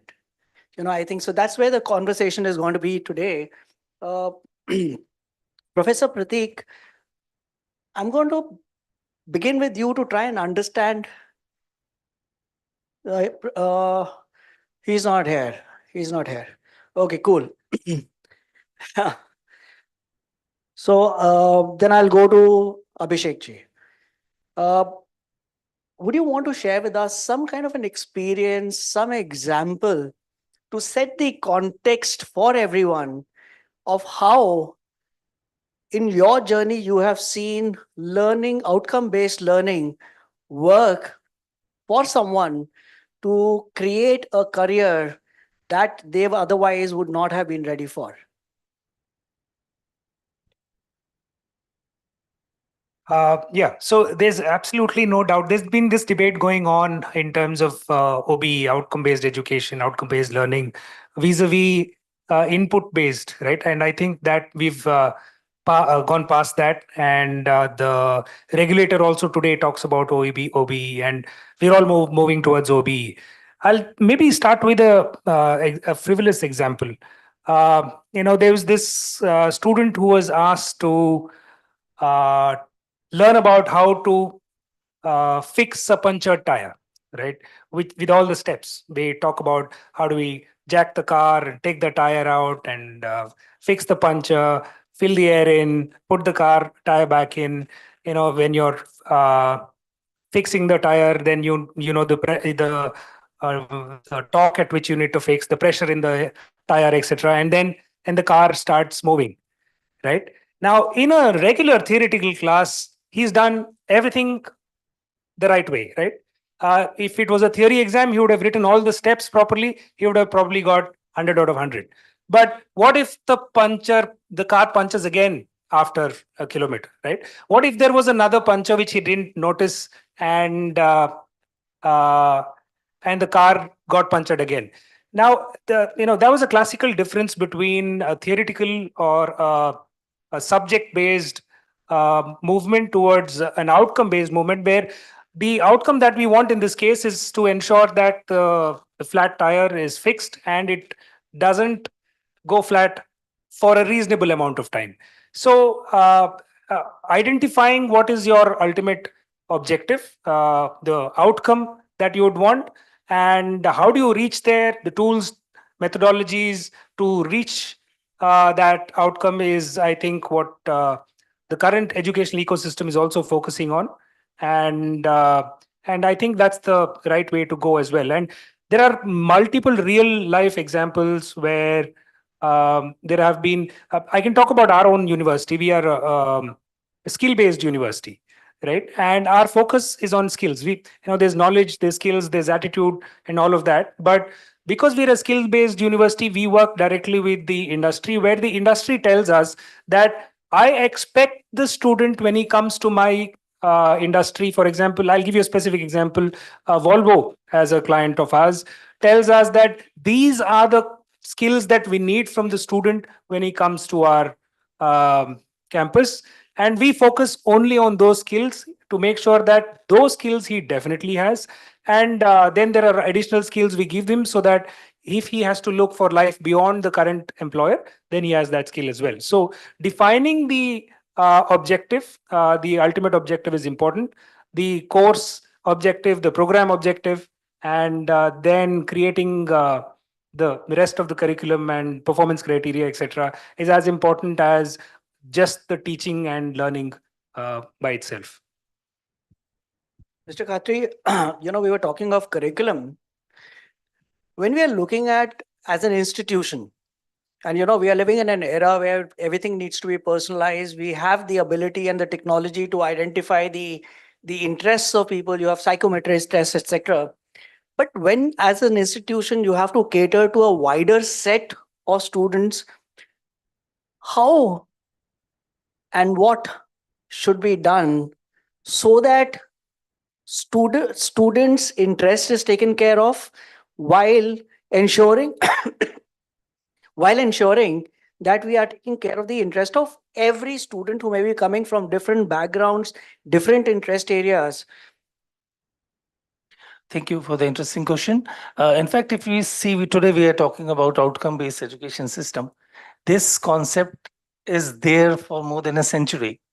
1930s, Kentucky state in US, the universities and in schools also, the concept of connecting the teaching and the learning was there. In fact, in one of a book by Ralph Tyler, 1949, he had mentioned that the effectiveness of the teaching should be a criteria connected with the outcome learning of a student. And outcome-based education that we saw today in schools also, it is there, in universities, higher education also is there, which is different countries have adopted it in a different way, different point of time. 1990s onwards going on, with India getting into the system very aggressively from 2014 onwards. In fact, in our university also, we had started in 2013 itself, the outcome-based education system. What you are asking about is that how it can be aligned with the students' preferences and his strengths or his hobbies or likelihood where he wants to move on to. Now, every university, if you see, this outcome-based education is somewhere it is skill-based, somewhere it is models-based, somewhere it is method-based. You cannot see the same OBE system across, in the various universities also. So the universities have a broader graduate attributes that what they want their students to have attributes after the graduation, which not only include the professional and vocational skills, but also life skills and communication skills, soft skills, including the skills which are related to team skills also. Then at every program level, there are learning outcomes, and then every course there are learning outcomes. So the student, based on their interest, based on understanding that what is the expected outcome of these courses and the programs, can pick up the courses with a basket now with the new system of NEP, which was referred to in the last session also quite actively. And this NEP has a provision where you talks about the student choosing from different basket and aligning a course system where they can understand the various outcomes which are there, measurable, qualitative and quantitative from the courses, and can make a basket of their own. So that flexibility has come on very well over the last 4-5 years, as we had seen this NEP introduced, and now progressively all the higher education system institutions have imbibing it in their structures also. That's fantastic. I think, you've touched upon a very important aspect. And Professor Sendil, let me come to you. Gaurav, we've got, this is the challenge of not having a conversation before the session. Gaurav, when we're looking at outcomes, this is very similar to something like the goals that we have. We have these SMART goals, very clearly communicated. Outcomes are like that. But as an educator, how do we align these clear, specific goals and align it to the outcomes so that, it actually turns out to what it is set out to create, rather than just leaving it to a chance? Because like I said, I mean, we do not know the future that is going to be there. We do not even know what careers are going to be available at that point in time. So how do we make it clear, specific, measurable to be aligned to the future that could be? So we've talked a lot about curriculum, and I think Professor Khatri also talked about the fact that there is a lot of flexibility within the curriculum that is being provided. Also, learning outcomes are defined at various levels, starting from graduate attributes, getting down to program, then course, even within course, you have modules. So there is a science behind this madness. Now, I mean, for decades, educationists have cracked on how to do this. Like the corporate sector has cracked SMART goals, and you talked about it. Educationists have also cracked this. But I think what's very important is to continuously make sure that one is plugged into the realities of the space you are catering to. And let me give you an example. So I represent the Indian School of Development Management, which is a management school for the social sector in India. And so when we created our one-year postgraduate program, we started by trying to understand what the management needs of the social sector today are. And I think every educational institution over a period of time, periodically, should go through that re-evaluation exercise. Because then you start saying, is my curriculum suited to the needs of the market? That's what outcomes-based education means. I'm not getting into the pedagogy of it. I'm getting into the outcomes of it, which is you're trying to narrow the gap between learning and education on one end and employability on the other. It's a very narrow definition, unfortunately. But since that's a topic today, I'm speaking on that, right?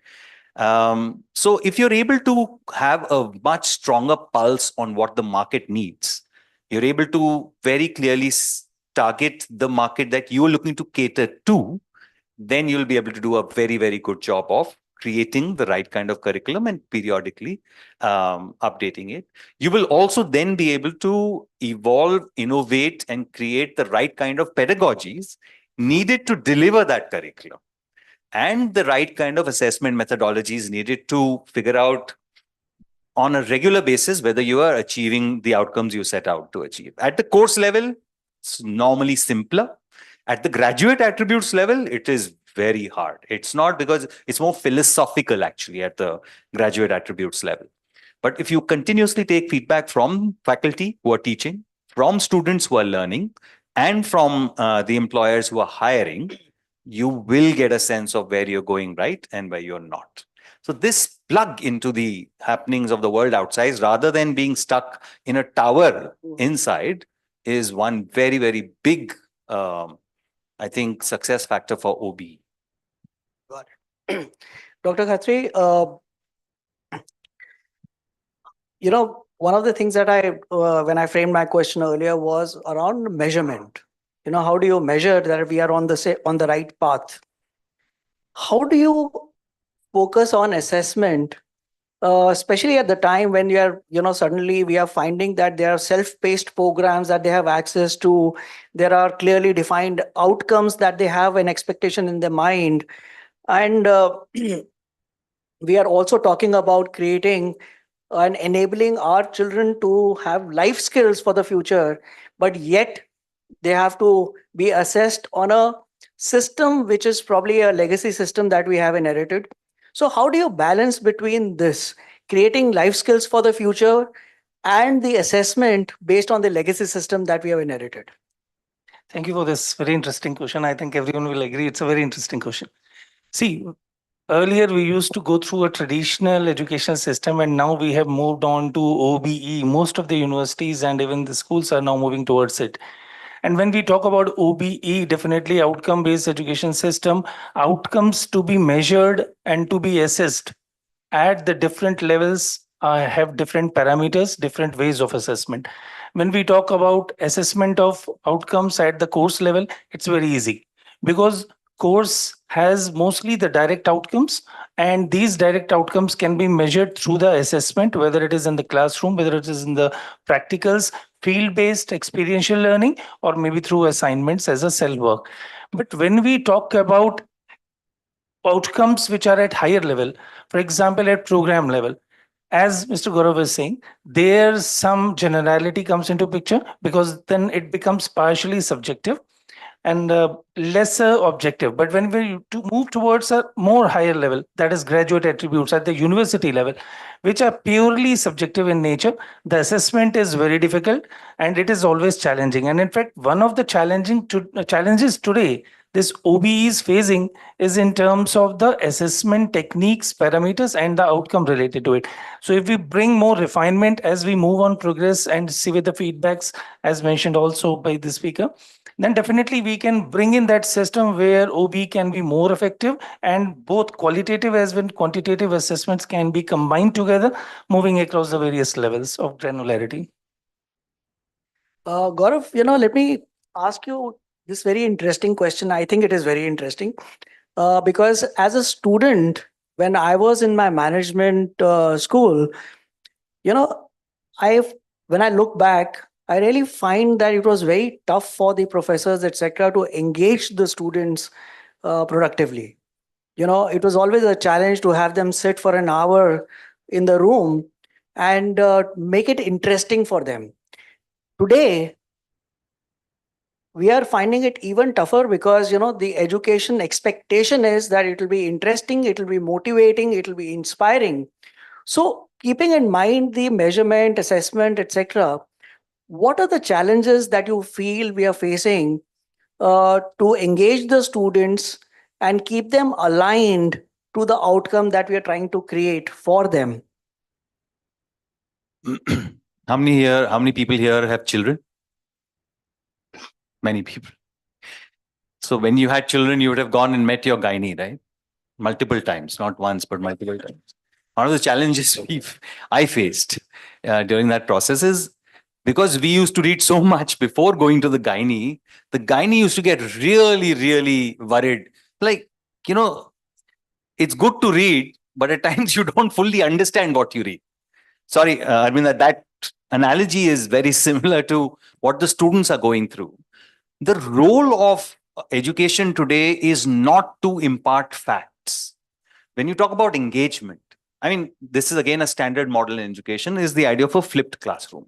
The role of a classroom is to build perspective, is to build discussions, is to build arguments, is to build thought processes, not to teach ABC anymore. That students can learn on their own. Educational institutions which continue to do that will continue to struggle engaging students. The average attendance at ISTM, we're a postgraduate program, we're a management program, is anywhere north of 85%. I mean, it's unheard of in a postgraduate program that you will have such high attendance. But the reason students come to class is because the kind of culture that you create, the democratic and the Socratic way of asking questions, continuously exploring on the why. So there is no right answer. In the social sector and in social issues in the country, it's very hard to say ye sahi or ye galat hai. It's many times a question of perspective. So continuously pushing students to think through things, asking the right questions is what engages them, because suddenly you are treating them as adults and not children. Nobody today likes to be treated as children. Even actual children don't like to be. You know, my son, he's all of 11 and he's telling me that y'all treat me like little people. Little people. And he doesn't like the fact that he's treated like little people. So, I mean, we're talking about college and all. So you have to treat people as adults. You have to give them, everybody in an educational institution should have the same right to voice. This is how you build the culture of engagement. When they are when they have a connect to the educational institution, to the program, they will come to class and they will engage. But if we treat them as customers and make education a transactional process, it's very hard. Today's kids are way smarter than we were at that age. It's very hard to keep them in class. Awesome. And Sendel, right? So I'm getting the name right now. Finally, you know, we've been talking about outcomes, but what I actually want to take a step back and try and understand what do we mean by outcomes? Because when somebody is joining an institute, they have a framework in their mind of the outcome that they're expecting. There's an expectation of the parents who or their mentors who've been guiding them. And also, I think that the outcome or the understanding of the expected outcome also changes, evolves as and when you're studying. So how do you as an institute or as an institution identify what outcomes are you working towards? What is the expectation of an outcome of the student, and align and realign during the journey of the education?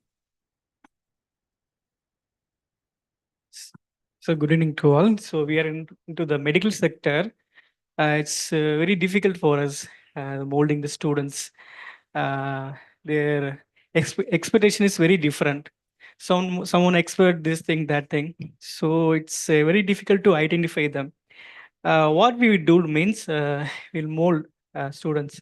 We'll give the training how to attend the interviews, how to behave during the job, the periods.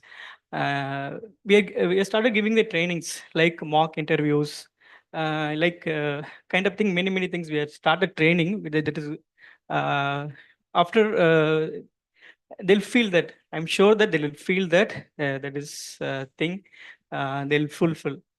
And a lot of trainings also we are started giving, like industrial postings, industrial trainings also we have started giving.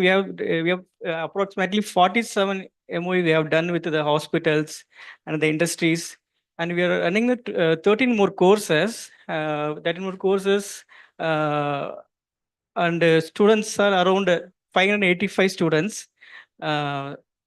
So the expectation is it's very different, and according to the expectations, we are started the training also, and the clinical training also. Training is different. It is like mock interview sessions, how to behave with the patients, mainly with the patients. If you are going blankly means it is like very crucial thing for us. In health sectors, how to you should know the ethics, the medical ethics. Then only you can go for the medical sectors. If a patient's dies means that we have the response. We have to answer. Management should answer how we are training the students, how we are molding the students, how we are fulfilling the things. Before that, we are started the things of like what I said. Got it. Abhishek ji, you know, people have preconceived notions, and students, when they're there, I know that as management students, everybody, the first thing that they teach in a management school is that who is a manager? Manager is the one who gets work done. And the perception that is created is that boss, आपने strategy बनाई और उसके बाद आप कुर्सी के ऊपर बैठ गए और आप delegate करोगे, because the focus is on the definition of management and delegation, etc. How do we, as responsible educators, align their perceptions to a reality? Because when they go out in the real world, they have to face something which is very different from what they have created in their mind. So as an institution, How do you do that? Because, and the reason I'm bringing this up is because, all of us have Google, all of us have access to ChatGPT, and we have preconceived notions which we believe as a reality. But when we really go to the workplace, we realize what the real work looks like. So how do we prepare and realign the reality, them to the reality? Right. So first of all, you started by saying manager, right? The first thing we tell them is when you join the workforce, you have to be clear you are not going to be a manager. You're going to start bottoms up, right?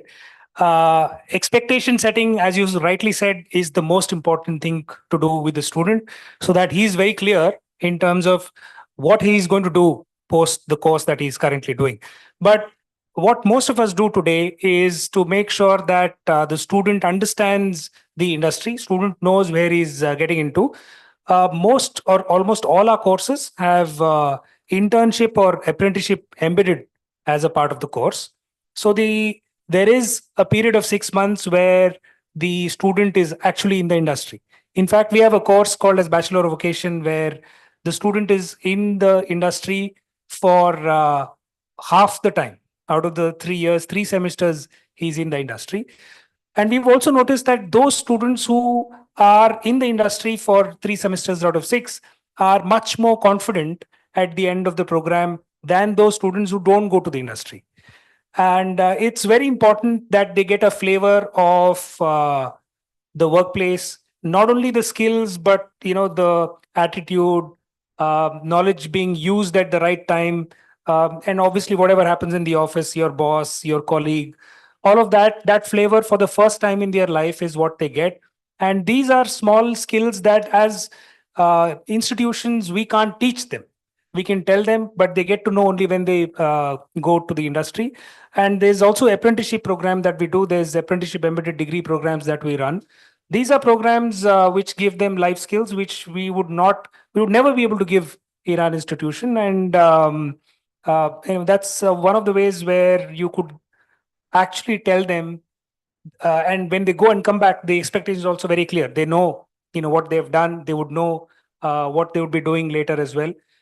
So slowly and steadily bringing them up to speed to what the industry wants them to do is what we try and do our best.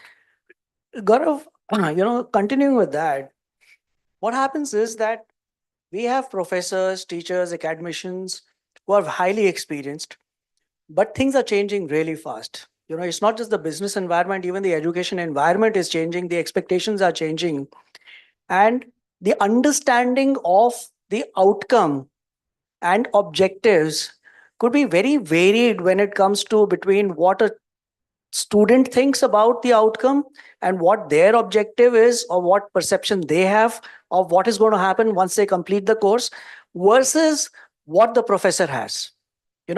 So how do we bring them on a common ground so that we are doing justice by preparing them of the reality of today and not what it was when we passed out from our completing our education? So Arvinder, I'll go back to what I started with, saying that it is very important for academicians and education institutions to have a plug into the world outside. If you're able to create that plug, and that is happening increasingly even in the current educational space through the idea of professors of practice, where you get practitioners, पहले भी था, अभी उसको और formalize कर दिया है. Earlier also we used to have, even in our management schools. So if you're able to actually design and offer courses which combine the academic framework key knowledge that academicians bring, which is very important, by the way, with the practical real world applications that a practitioner gets, you will create gold. Otherwise, and one in the absence of the other is actually a waste. So even at ISDM, when we started, we said the idea of development management does not exist. So let's start from practice and get practitioners to come and teach. Very powerful for practitioners to come and teach, but practitioners do not have the ability to theorize. So a practitioner will come and give an anecdote and will teach through anecdotes and examples. Academicians, on the other hand, theorize very well, but are at times divorced from the changes, the progress. Okay, I won't say progress, but the changes outside. So being able to marry this and continuously plugging into both realities is what's going to keep you modern and abreast. Otherwise, you will become archaic. And in fast changing world, you'll become archaic very, very fast. The last thing, and you talked about students, bringing in students in this, as educational institutions, we have to increasingly be more and more honest about what we are communicating through our websites, through our social media channels, through the PR that we do. If we are not honest, then this gap will become even larger and larger. And there are enough reasons why we are not honest, but we have to find more and more reasons why we should be honest about what this course can do, what this course can't do, what you will learn, what you will not learn, and what will happen after this. So, my MBA times, I'm talking about multiple decades ago, एक नौकरी लगती थी 1 करोड़ रुपए की. Economic times के front page में article होता था, IIM से 1 करोड़ की नौकरी लगी है. एवरेज सैलरी 5 लाख 6 लाख की ही होती थी, लेकिन सोसाइटल एक्सपेक्टेशन बन गई है कि 1 करोड़ की नौकरी लगी. So that is the kind of games we all play. So you have to be careful and be as honest as we can. Dr. Khatri, we were talking about getting people from the real world, real work environment to come and speak to the students, teach them on the practical aspects. But, you and me were talking some time back, and we were talking about how can we create practical experience. Because when we talk about entrepreneurship today, and there's a lot of focus on that, I don't think we can teach somebody to become an entrepreneur. It has to be something which is experiential. You have to experience it. You have to go through that to understand. And, the last panel was talking about preparing people for failure. You can't learn failure until you experience it.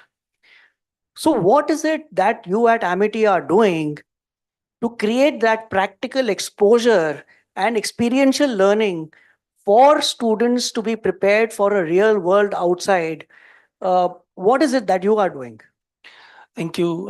In fact, if we talk about giving the opportunities to the student, we have a very holistic ecosystem being developed at the university. One thing you have already mentioned, entrepreneurship development. So we have our incubator, we have our entrepreneurship cell, which initially handhold the students to have the awareness programs, and then from there onwards, innovation incubator cell takes care of industry interaction and collaboration, both not only for training programs as being mentioned, but also industry driven and industry led programs in partnership with them are also there. For example, we are running degree programs in partnership with CII. We have for logistics, we have in built environment with RICS UK, with TCS Tata, we have in mechanical engineering, we have programs in management, we have programs in collaboration and partnership with industry. At MIT, we have programs also with other national defense and non-defense laboratories also. We are very strongly partnering and doing activities with the labs such as DRDL, DRDO, CSIR. We had offered defense technology programs, and definitely industry collaboration and very active participation and contribution from industry has to be there. So interaction is one thing. Giving opportunities to the students by going to the industry through apprenticeship, which is mentioned, or other field experiential based programs or courses is another thing. But definitely opportunities within the ecosystem of the university at higher education has to be there with the help of entrepreneurship activities, innovation, design centers we have at our university, and also with the help of various industry-led and driven programs to account for. Dr. Sendil, you're specifically working on the healthcare side, right? We've seen medical colleges prepare doctors who are very, very qualified, very learned, but they don't know how to run a practice, right? Similarly, when you're talking about healthcare services and preparing students to come and work in the healthcare environment, the basics of empathy, following the rules, the code of ethics, they're not aware of it until they start working and they're told that ye kar sakte ho, ye nahi kar sakte ho. Yeah, the underlying fundamental basic of every healthcare practitioner is empathy. But they're working in India specifically, they're working in an environment which is very pressured and they break down. So how do you prepare students specifically in healthcare industry to go equipped with life skills that are extremely important in creating experiences and patient centricity? So two things we can do. One group of students they will go accordingly their own by their own.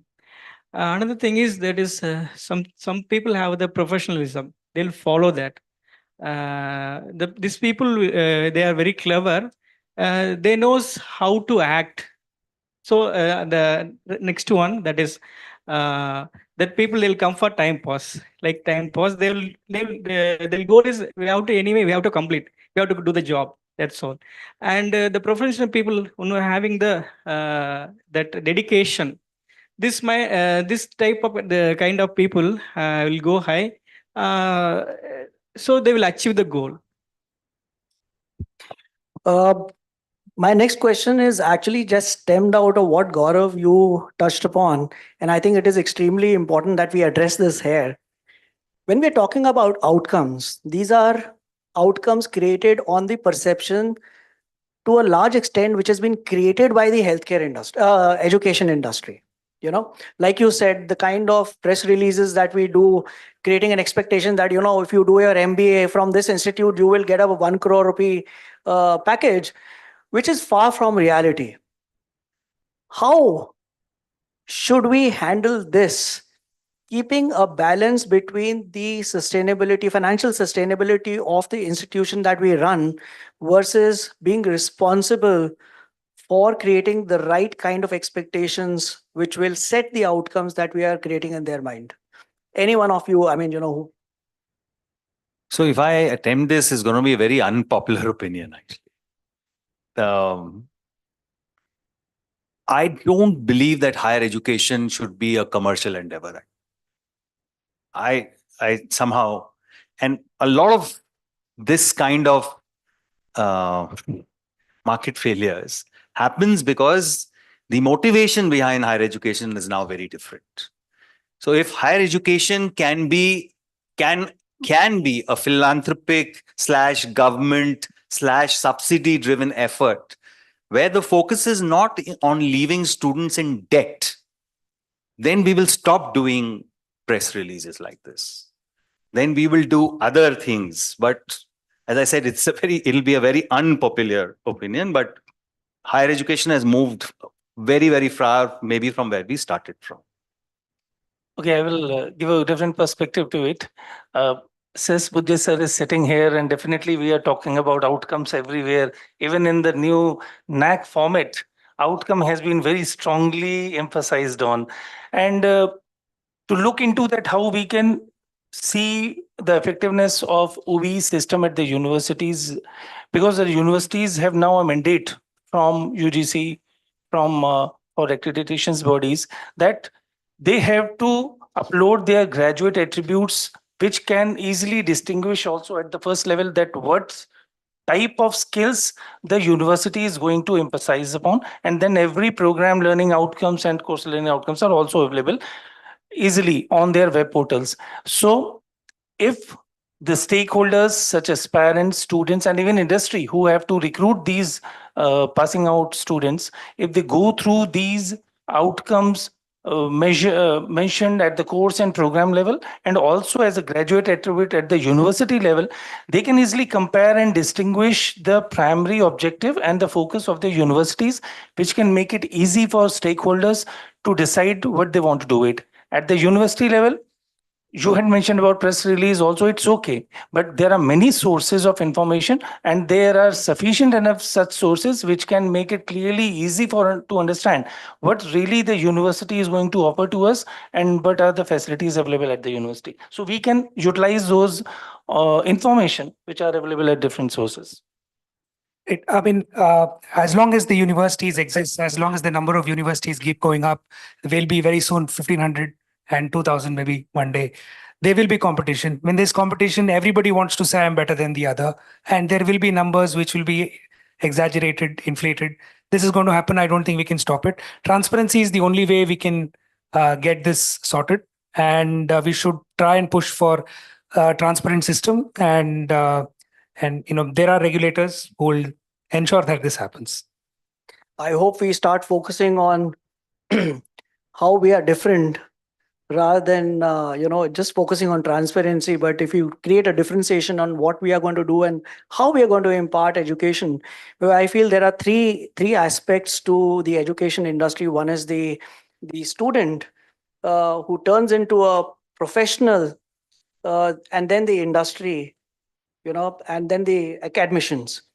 But I think to sum it up, what I understand from listening to all of you is that it's time that we start looking at beyond knowledge and we start focusing on skills. We start preparing our students on having skills and the mindset so that they are able to adapt to the changes that could be happening, because we don't know what the industry of tomorrow is going to look like. We don't even know what kind of jobs will exist tomorrow. And we build them with skills that help them adapt, accept the change, adapt to the change, and then are ready to unlearn, relearn, upskill, reskill themselves, and be successful in whatever they are doing in any situation that they are put into. So thank you so much for contributing your thoughts on the outcomes of the what is there in the mind of the students when they come in and join the institution and have a journey till they touch the industry and face the reality. So thank you so much. Thank you. Thank you so much. Gentlemen, a picture, please.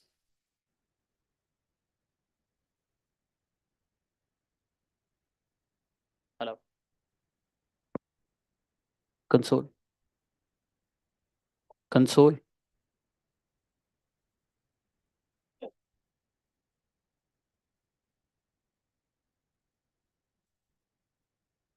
Hello. Hello. Thank you. Thank you so much, gentlemen. Thank you.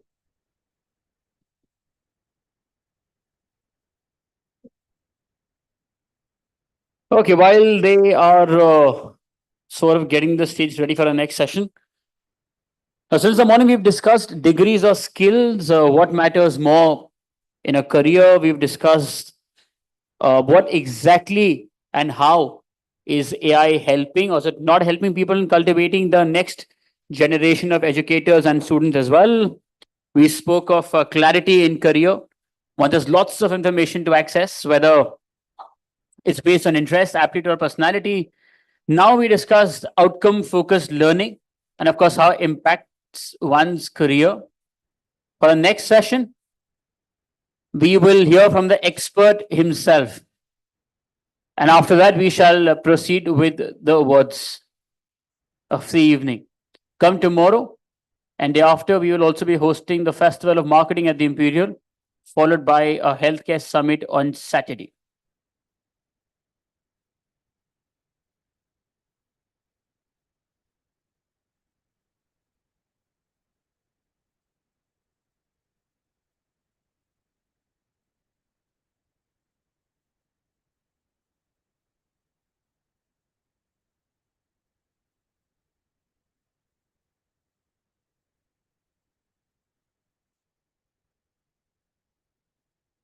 Okay, as I mentioned, it's now time to invite on stage an expert when you talk of the realm or the umbrella of education and, of course, of its various branches as well. To share his opinions, let's please welcome on stage Shri Anil Sahasrabudhe ji, Chairman, National Assessment and Accreditation Council. Everybody, please.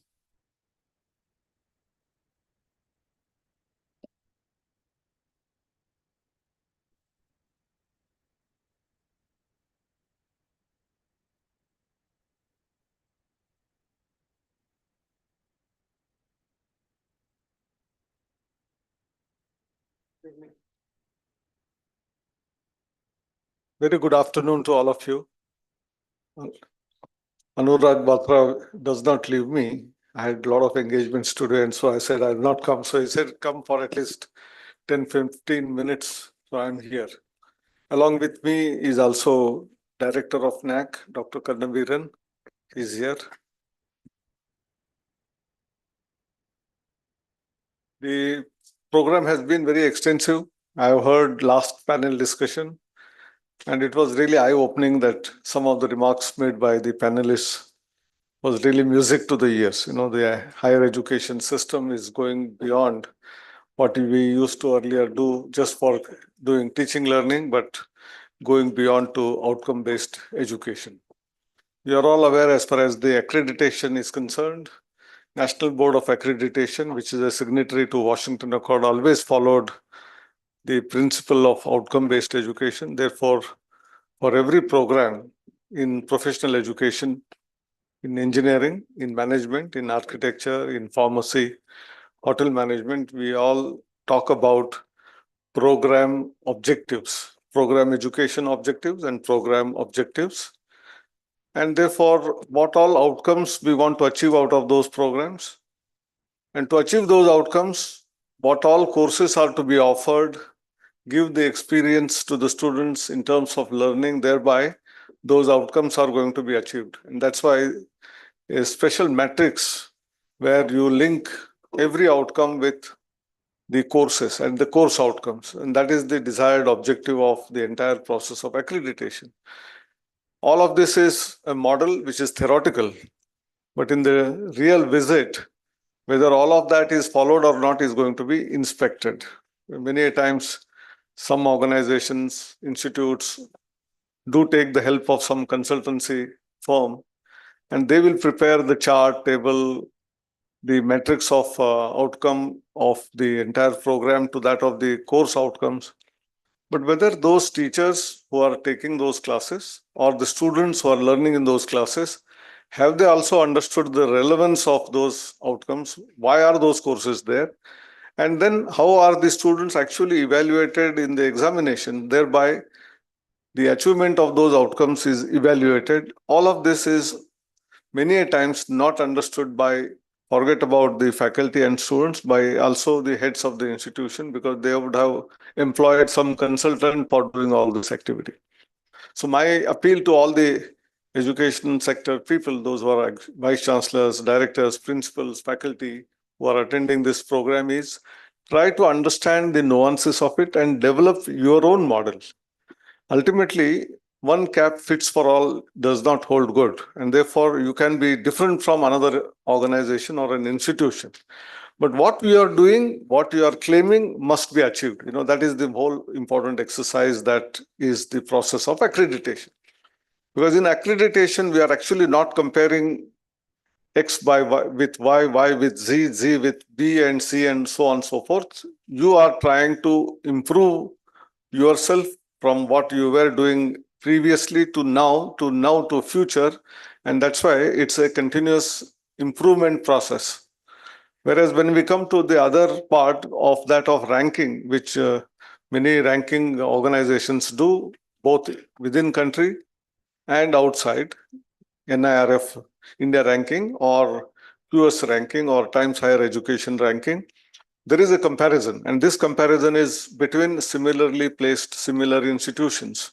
And that's why there are rankings for management schools different from rankings for universities, different for engineering colleges, and so on. But when it comes to accreditation, you are competing with yourself. You know, that is the first principle which one has to understand. And constantly, how do we improve upon what we were doing last year to this year to next year? And that's why the association or involvement of all the stakeholders becomes very important. You know, in the panel discussion, many of them were talking about students' experience in terms of when they went for internships or when they go out for a variety of things. That was all mentioned. And therefore, when we talk about stakeholders, be it then in the form of the faculty themselves, the management, or the employers who come and recruit your students, or the students and the alumni who have gone through the same process some time ago, and then now they are sitting in a place of creating some jobs or providing jobs, and what is their input in terms of what changes are desired in the today's world. And that's how the entire process has to involve the stakeholders. And it starts with what are the desired outcomes. They may also keep changing from time to time. An institution, as far as our national education policy is concerned, talks about three significant types of institutions: research intensive universities, teaching intensive universities, and there are degree awarding institutions. And therefore, an institution which has been in existence may transform from one category to the other depending on the vision that the institutional members, that means the business of whatever you are conducting.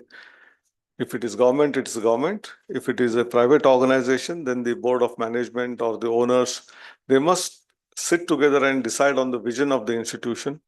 If they want to transform from a teaching university or a college to a research intensive university, the choice is yours. No one is asking you to change by yourself, but it is your call that your board of management has to take. But once you have decided that you would like to be a particular type of an organization, then what all is required to be done in order to excel has to be again decided by the same set of people who are associated with that institution. That means the academic council or the senate or the board of studies of that particular institute, who are all associated with the institute, should sit together and look at what are the objectives and what are the outcomes that one needs to achieve, and then accordingly start moving in that direction. This is being already followed, as I said, in the National Board of Accreditation, NBA. But when it came to the NAC, and the NAC director is here, so it's very important, that we were following for a long time different types of processes. Both had started from 1994, by the way. Both UGC started NAC as an independent body in 1994. AICT also created a body called NBA in 1994. But the journeys have been different. NAC continues to be still having an umbrellage with the parent body NAC, and therefore whether it is the appointment of the director, the chairman, everything is done still by the UGC. But when it comes to NBA, the track was different up to about year of 2010. Subsequently, it was made an independent society, and to get a signatory of a Washington Accord signatory status, it had to be completely what we call miles away from the what we say regulatory body, AICT on one side, and also the government. And that's why an independent action started. We got the Washington Accord signatory status, continued after 6 years, review was done, and it is continuing. Even in that world's different countries were associated with this philosophy of Washington Accord with 12 graduate attributes is gradually changed to now 11 graduate attributes, which are defined by all these signatory countries under International Engineering Alliance. And these are followed as graduate attributes and professional competencies 4.0. And that is under consideration right now. The changes have happened there too. Similarly, in NAC, which from time to time there were changes, and subsequently in the last decade, we have a 8-point graded system starting from C, C plus to B, B plus, then A plus, A double plus, so on and so forth. And this is continuing for some time. And some of the points which were raised in the last session are very noteworthy in terms of somehow to get a higher grade, there were certain wrong things happening at different ends. And to overcome that, Ministry of Education constituted a committee under the chairmanship of Dr. Radhakrishnan. It came out with a very robust plan of action for both approval, accreditation, and ranking. And thereby, NAC adopted those changes that are reforms they were given by the committee, approved by the Ministry of Education. And finally, the format for accreditation is ready. Maybe tomorrow, day after tomorrow, we are going to have a executive committee meeting where finally the matrix will be approved for a different category of institutions. Universities may have some 58 odd parameters, 48 odd parameters for autonomous colleges, and 40 parameters for the affiliated colleges who have less amount of autonomy in order to change curriculum, in order to have their own examination. We will have to consider their aspects, their situation, their location, especially rural, urban area, or whether it is an old institute or a new institute. So certain changes are going to be there in terms of some of the metrics parameters. But nevertheless, two important things which have been adopted in the NAC accreditation hereafter would be, there would be no grading system. There would be what is known as binary accreditation. An institution will be declared accredited or not accredited, so that unnecessary competition which was going on between institutions to get higher grade and to display it in the newspaper advertisements to get students higher fee and all of that is going to dissolve on one side. But at the same time, all of these institutions were not coming to accreditation because of two reasons. One of them is the fear of failure, fear of not getting a reasonably good grade. So all those institutions will also be motivated to come for accreditation. That is one purpose. Second purpose is all the whatever wrong things were happening, how do we overcome them? By way of having a totally highly integrity driven system. And that's why we are also talking about one nation, one data. All the institutions were required to give data annually to different agencies, maybe to UGC, maybe to AICTE, maybe for ranking for university where there are affiliated colleges.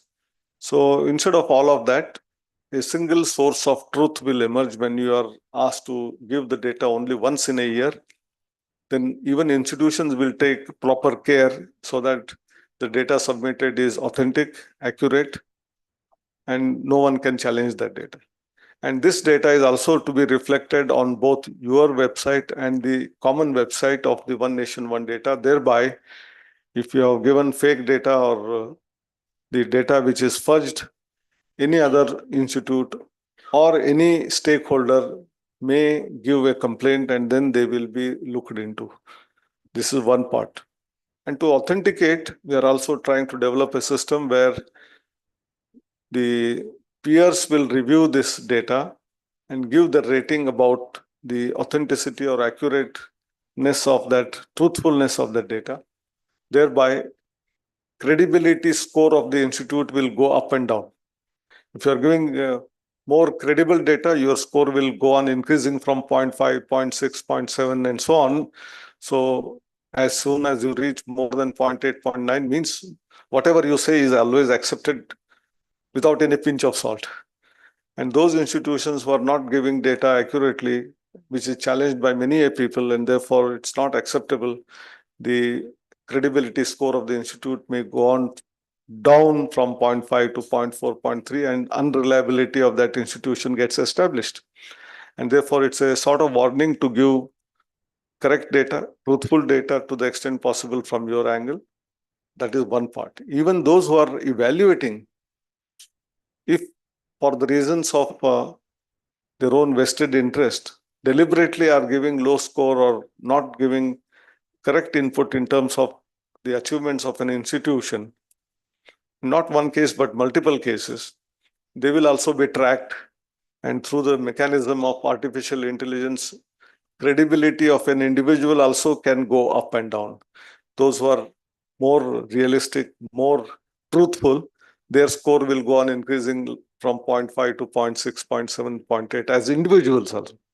And those who are not giving their input correctly, their scores will go down and someday they will be removed from the list of asking or seeking what we call as their inputs about different types of institutions. I think this is a methodology which is going to be more robust based on technology, that is artificial intelligence on one side, and on the other side, a lot of data analytics. Thereby, the entire education system in India will become more and more truthful. We are all aware when it comes to research publications, of late, there were many articles about how people have been gaming in terms of more citations or in terms of publications, large numbers, and some of the publications are withdrawn after some time, giving even the nation a bad name. And therefore, all of us need to be truthful. And that's what was reflected in the last panel discussion. And I was very happy, delighted that even from private institutions, people, instead of getting only higher grade, they are all talking about how we should become more and more quality conscious, move on towards excellence without worrying about what is the temporary outcome out of that particular activity that we are doing. Maybe we will get lesser grade or lesser marks or lesser rank, but if our approach is correct and we are truthful, it may take a couple of years, 3 years, 4 years, but we will certainly be able to improve. And that is the spirit. And if we do all of that, as envisaged in the national education policy, it is not just one or two institutions. All institutions will be onboarded into the accreditation platform. Those who are not doing well will know where they are lacking. There will be mentorship provided, and all of them will be lifted.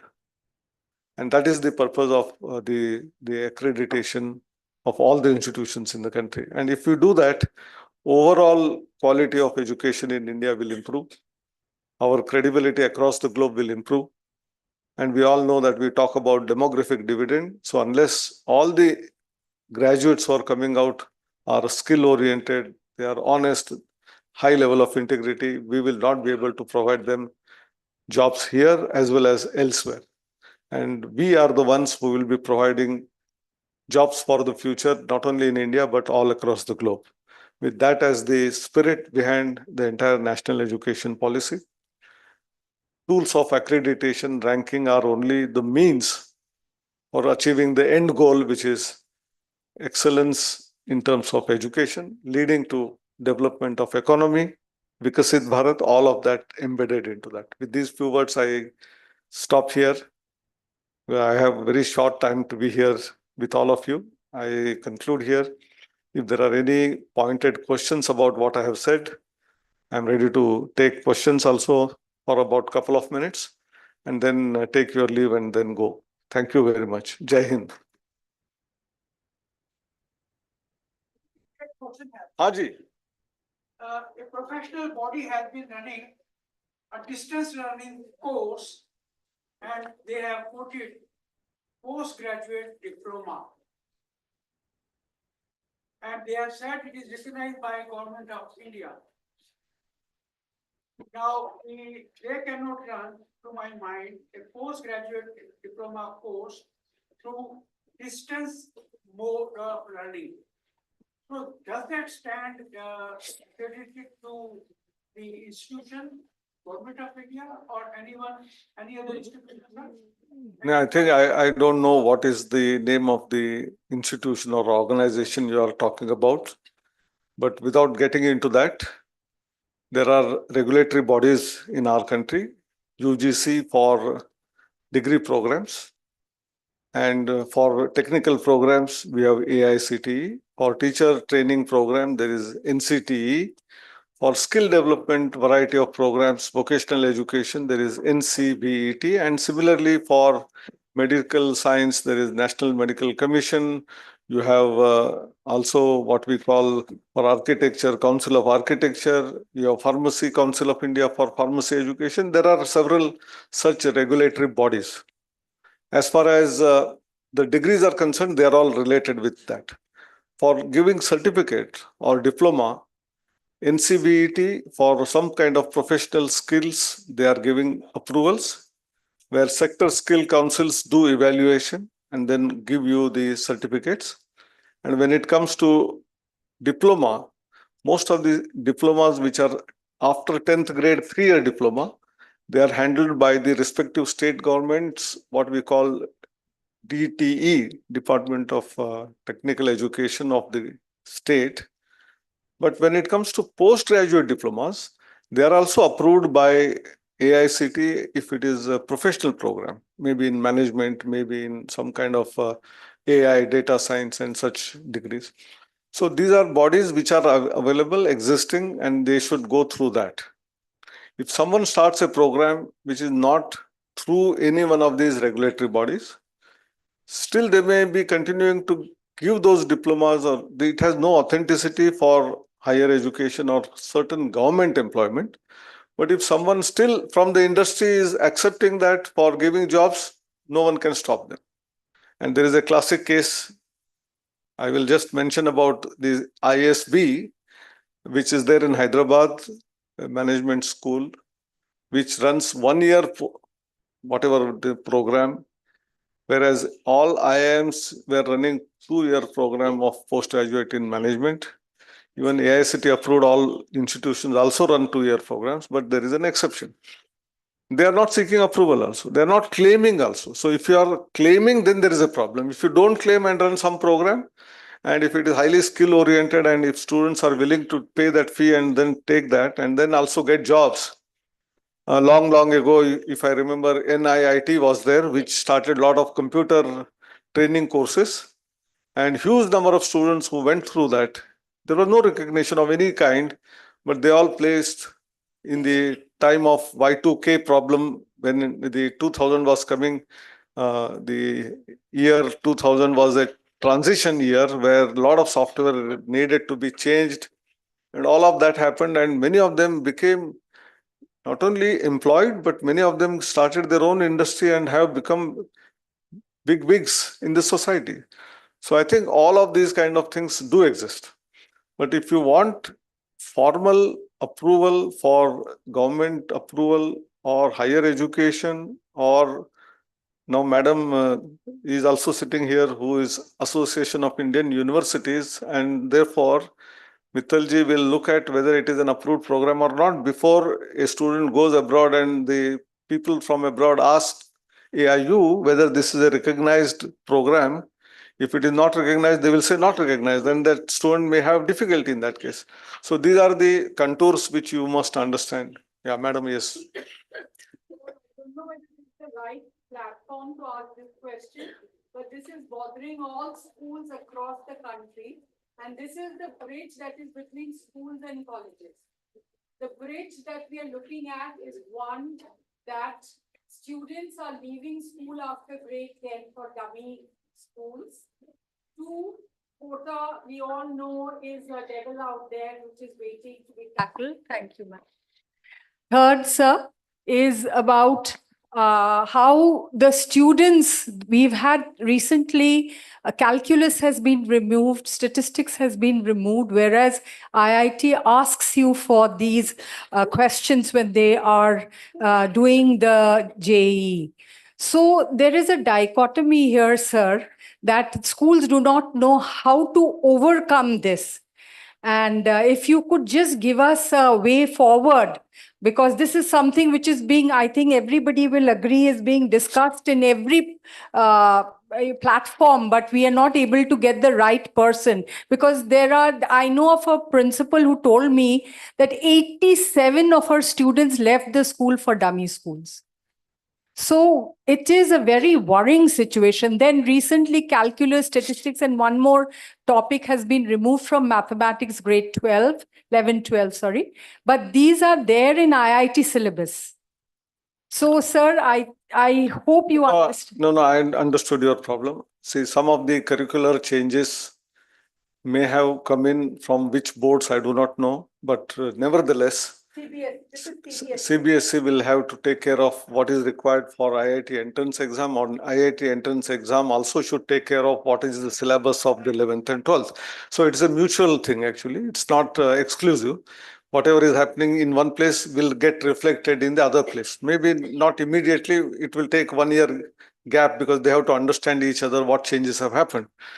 But the real tragedy is most of the parents, and as well as peer pressure, pushing our students to go to the coaching classes. Forget about, you are talking about after 10th grade. There are students who take education only in the coaching classes right from 6th, 7th standard onwards, and they don't even go to the schools till the 12th standard. They are completely burnt out because there is no game, there is no sports, there is nothing other than only cramping and cramping right from morning 4 o'clock till late night 10 o'clock, hardly any sleep. And such students, even if suppose they get through the JEE exam, they are burnt out and they don't perform when they go there. And therefore, this is what is to be understood by the parents more than anyone else. Children are not so interested in going there. It is the parents who push them there. Therefore, a lot of exercise awareness campaign for parenting is more important right now than the students themselves. Secondly, in order to overcome the challenge of all that, the government on its own had started in the Swayam, a very interesting program earlier which is called as IIT PAL, which is equivalent to 11th and 12th grade science, physics, chemistry, maths, biology. Not only is teaching, but also a lot of questions asked there, etc. Even going beyond that, IIT Kanpur recently has created a portal called Sathi. Under Sathi, one can just hook on to that. It's all free of cost, by the way. And therefore, true level playing field is getting created. So whether you are in a city or even in a remote area, as long as you have an access to internet and you don't have to pay any fee, you can get the high quality education from the best professors that are available in the country on those subjects of physics, chemistry, maths, and even biology for preparing for NEET exam or for preparing for JEE main or advanced. That being the case, at least parents should now understand that there is no need of sending your children to Hyderabad or Kanpur or your Kota and then get the right quality of education. Let them enjoy sports, let them enjoy family living, and at the same time get the best quality education at their doorstep. This is all possible. It is only people like principals of the school should tell their students, their parents in their parent-teacher meeting, and create that awareness about this.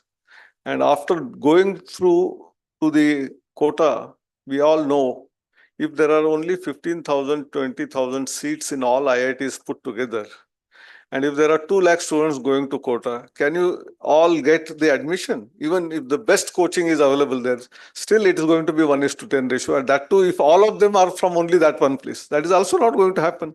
I think this is what we need to make people realize. And this is where the role of the media, the newspapers or the TV channels, parents, teachers, including the government. And that is what we are attempting. I hope you will be with us in our campaign for doing all of that. Thank you very much. Okay.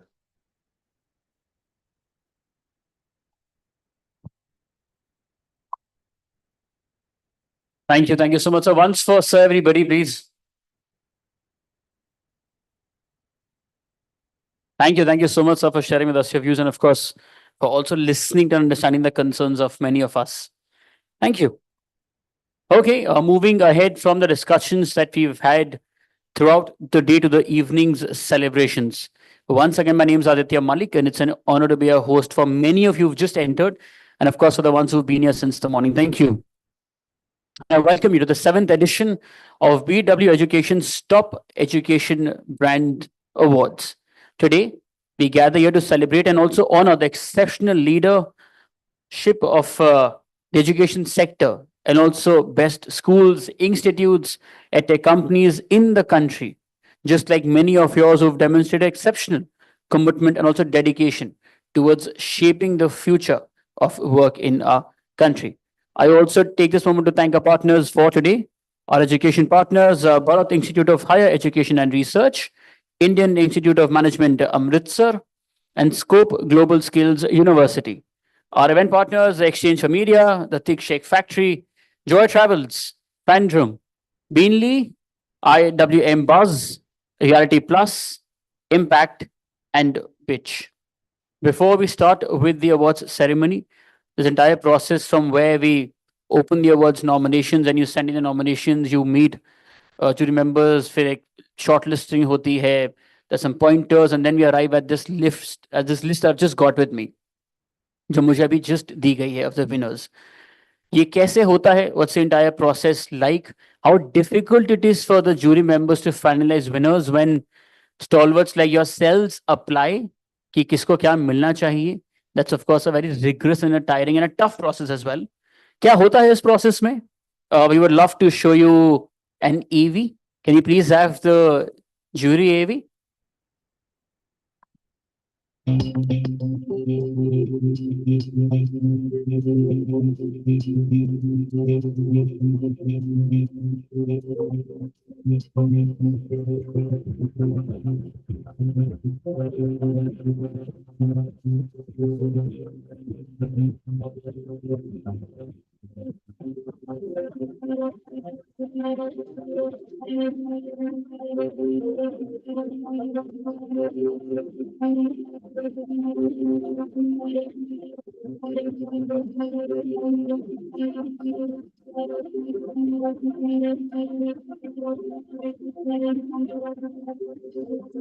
Entries over the years.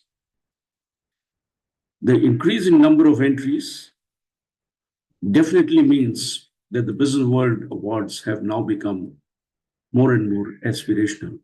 And there are many more who are wanting to get this award. So congratulations, Business World. And once again, I'm very, very privileged and honored to be on the jury. Business World has this habit of making this a very consistent event every year. And I think that's beautiful because it just gives you a chance to recognize some of the best brands and the best entities who are trying to contribute so much to the world of education, both school and higher education. This year, I think it's been more than just final list that made it.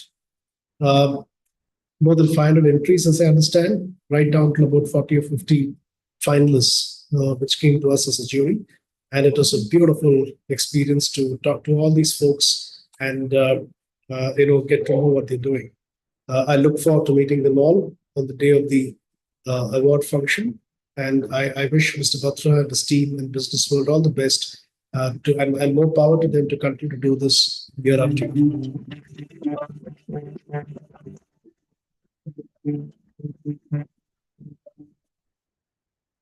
Can we have a huge round of applause for our jury members, please? Thank you. Thank you so much. And to formally welcome all of you to the awards ceremony, let's please welcome on stage Dr. Anurag Batra, Chairman and Editor-in-Chief of PW Business World and founder of the Exchange Media Group. Good evening. After Mr. Sesbuddha's address, I don't think I can add anything to the discourse on education or higher education. I just want to express my gratitude to Mr. Sesbuddha. Many years back, about 6 or 7 years back, when we started the first BW Education 40 under 40, he was the jury chair. Through his leadership at AICT for the last 7+ years, and now of the accreditation body for the last 3 years, he's been able to really make the industry more relevant. And if I take from the last panel discussion, sir, one of the panelists, Mr. Shah, said, higher education is about higher calling. It's not about money. He didn't say it like that. But in the morning, I talked about how education in the US was done by large industrialists as philanthropy, as CSR, as a way to give back. In India, that is happening. There have been new universities set up in the last decade. Ashoka is one. There are many others. I can take at least 3, 4 others, which are preeminent.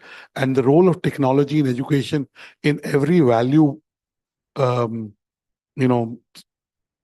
creator within the value system is getting added, whether it's in terms of the learning management systems, whether in terms of education institutions, using edutech to be able to do a blended or a hybrid learning, whereas we've seen that the role of traditional learning or classroom learning or faculty-student interaction learning continues to be strong.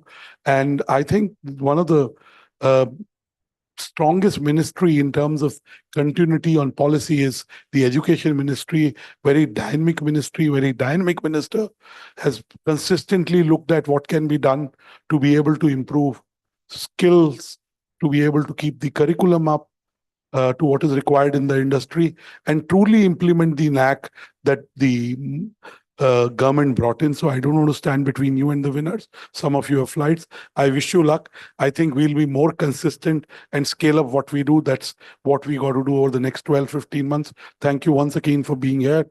Gratitude to Mr. Sesbuddha, Mrs. Pankaj Mittal, Mrs. Rupa Chakravarti, and Mr. Vinesh Menon. He gave us time from the jury. I think his 5th jury. So thank you to all the jury members who gave their name, lent their time, looked at the entries, and finally arrived at the winners. So God bless you. Look forward to celebrating your good work. Thank you. Thank you. Thank you so much, Dr. Batra. Today's award ceremony, it's being streamed live across all BW Business World platforms, including the social media channels and also on www.bweducation.com. Please join in the celebrations of the evening by using the hashtag #TopEducationBrands. Once you've received your award, we'd request you to please step down, go to the stage left to get a picture. Also, stay back till the very end for a group picture, both for promotions on offline and online platform as well. And now, time to reveal the winners of the 7th edition of PW Education's Top Education Brands Awards. And to felicitate our winners, let's please welcome on stage Dr. Anurag Batra, Chairman and Editor-in-Chief of PW Business World and Founder, Exchange Media Group. I would also request Shri Anil Sahasrabudhe, Chairman of NAC, and also Dr. Pankaj Mittalji, Secretary General, Association of Indian Universities. Please, let's welcome them.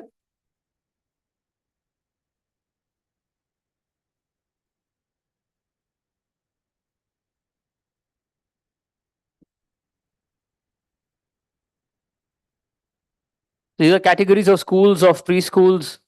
You know, if we had a BW Education Person of the Year, which we are launching, Mr. Sesbudhe would qualify to be a BW Education Person of the Year. Please give him a big round of applause. The transformation but he could also be a brand ambassador for Healthy India and Fit India. नहीं अभी नहीं sir. Chaliye. So we have winners in gold, silver, bronze, etc. We shall first have it on the screen and then we shall also announce. First, it's academic excellence in K-12. And the winner, please.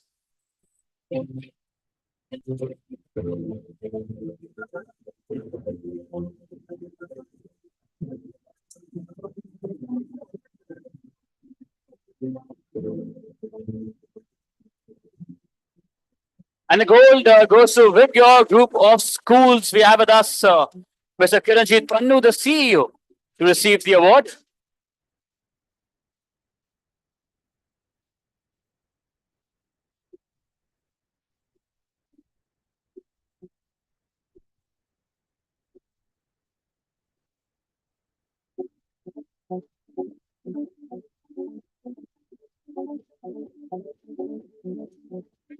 Everybody for. Thank you. Congratulations. Please don't forget the pictures, winners. Quickly moving ahead again. Academic excellence in K-12. Please.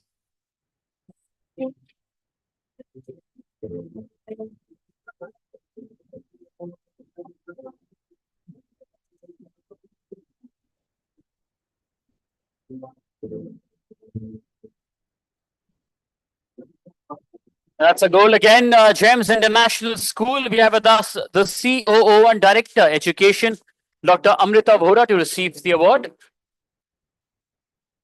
There she is.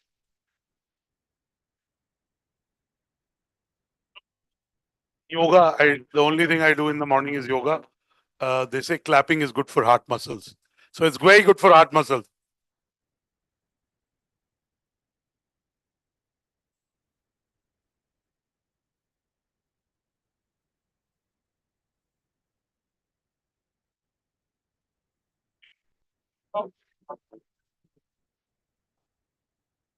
Congratulations, ma'am. Congratulations. Quickly moving ahead, the next is Leading Residential School of India. And the winner, please.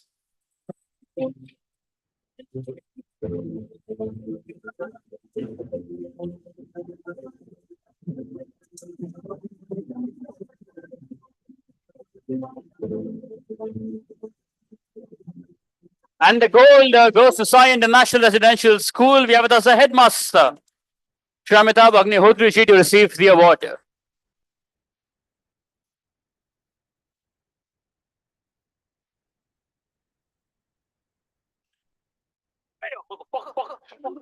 Everybody, for the Leading Residential School of India. Congratulations.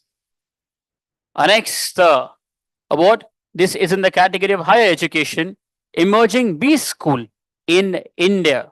And the winner, please.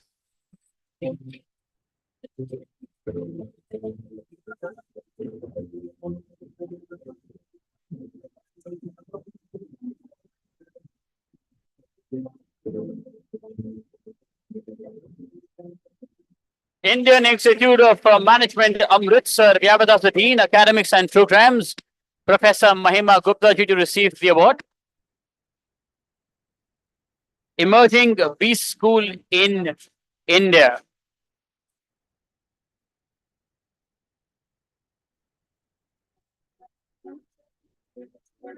Let's give everybody at IIM the applause that they deserve. Congratulations, ma'am. Quickly moving ahead, next coming back to the category of schools, it is School of the Year. Please.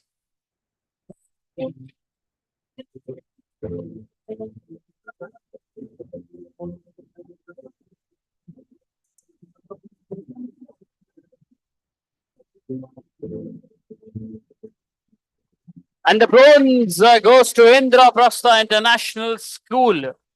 We have with us Shafali Gupta to receive the award.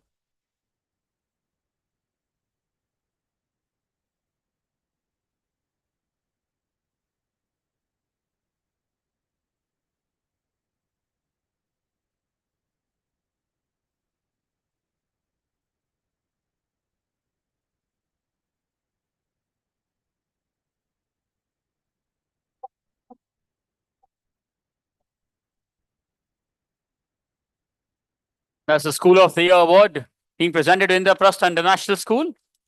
Congratulations, ma'am. Congratulations. Moving ahead, next, it's in the category of higher education, Leading University of India. Please.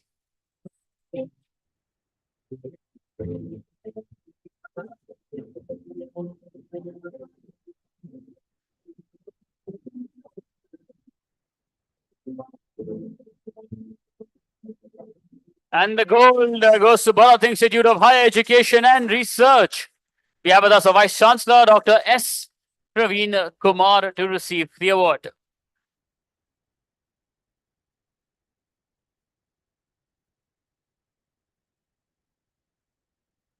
Leading University of India, everybody. You know, you're teachers. We tell our students to do this. Congratulations, sir. Also, before we proceed, Dr. Sastra Buddhi is taking a leave. Thank you so much, sir. Thank you. Pleasure having and listening to you, sir. Thank you. Please. Once more, sir, everybody. Give us his time.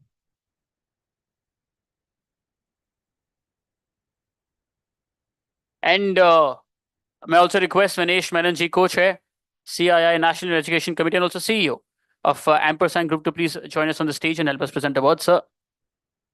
He also moderated today. Chaliye, next, the category is in the category of schools. Emerging School of India. Please.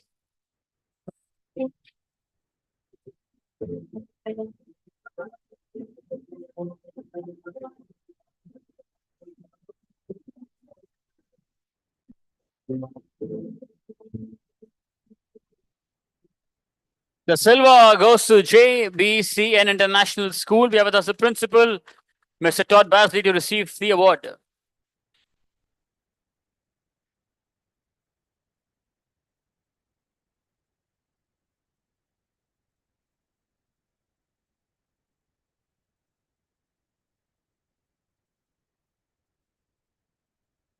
Let's give them a round of applause for being the silver winners in Emerging School of India category. Congratulations. From silver, we now move to gold in Emerging School of India category. And the winner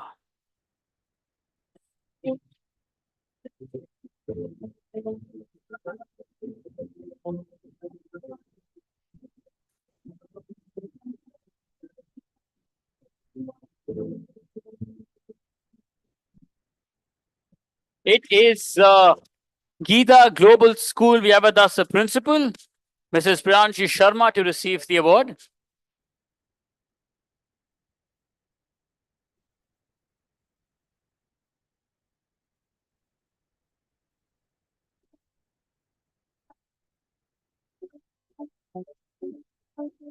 The winners of Emerging School of India category gold.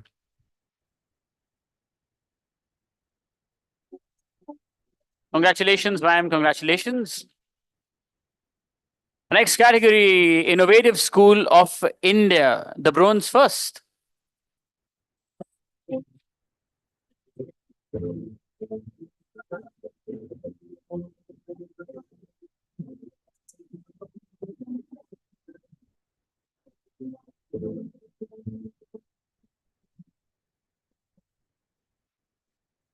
I think we've replayed the same. Never mind. Congratulations again. Yeah. The next one, please. The next video. This was double celebration.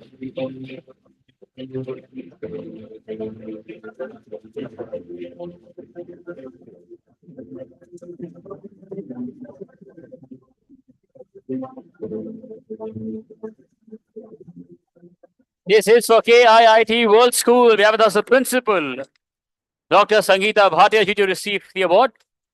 Innovative School of India, bronze.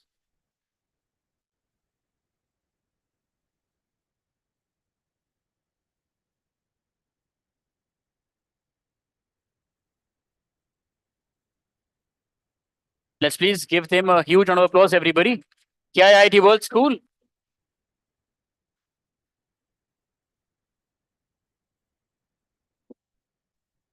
Congratulations.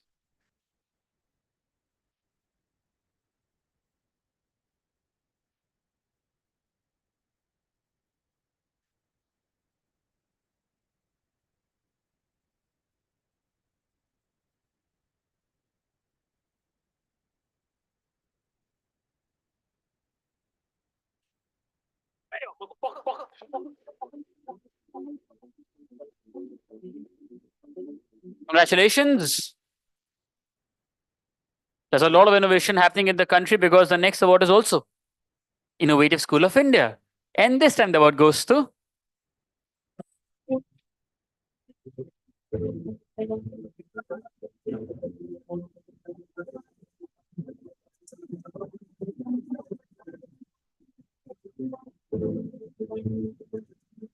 and the silver goes to Sharda World School. We have with us the principal, International Curriculum, Aarti Khurana ji, to receive the award.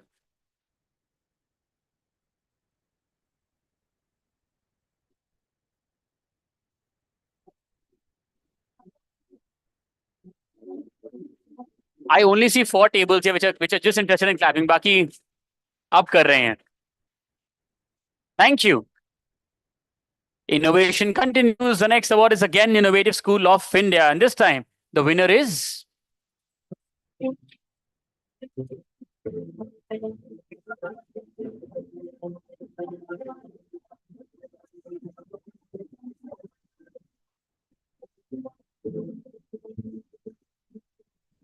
and the silver again. This time it goes to Bal Bhavan Public School. We have with us the principal, Vivid Gupta ji, to receive the award.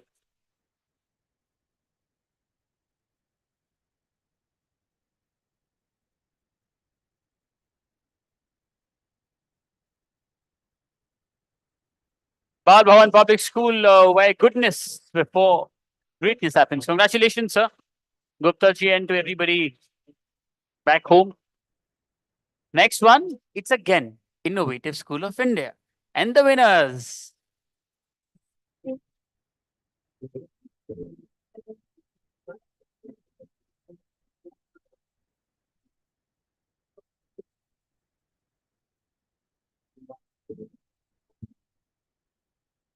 And the goal goes to Chaman Bhartiya School. We have with us a head of school, Geeta Jainath ji, to receive the award. This is Innovative School of India, gold.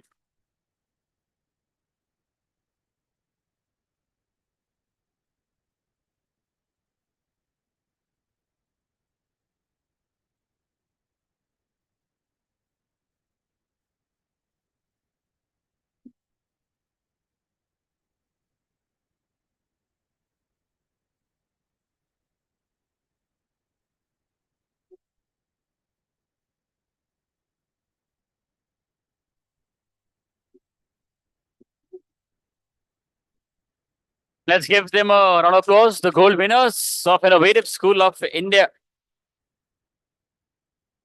Congratulations. Winners, don't forget your individual pictures and then also a group picture in the end.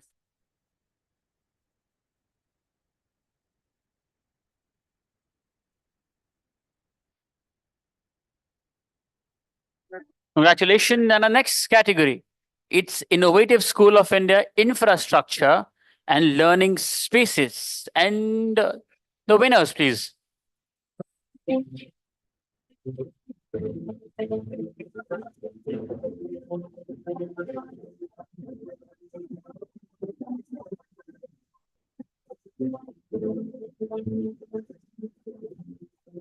DPS International. We have with us a head of school, Ms. Rima Singh, to receive the award.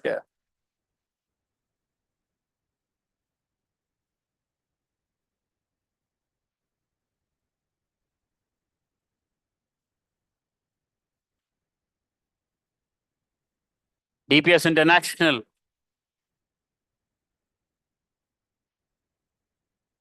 Congratulations, ma'am. Moving ahead, K-12 Education Group of the Year. And the winner, please.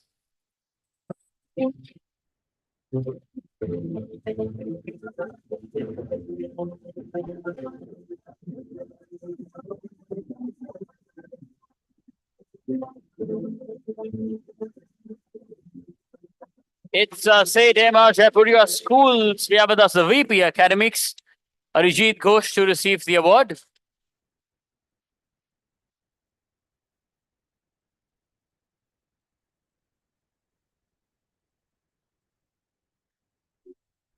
We have a representative of Arijit in the school to receive this award. Congratulations.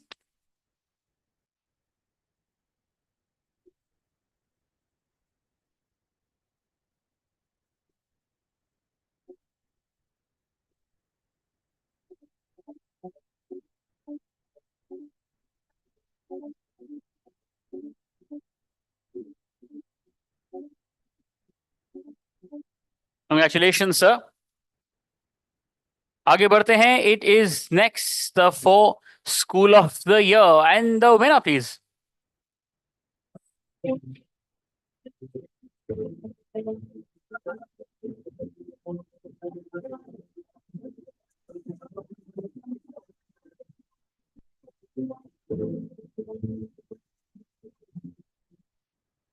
And the silver winners are DPS Tarav High School. We have with us the principal, Miss Seema Sehajpal, to receive this award.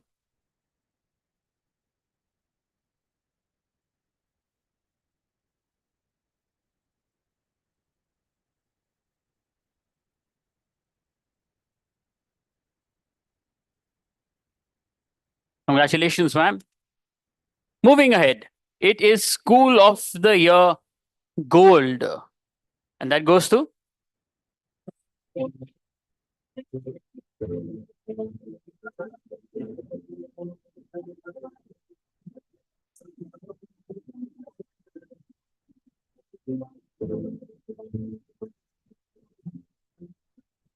Pathways World School. We have with us a head of boarding, Mr. Ashish Arora, to receive this award.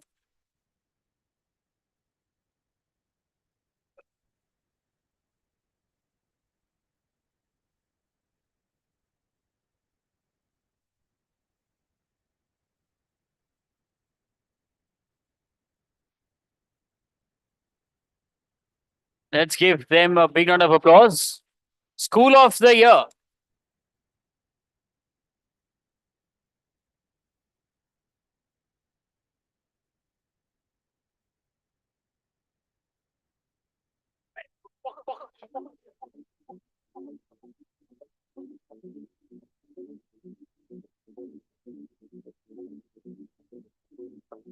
Congratulations. Next, it's Star Principal Award for School Excellence. And this one goes to?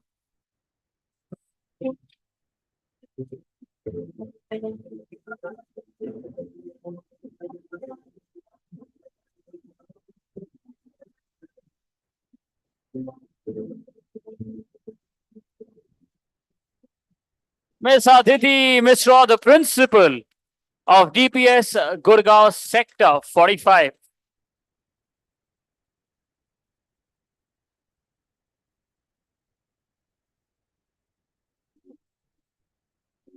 We have a representative of school and ma'am to receive this. But let's give Miss Mishra a big round of applause. What? I meant a big one. But okay, let's do a bigger one. Thank you. Congratulations to ma'am and the entire school. Moving ahead, our next category is innovation in curriculum for preschool. Please.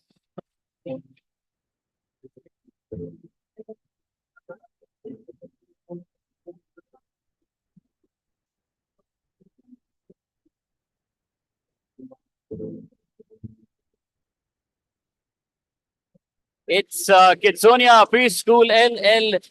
We have with us Rajiv Kothari ji to receive the gold for innovation in curriculum for preschool.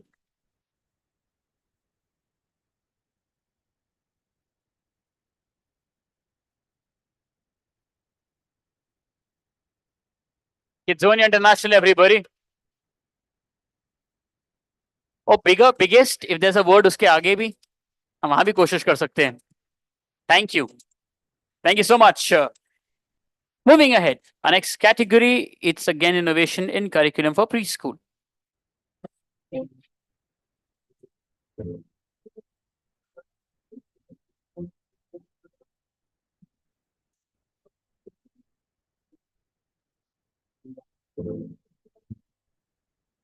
Well, okay, this is the leading preschool of India, Bronze, Magoon's Play School. We have with us the president, Dr. Dilip Mishra ji, to receive this award. Leading preschool of India.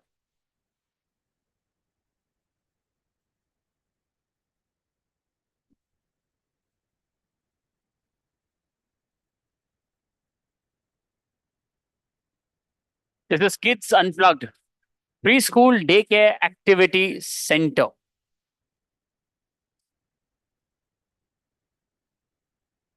Please.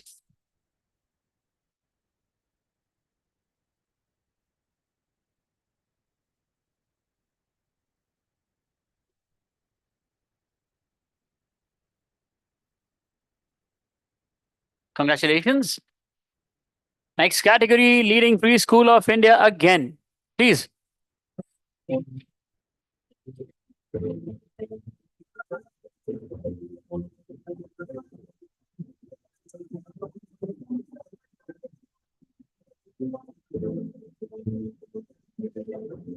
And the bronze again goes to Hello Kids, a chain of preschools. We have with us the founder and CEO, Dr. Preetham Kumar Agrawal, along with ma'am to receive the award.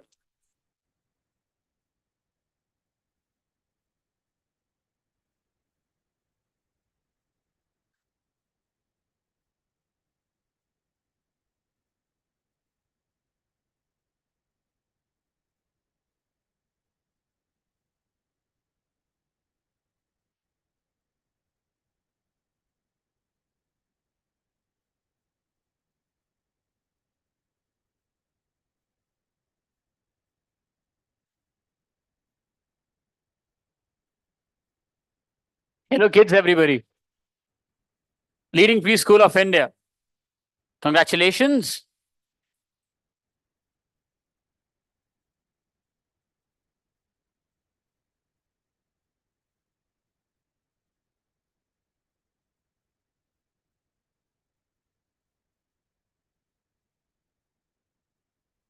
Congratulations. There are lots of preschools in the country, I believe, because the next category is again leading preschool of India. And इस बार विजेता है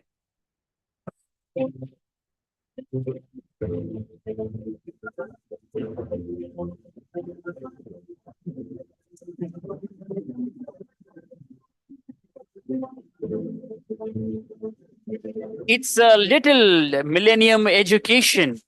We have with us the COO of academics, the one who's also consistently clapping, Geetika Bahuguna ji. Taking the first big step, Little Millennium. Let's give them. She's consistently being clapping by everybody. I think she also deserves it. हालांकि आखिर के 3 table को बिल्कुल interest नहीं है मैं देख रहा हूं अब है Congratulations, ma'am. Please. Quickly moving ahead, we love free schools. The next category is again leading free school of India. Please.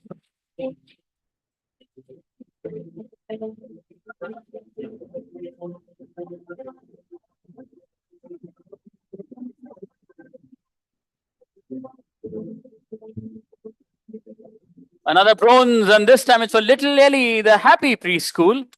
We have with us a brand manager, Miss Tripti Bandari, to receive the award. It's the happy preschool.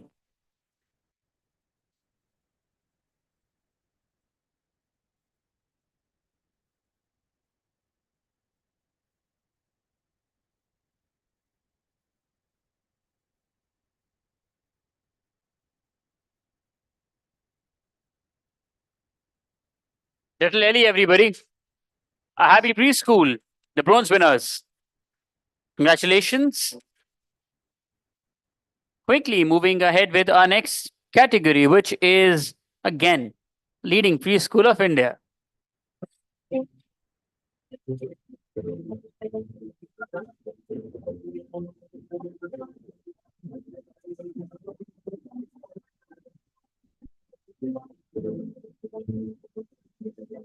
And the silver goes to Kitsonia Preschool LLP. Rajiv Kothari ji is here with us to receive this award. The silver in leading preschool of India.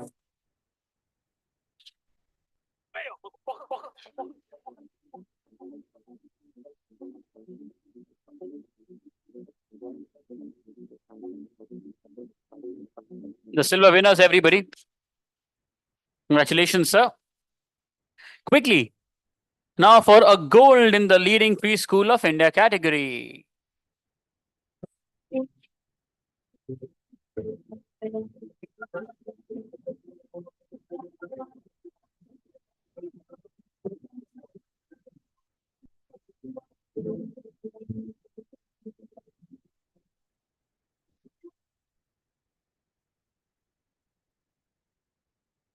I believe you've. Okay. This is not, they've changed, but I'll announce it for you. The leading preschool of India gold winners are Eurokids Preschool.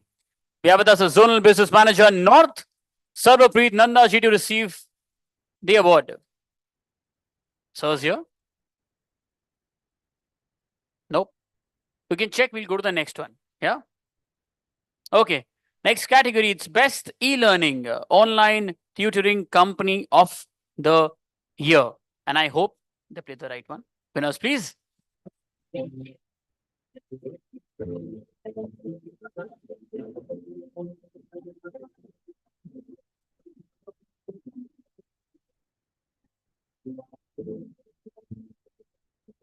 Okay. This is outstanding in training and placements. The silver winners, Sunstone. We have with us the VP Learning and Outcomes, Samta Arora ji, to receive the award.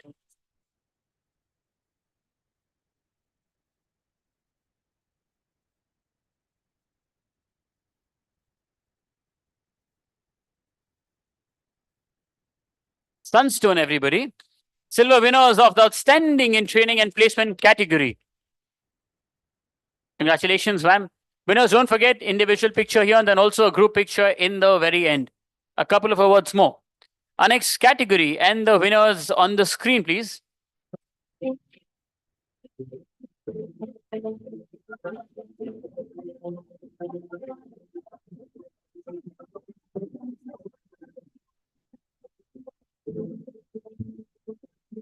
Upgrade, we have with us a marketing director, Upgrade Abroad, Mr. Amar Jyoti.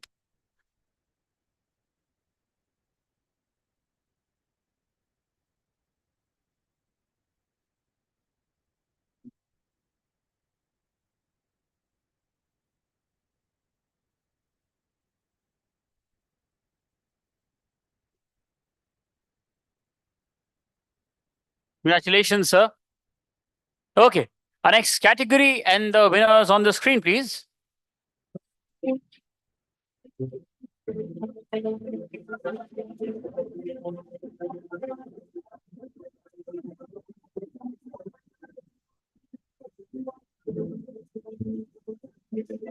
STEM Education Solution of the Year and the gold winners, Avishkar.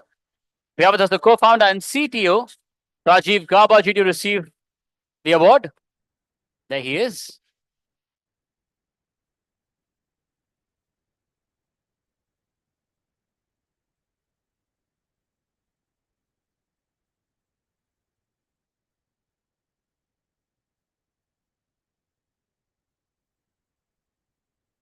Let's give them a round of applause, everybody. Solutions. Congratulations, sir. Quickly moving ahead, our next category on the screen, please.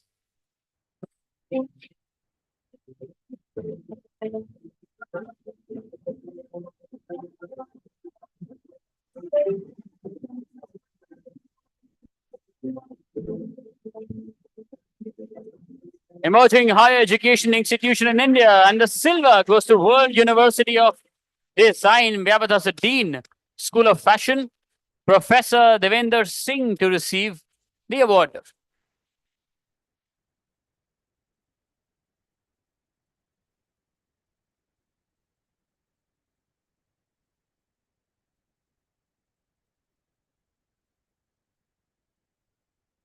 For our silver winners in the Emerging Higher Education Institution in India, congratulations, sir. Next category, please.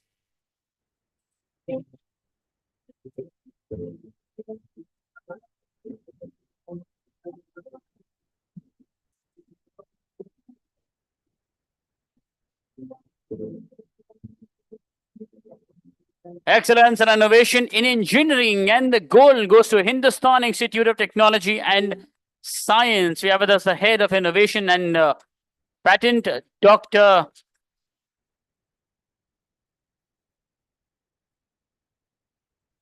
Sudalai Muthu, to receive the award.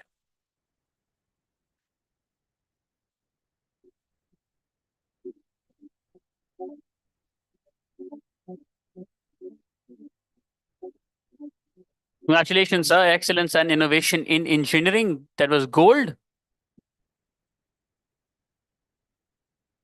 And the next category.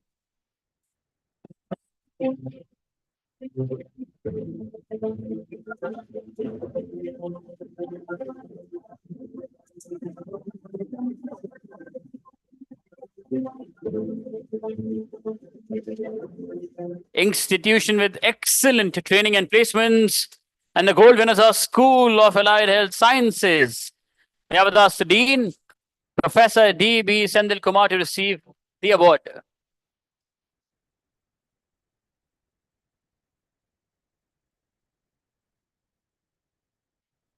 See, they're concerned with the training and placements. I think they deserve a big round of applause. They'll eventually help you a lot. We've been talking since the day.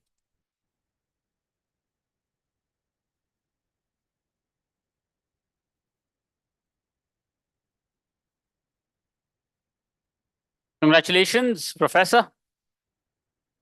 Next category, please.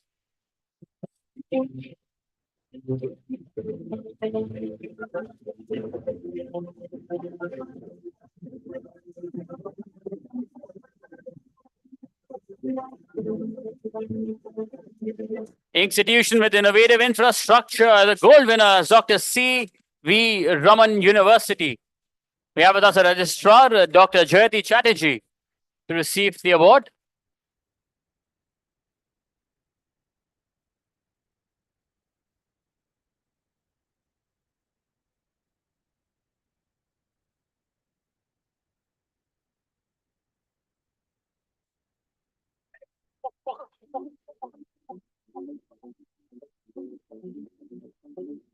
Congratulations, ma'am. Next category, please.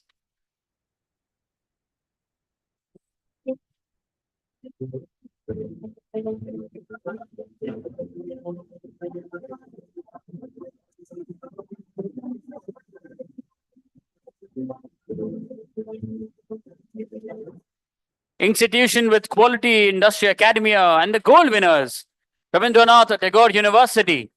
We have with us a director, Aditi Chaturvedi ji, to receive the award. But of course, we have sir with us to receive the award on behalf of the university.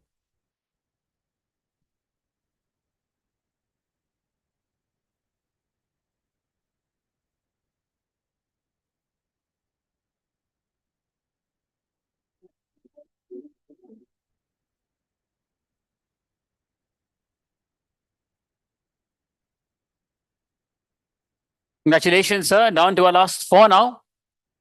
Our next category, please.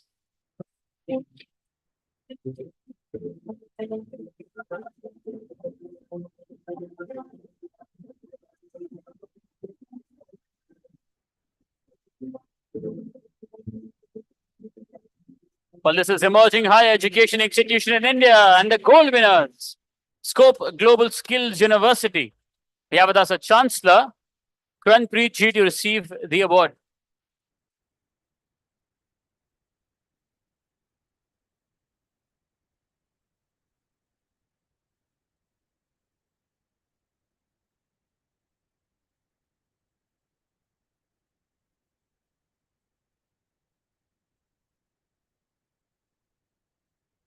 Let's give the gold winners a huge round of applause. Huge, or huger, hugest to the power of huge. You can try that. Congratulations, sir.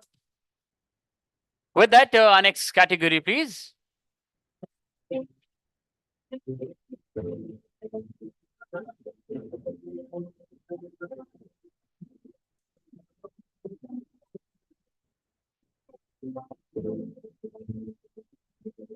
This is innovative technology solutions for schools. And the gold winners are Asoka. We have with us the MD, Miss Monica Malhotra Kandari, to receive the award.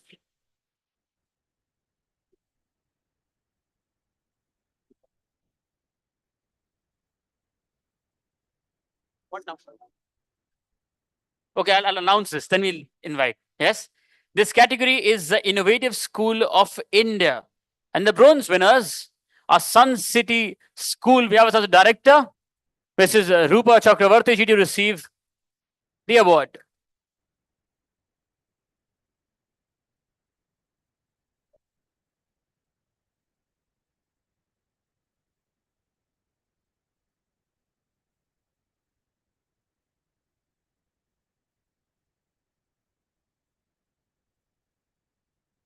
I know it's your internal decision, but I'll feel it's incomplete if you didn't come on the stage. Yes. I personally know this institution, and I think while Mr. Snehdeep Agarwal has built the Chamanlal Bhartiya School and he brought a very eminent academician from Copenhagen, I think there are enough schools in India who are doing good work.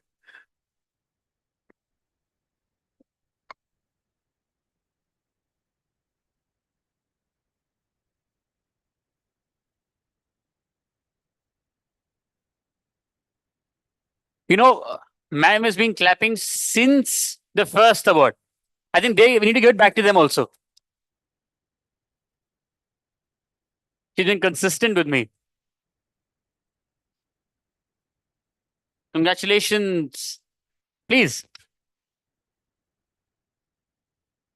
Our next category, please. On screen.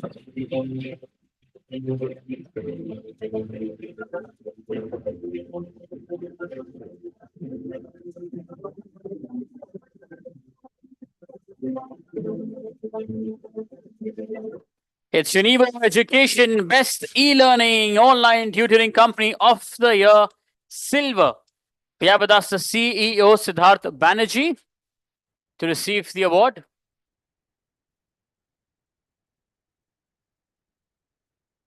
He's not here. We have a team member to receive the award.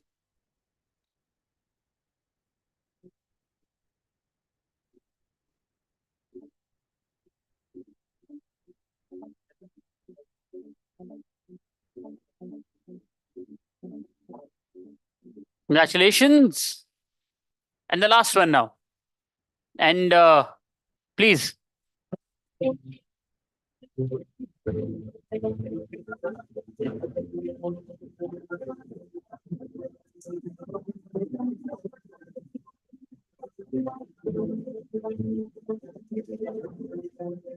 is Asoka Innovative Technology Solutions for Schools, gold winners.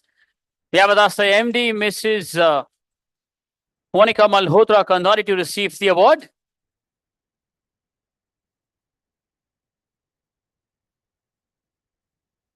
It's a learning app by MBD Group.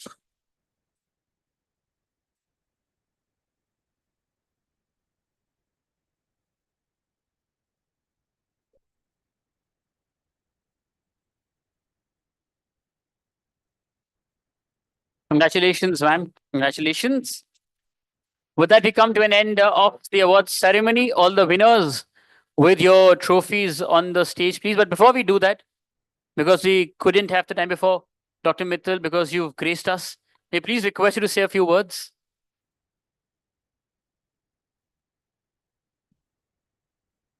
So thank you very much. So I must thank Business World for instituting these awards, because awards are something which people look forward to when they are doing good work. So as a jury chair, and when everybody presented their pitch, that too in 2 minutes only, it was very difficult to decide which is good. Actually, everybody was good. How to decide that who should be getting the award?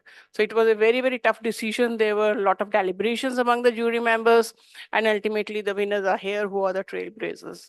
So congratulations to all the winners, and all the best, and keep doing good work. Thank you. Thank you so much, ma'am. All the winners with your trophies, please, on the stage. Let's get a group picture. Aye. And also, if you have any jury members in the house, we'd also request you to please join us. Well, also with that, we come to an end for today. My name is Aditya Malik. Thank you so much, everybody. Winners with your trophies, please. Aye.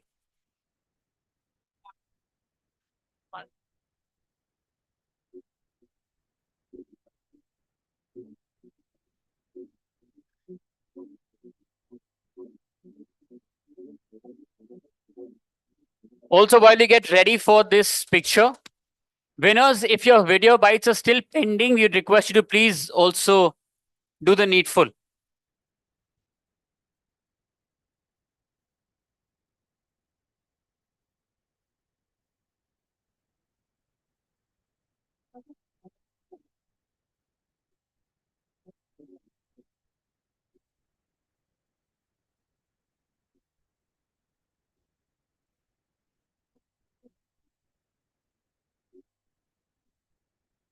Any more winners who are yet left to join us on the stage?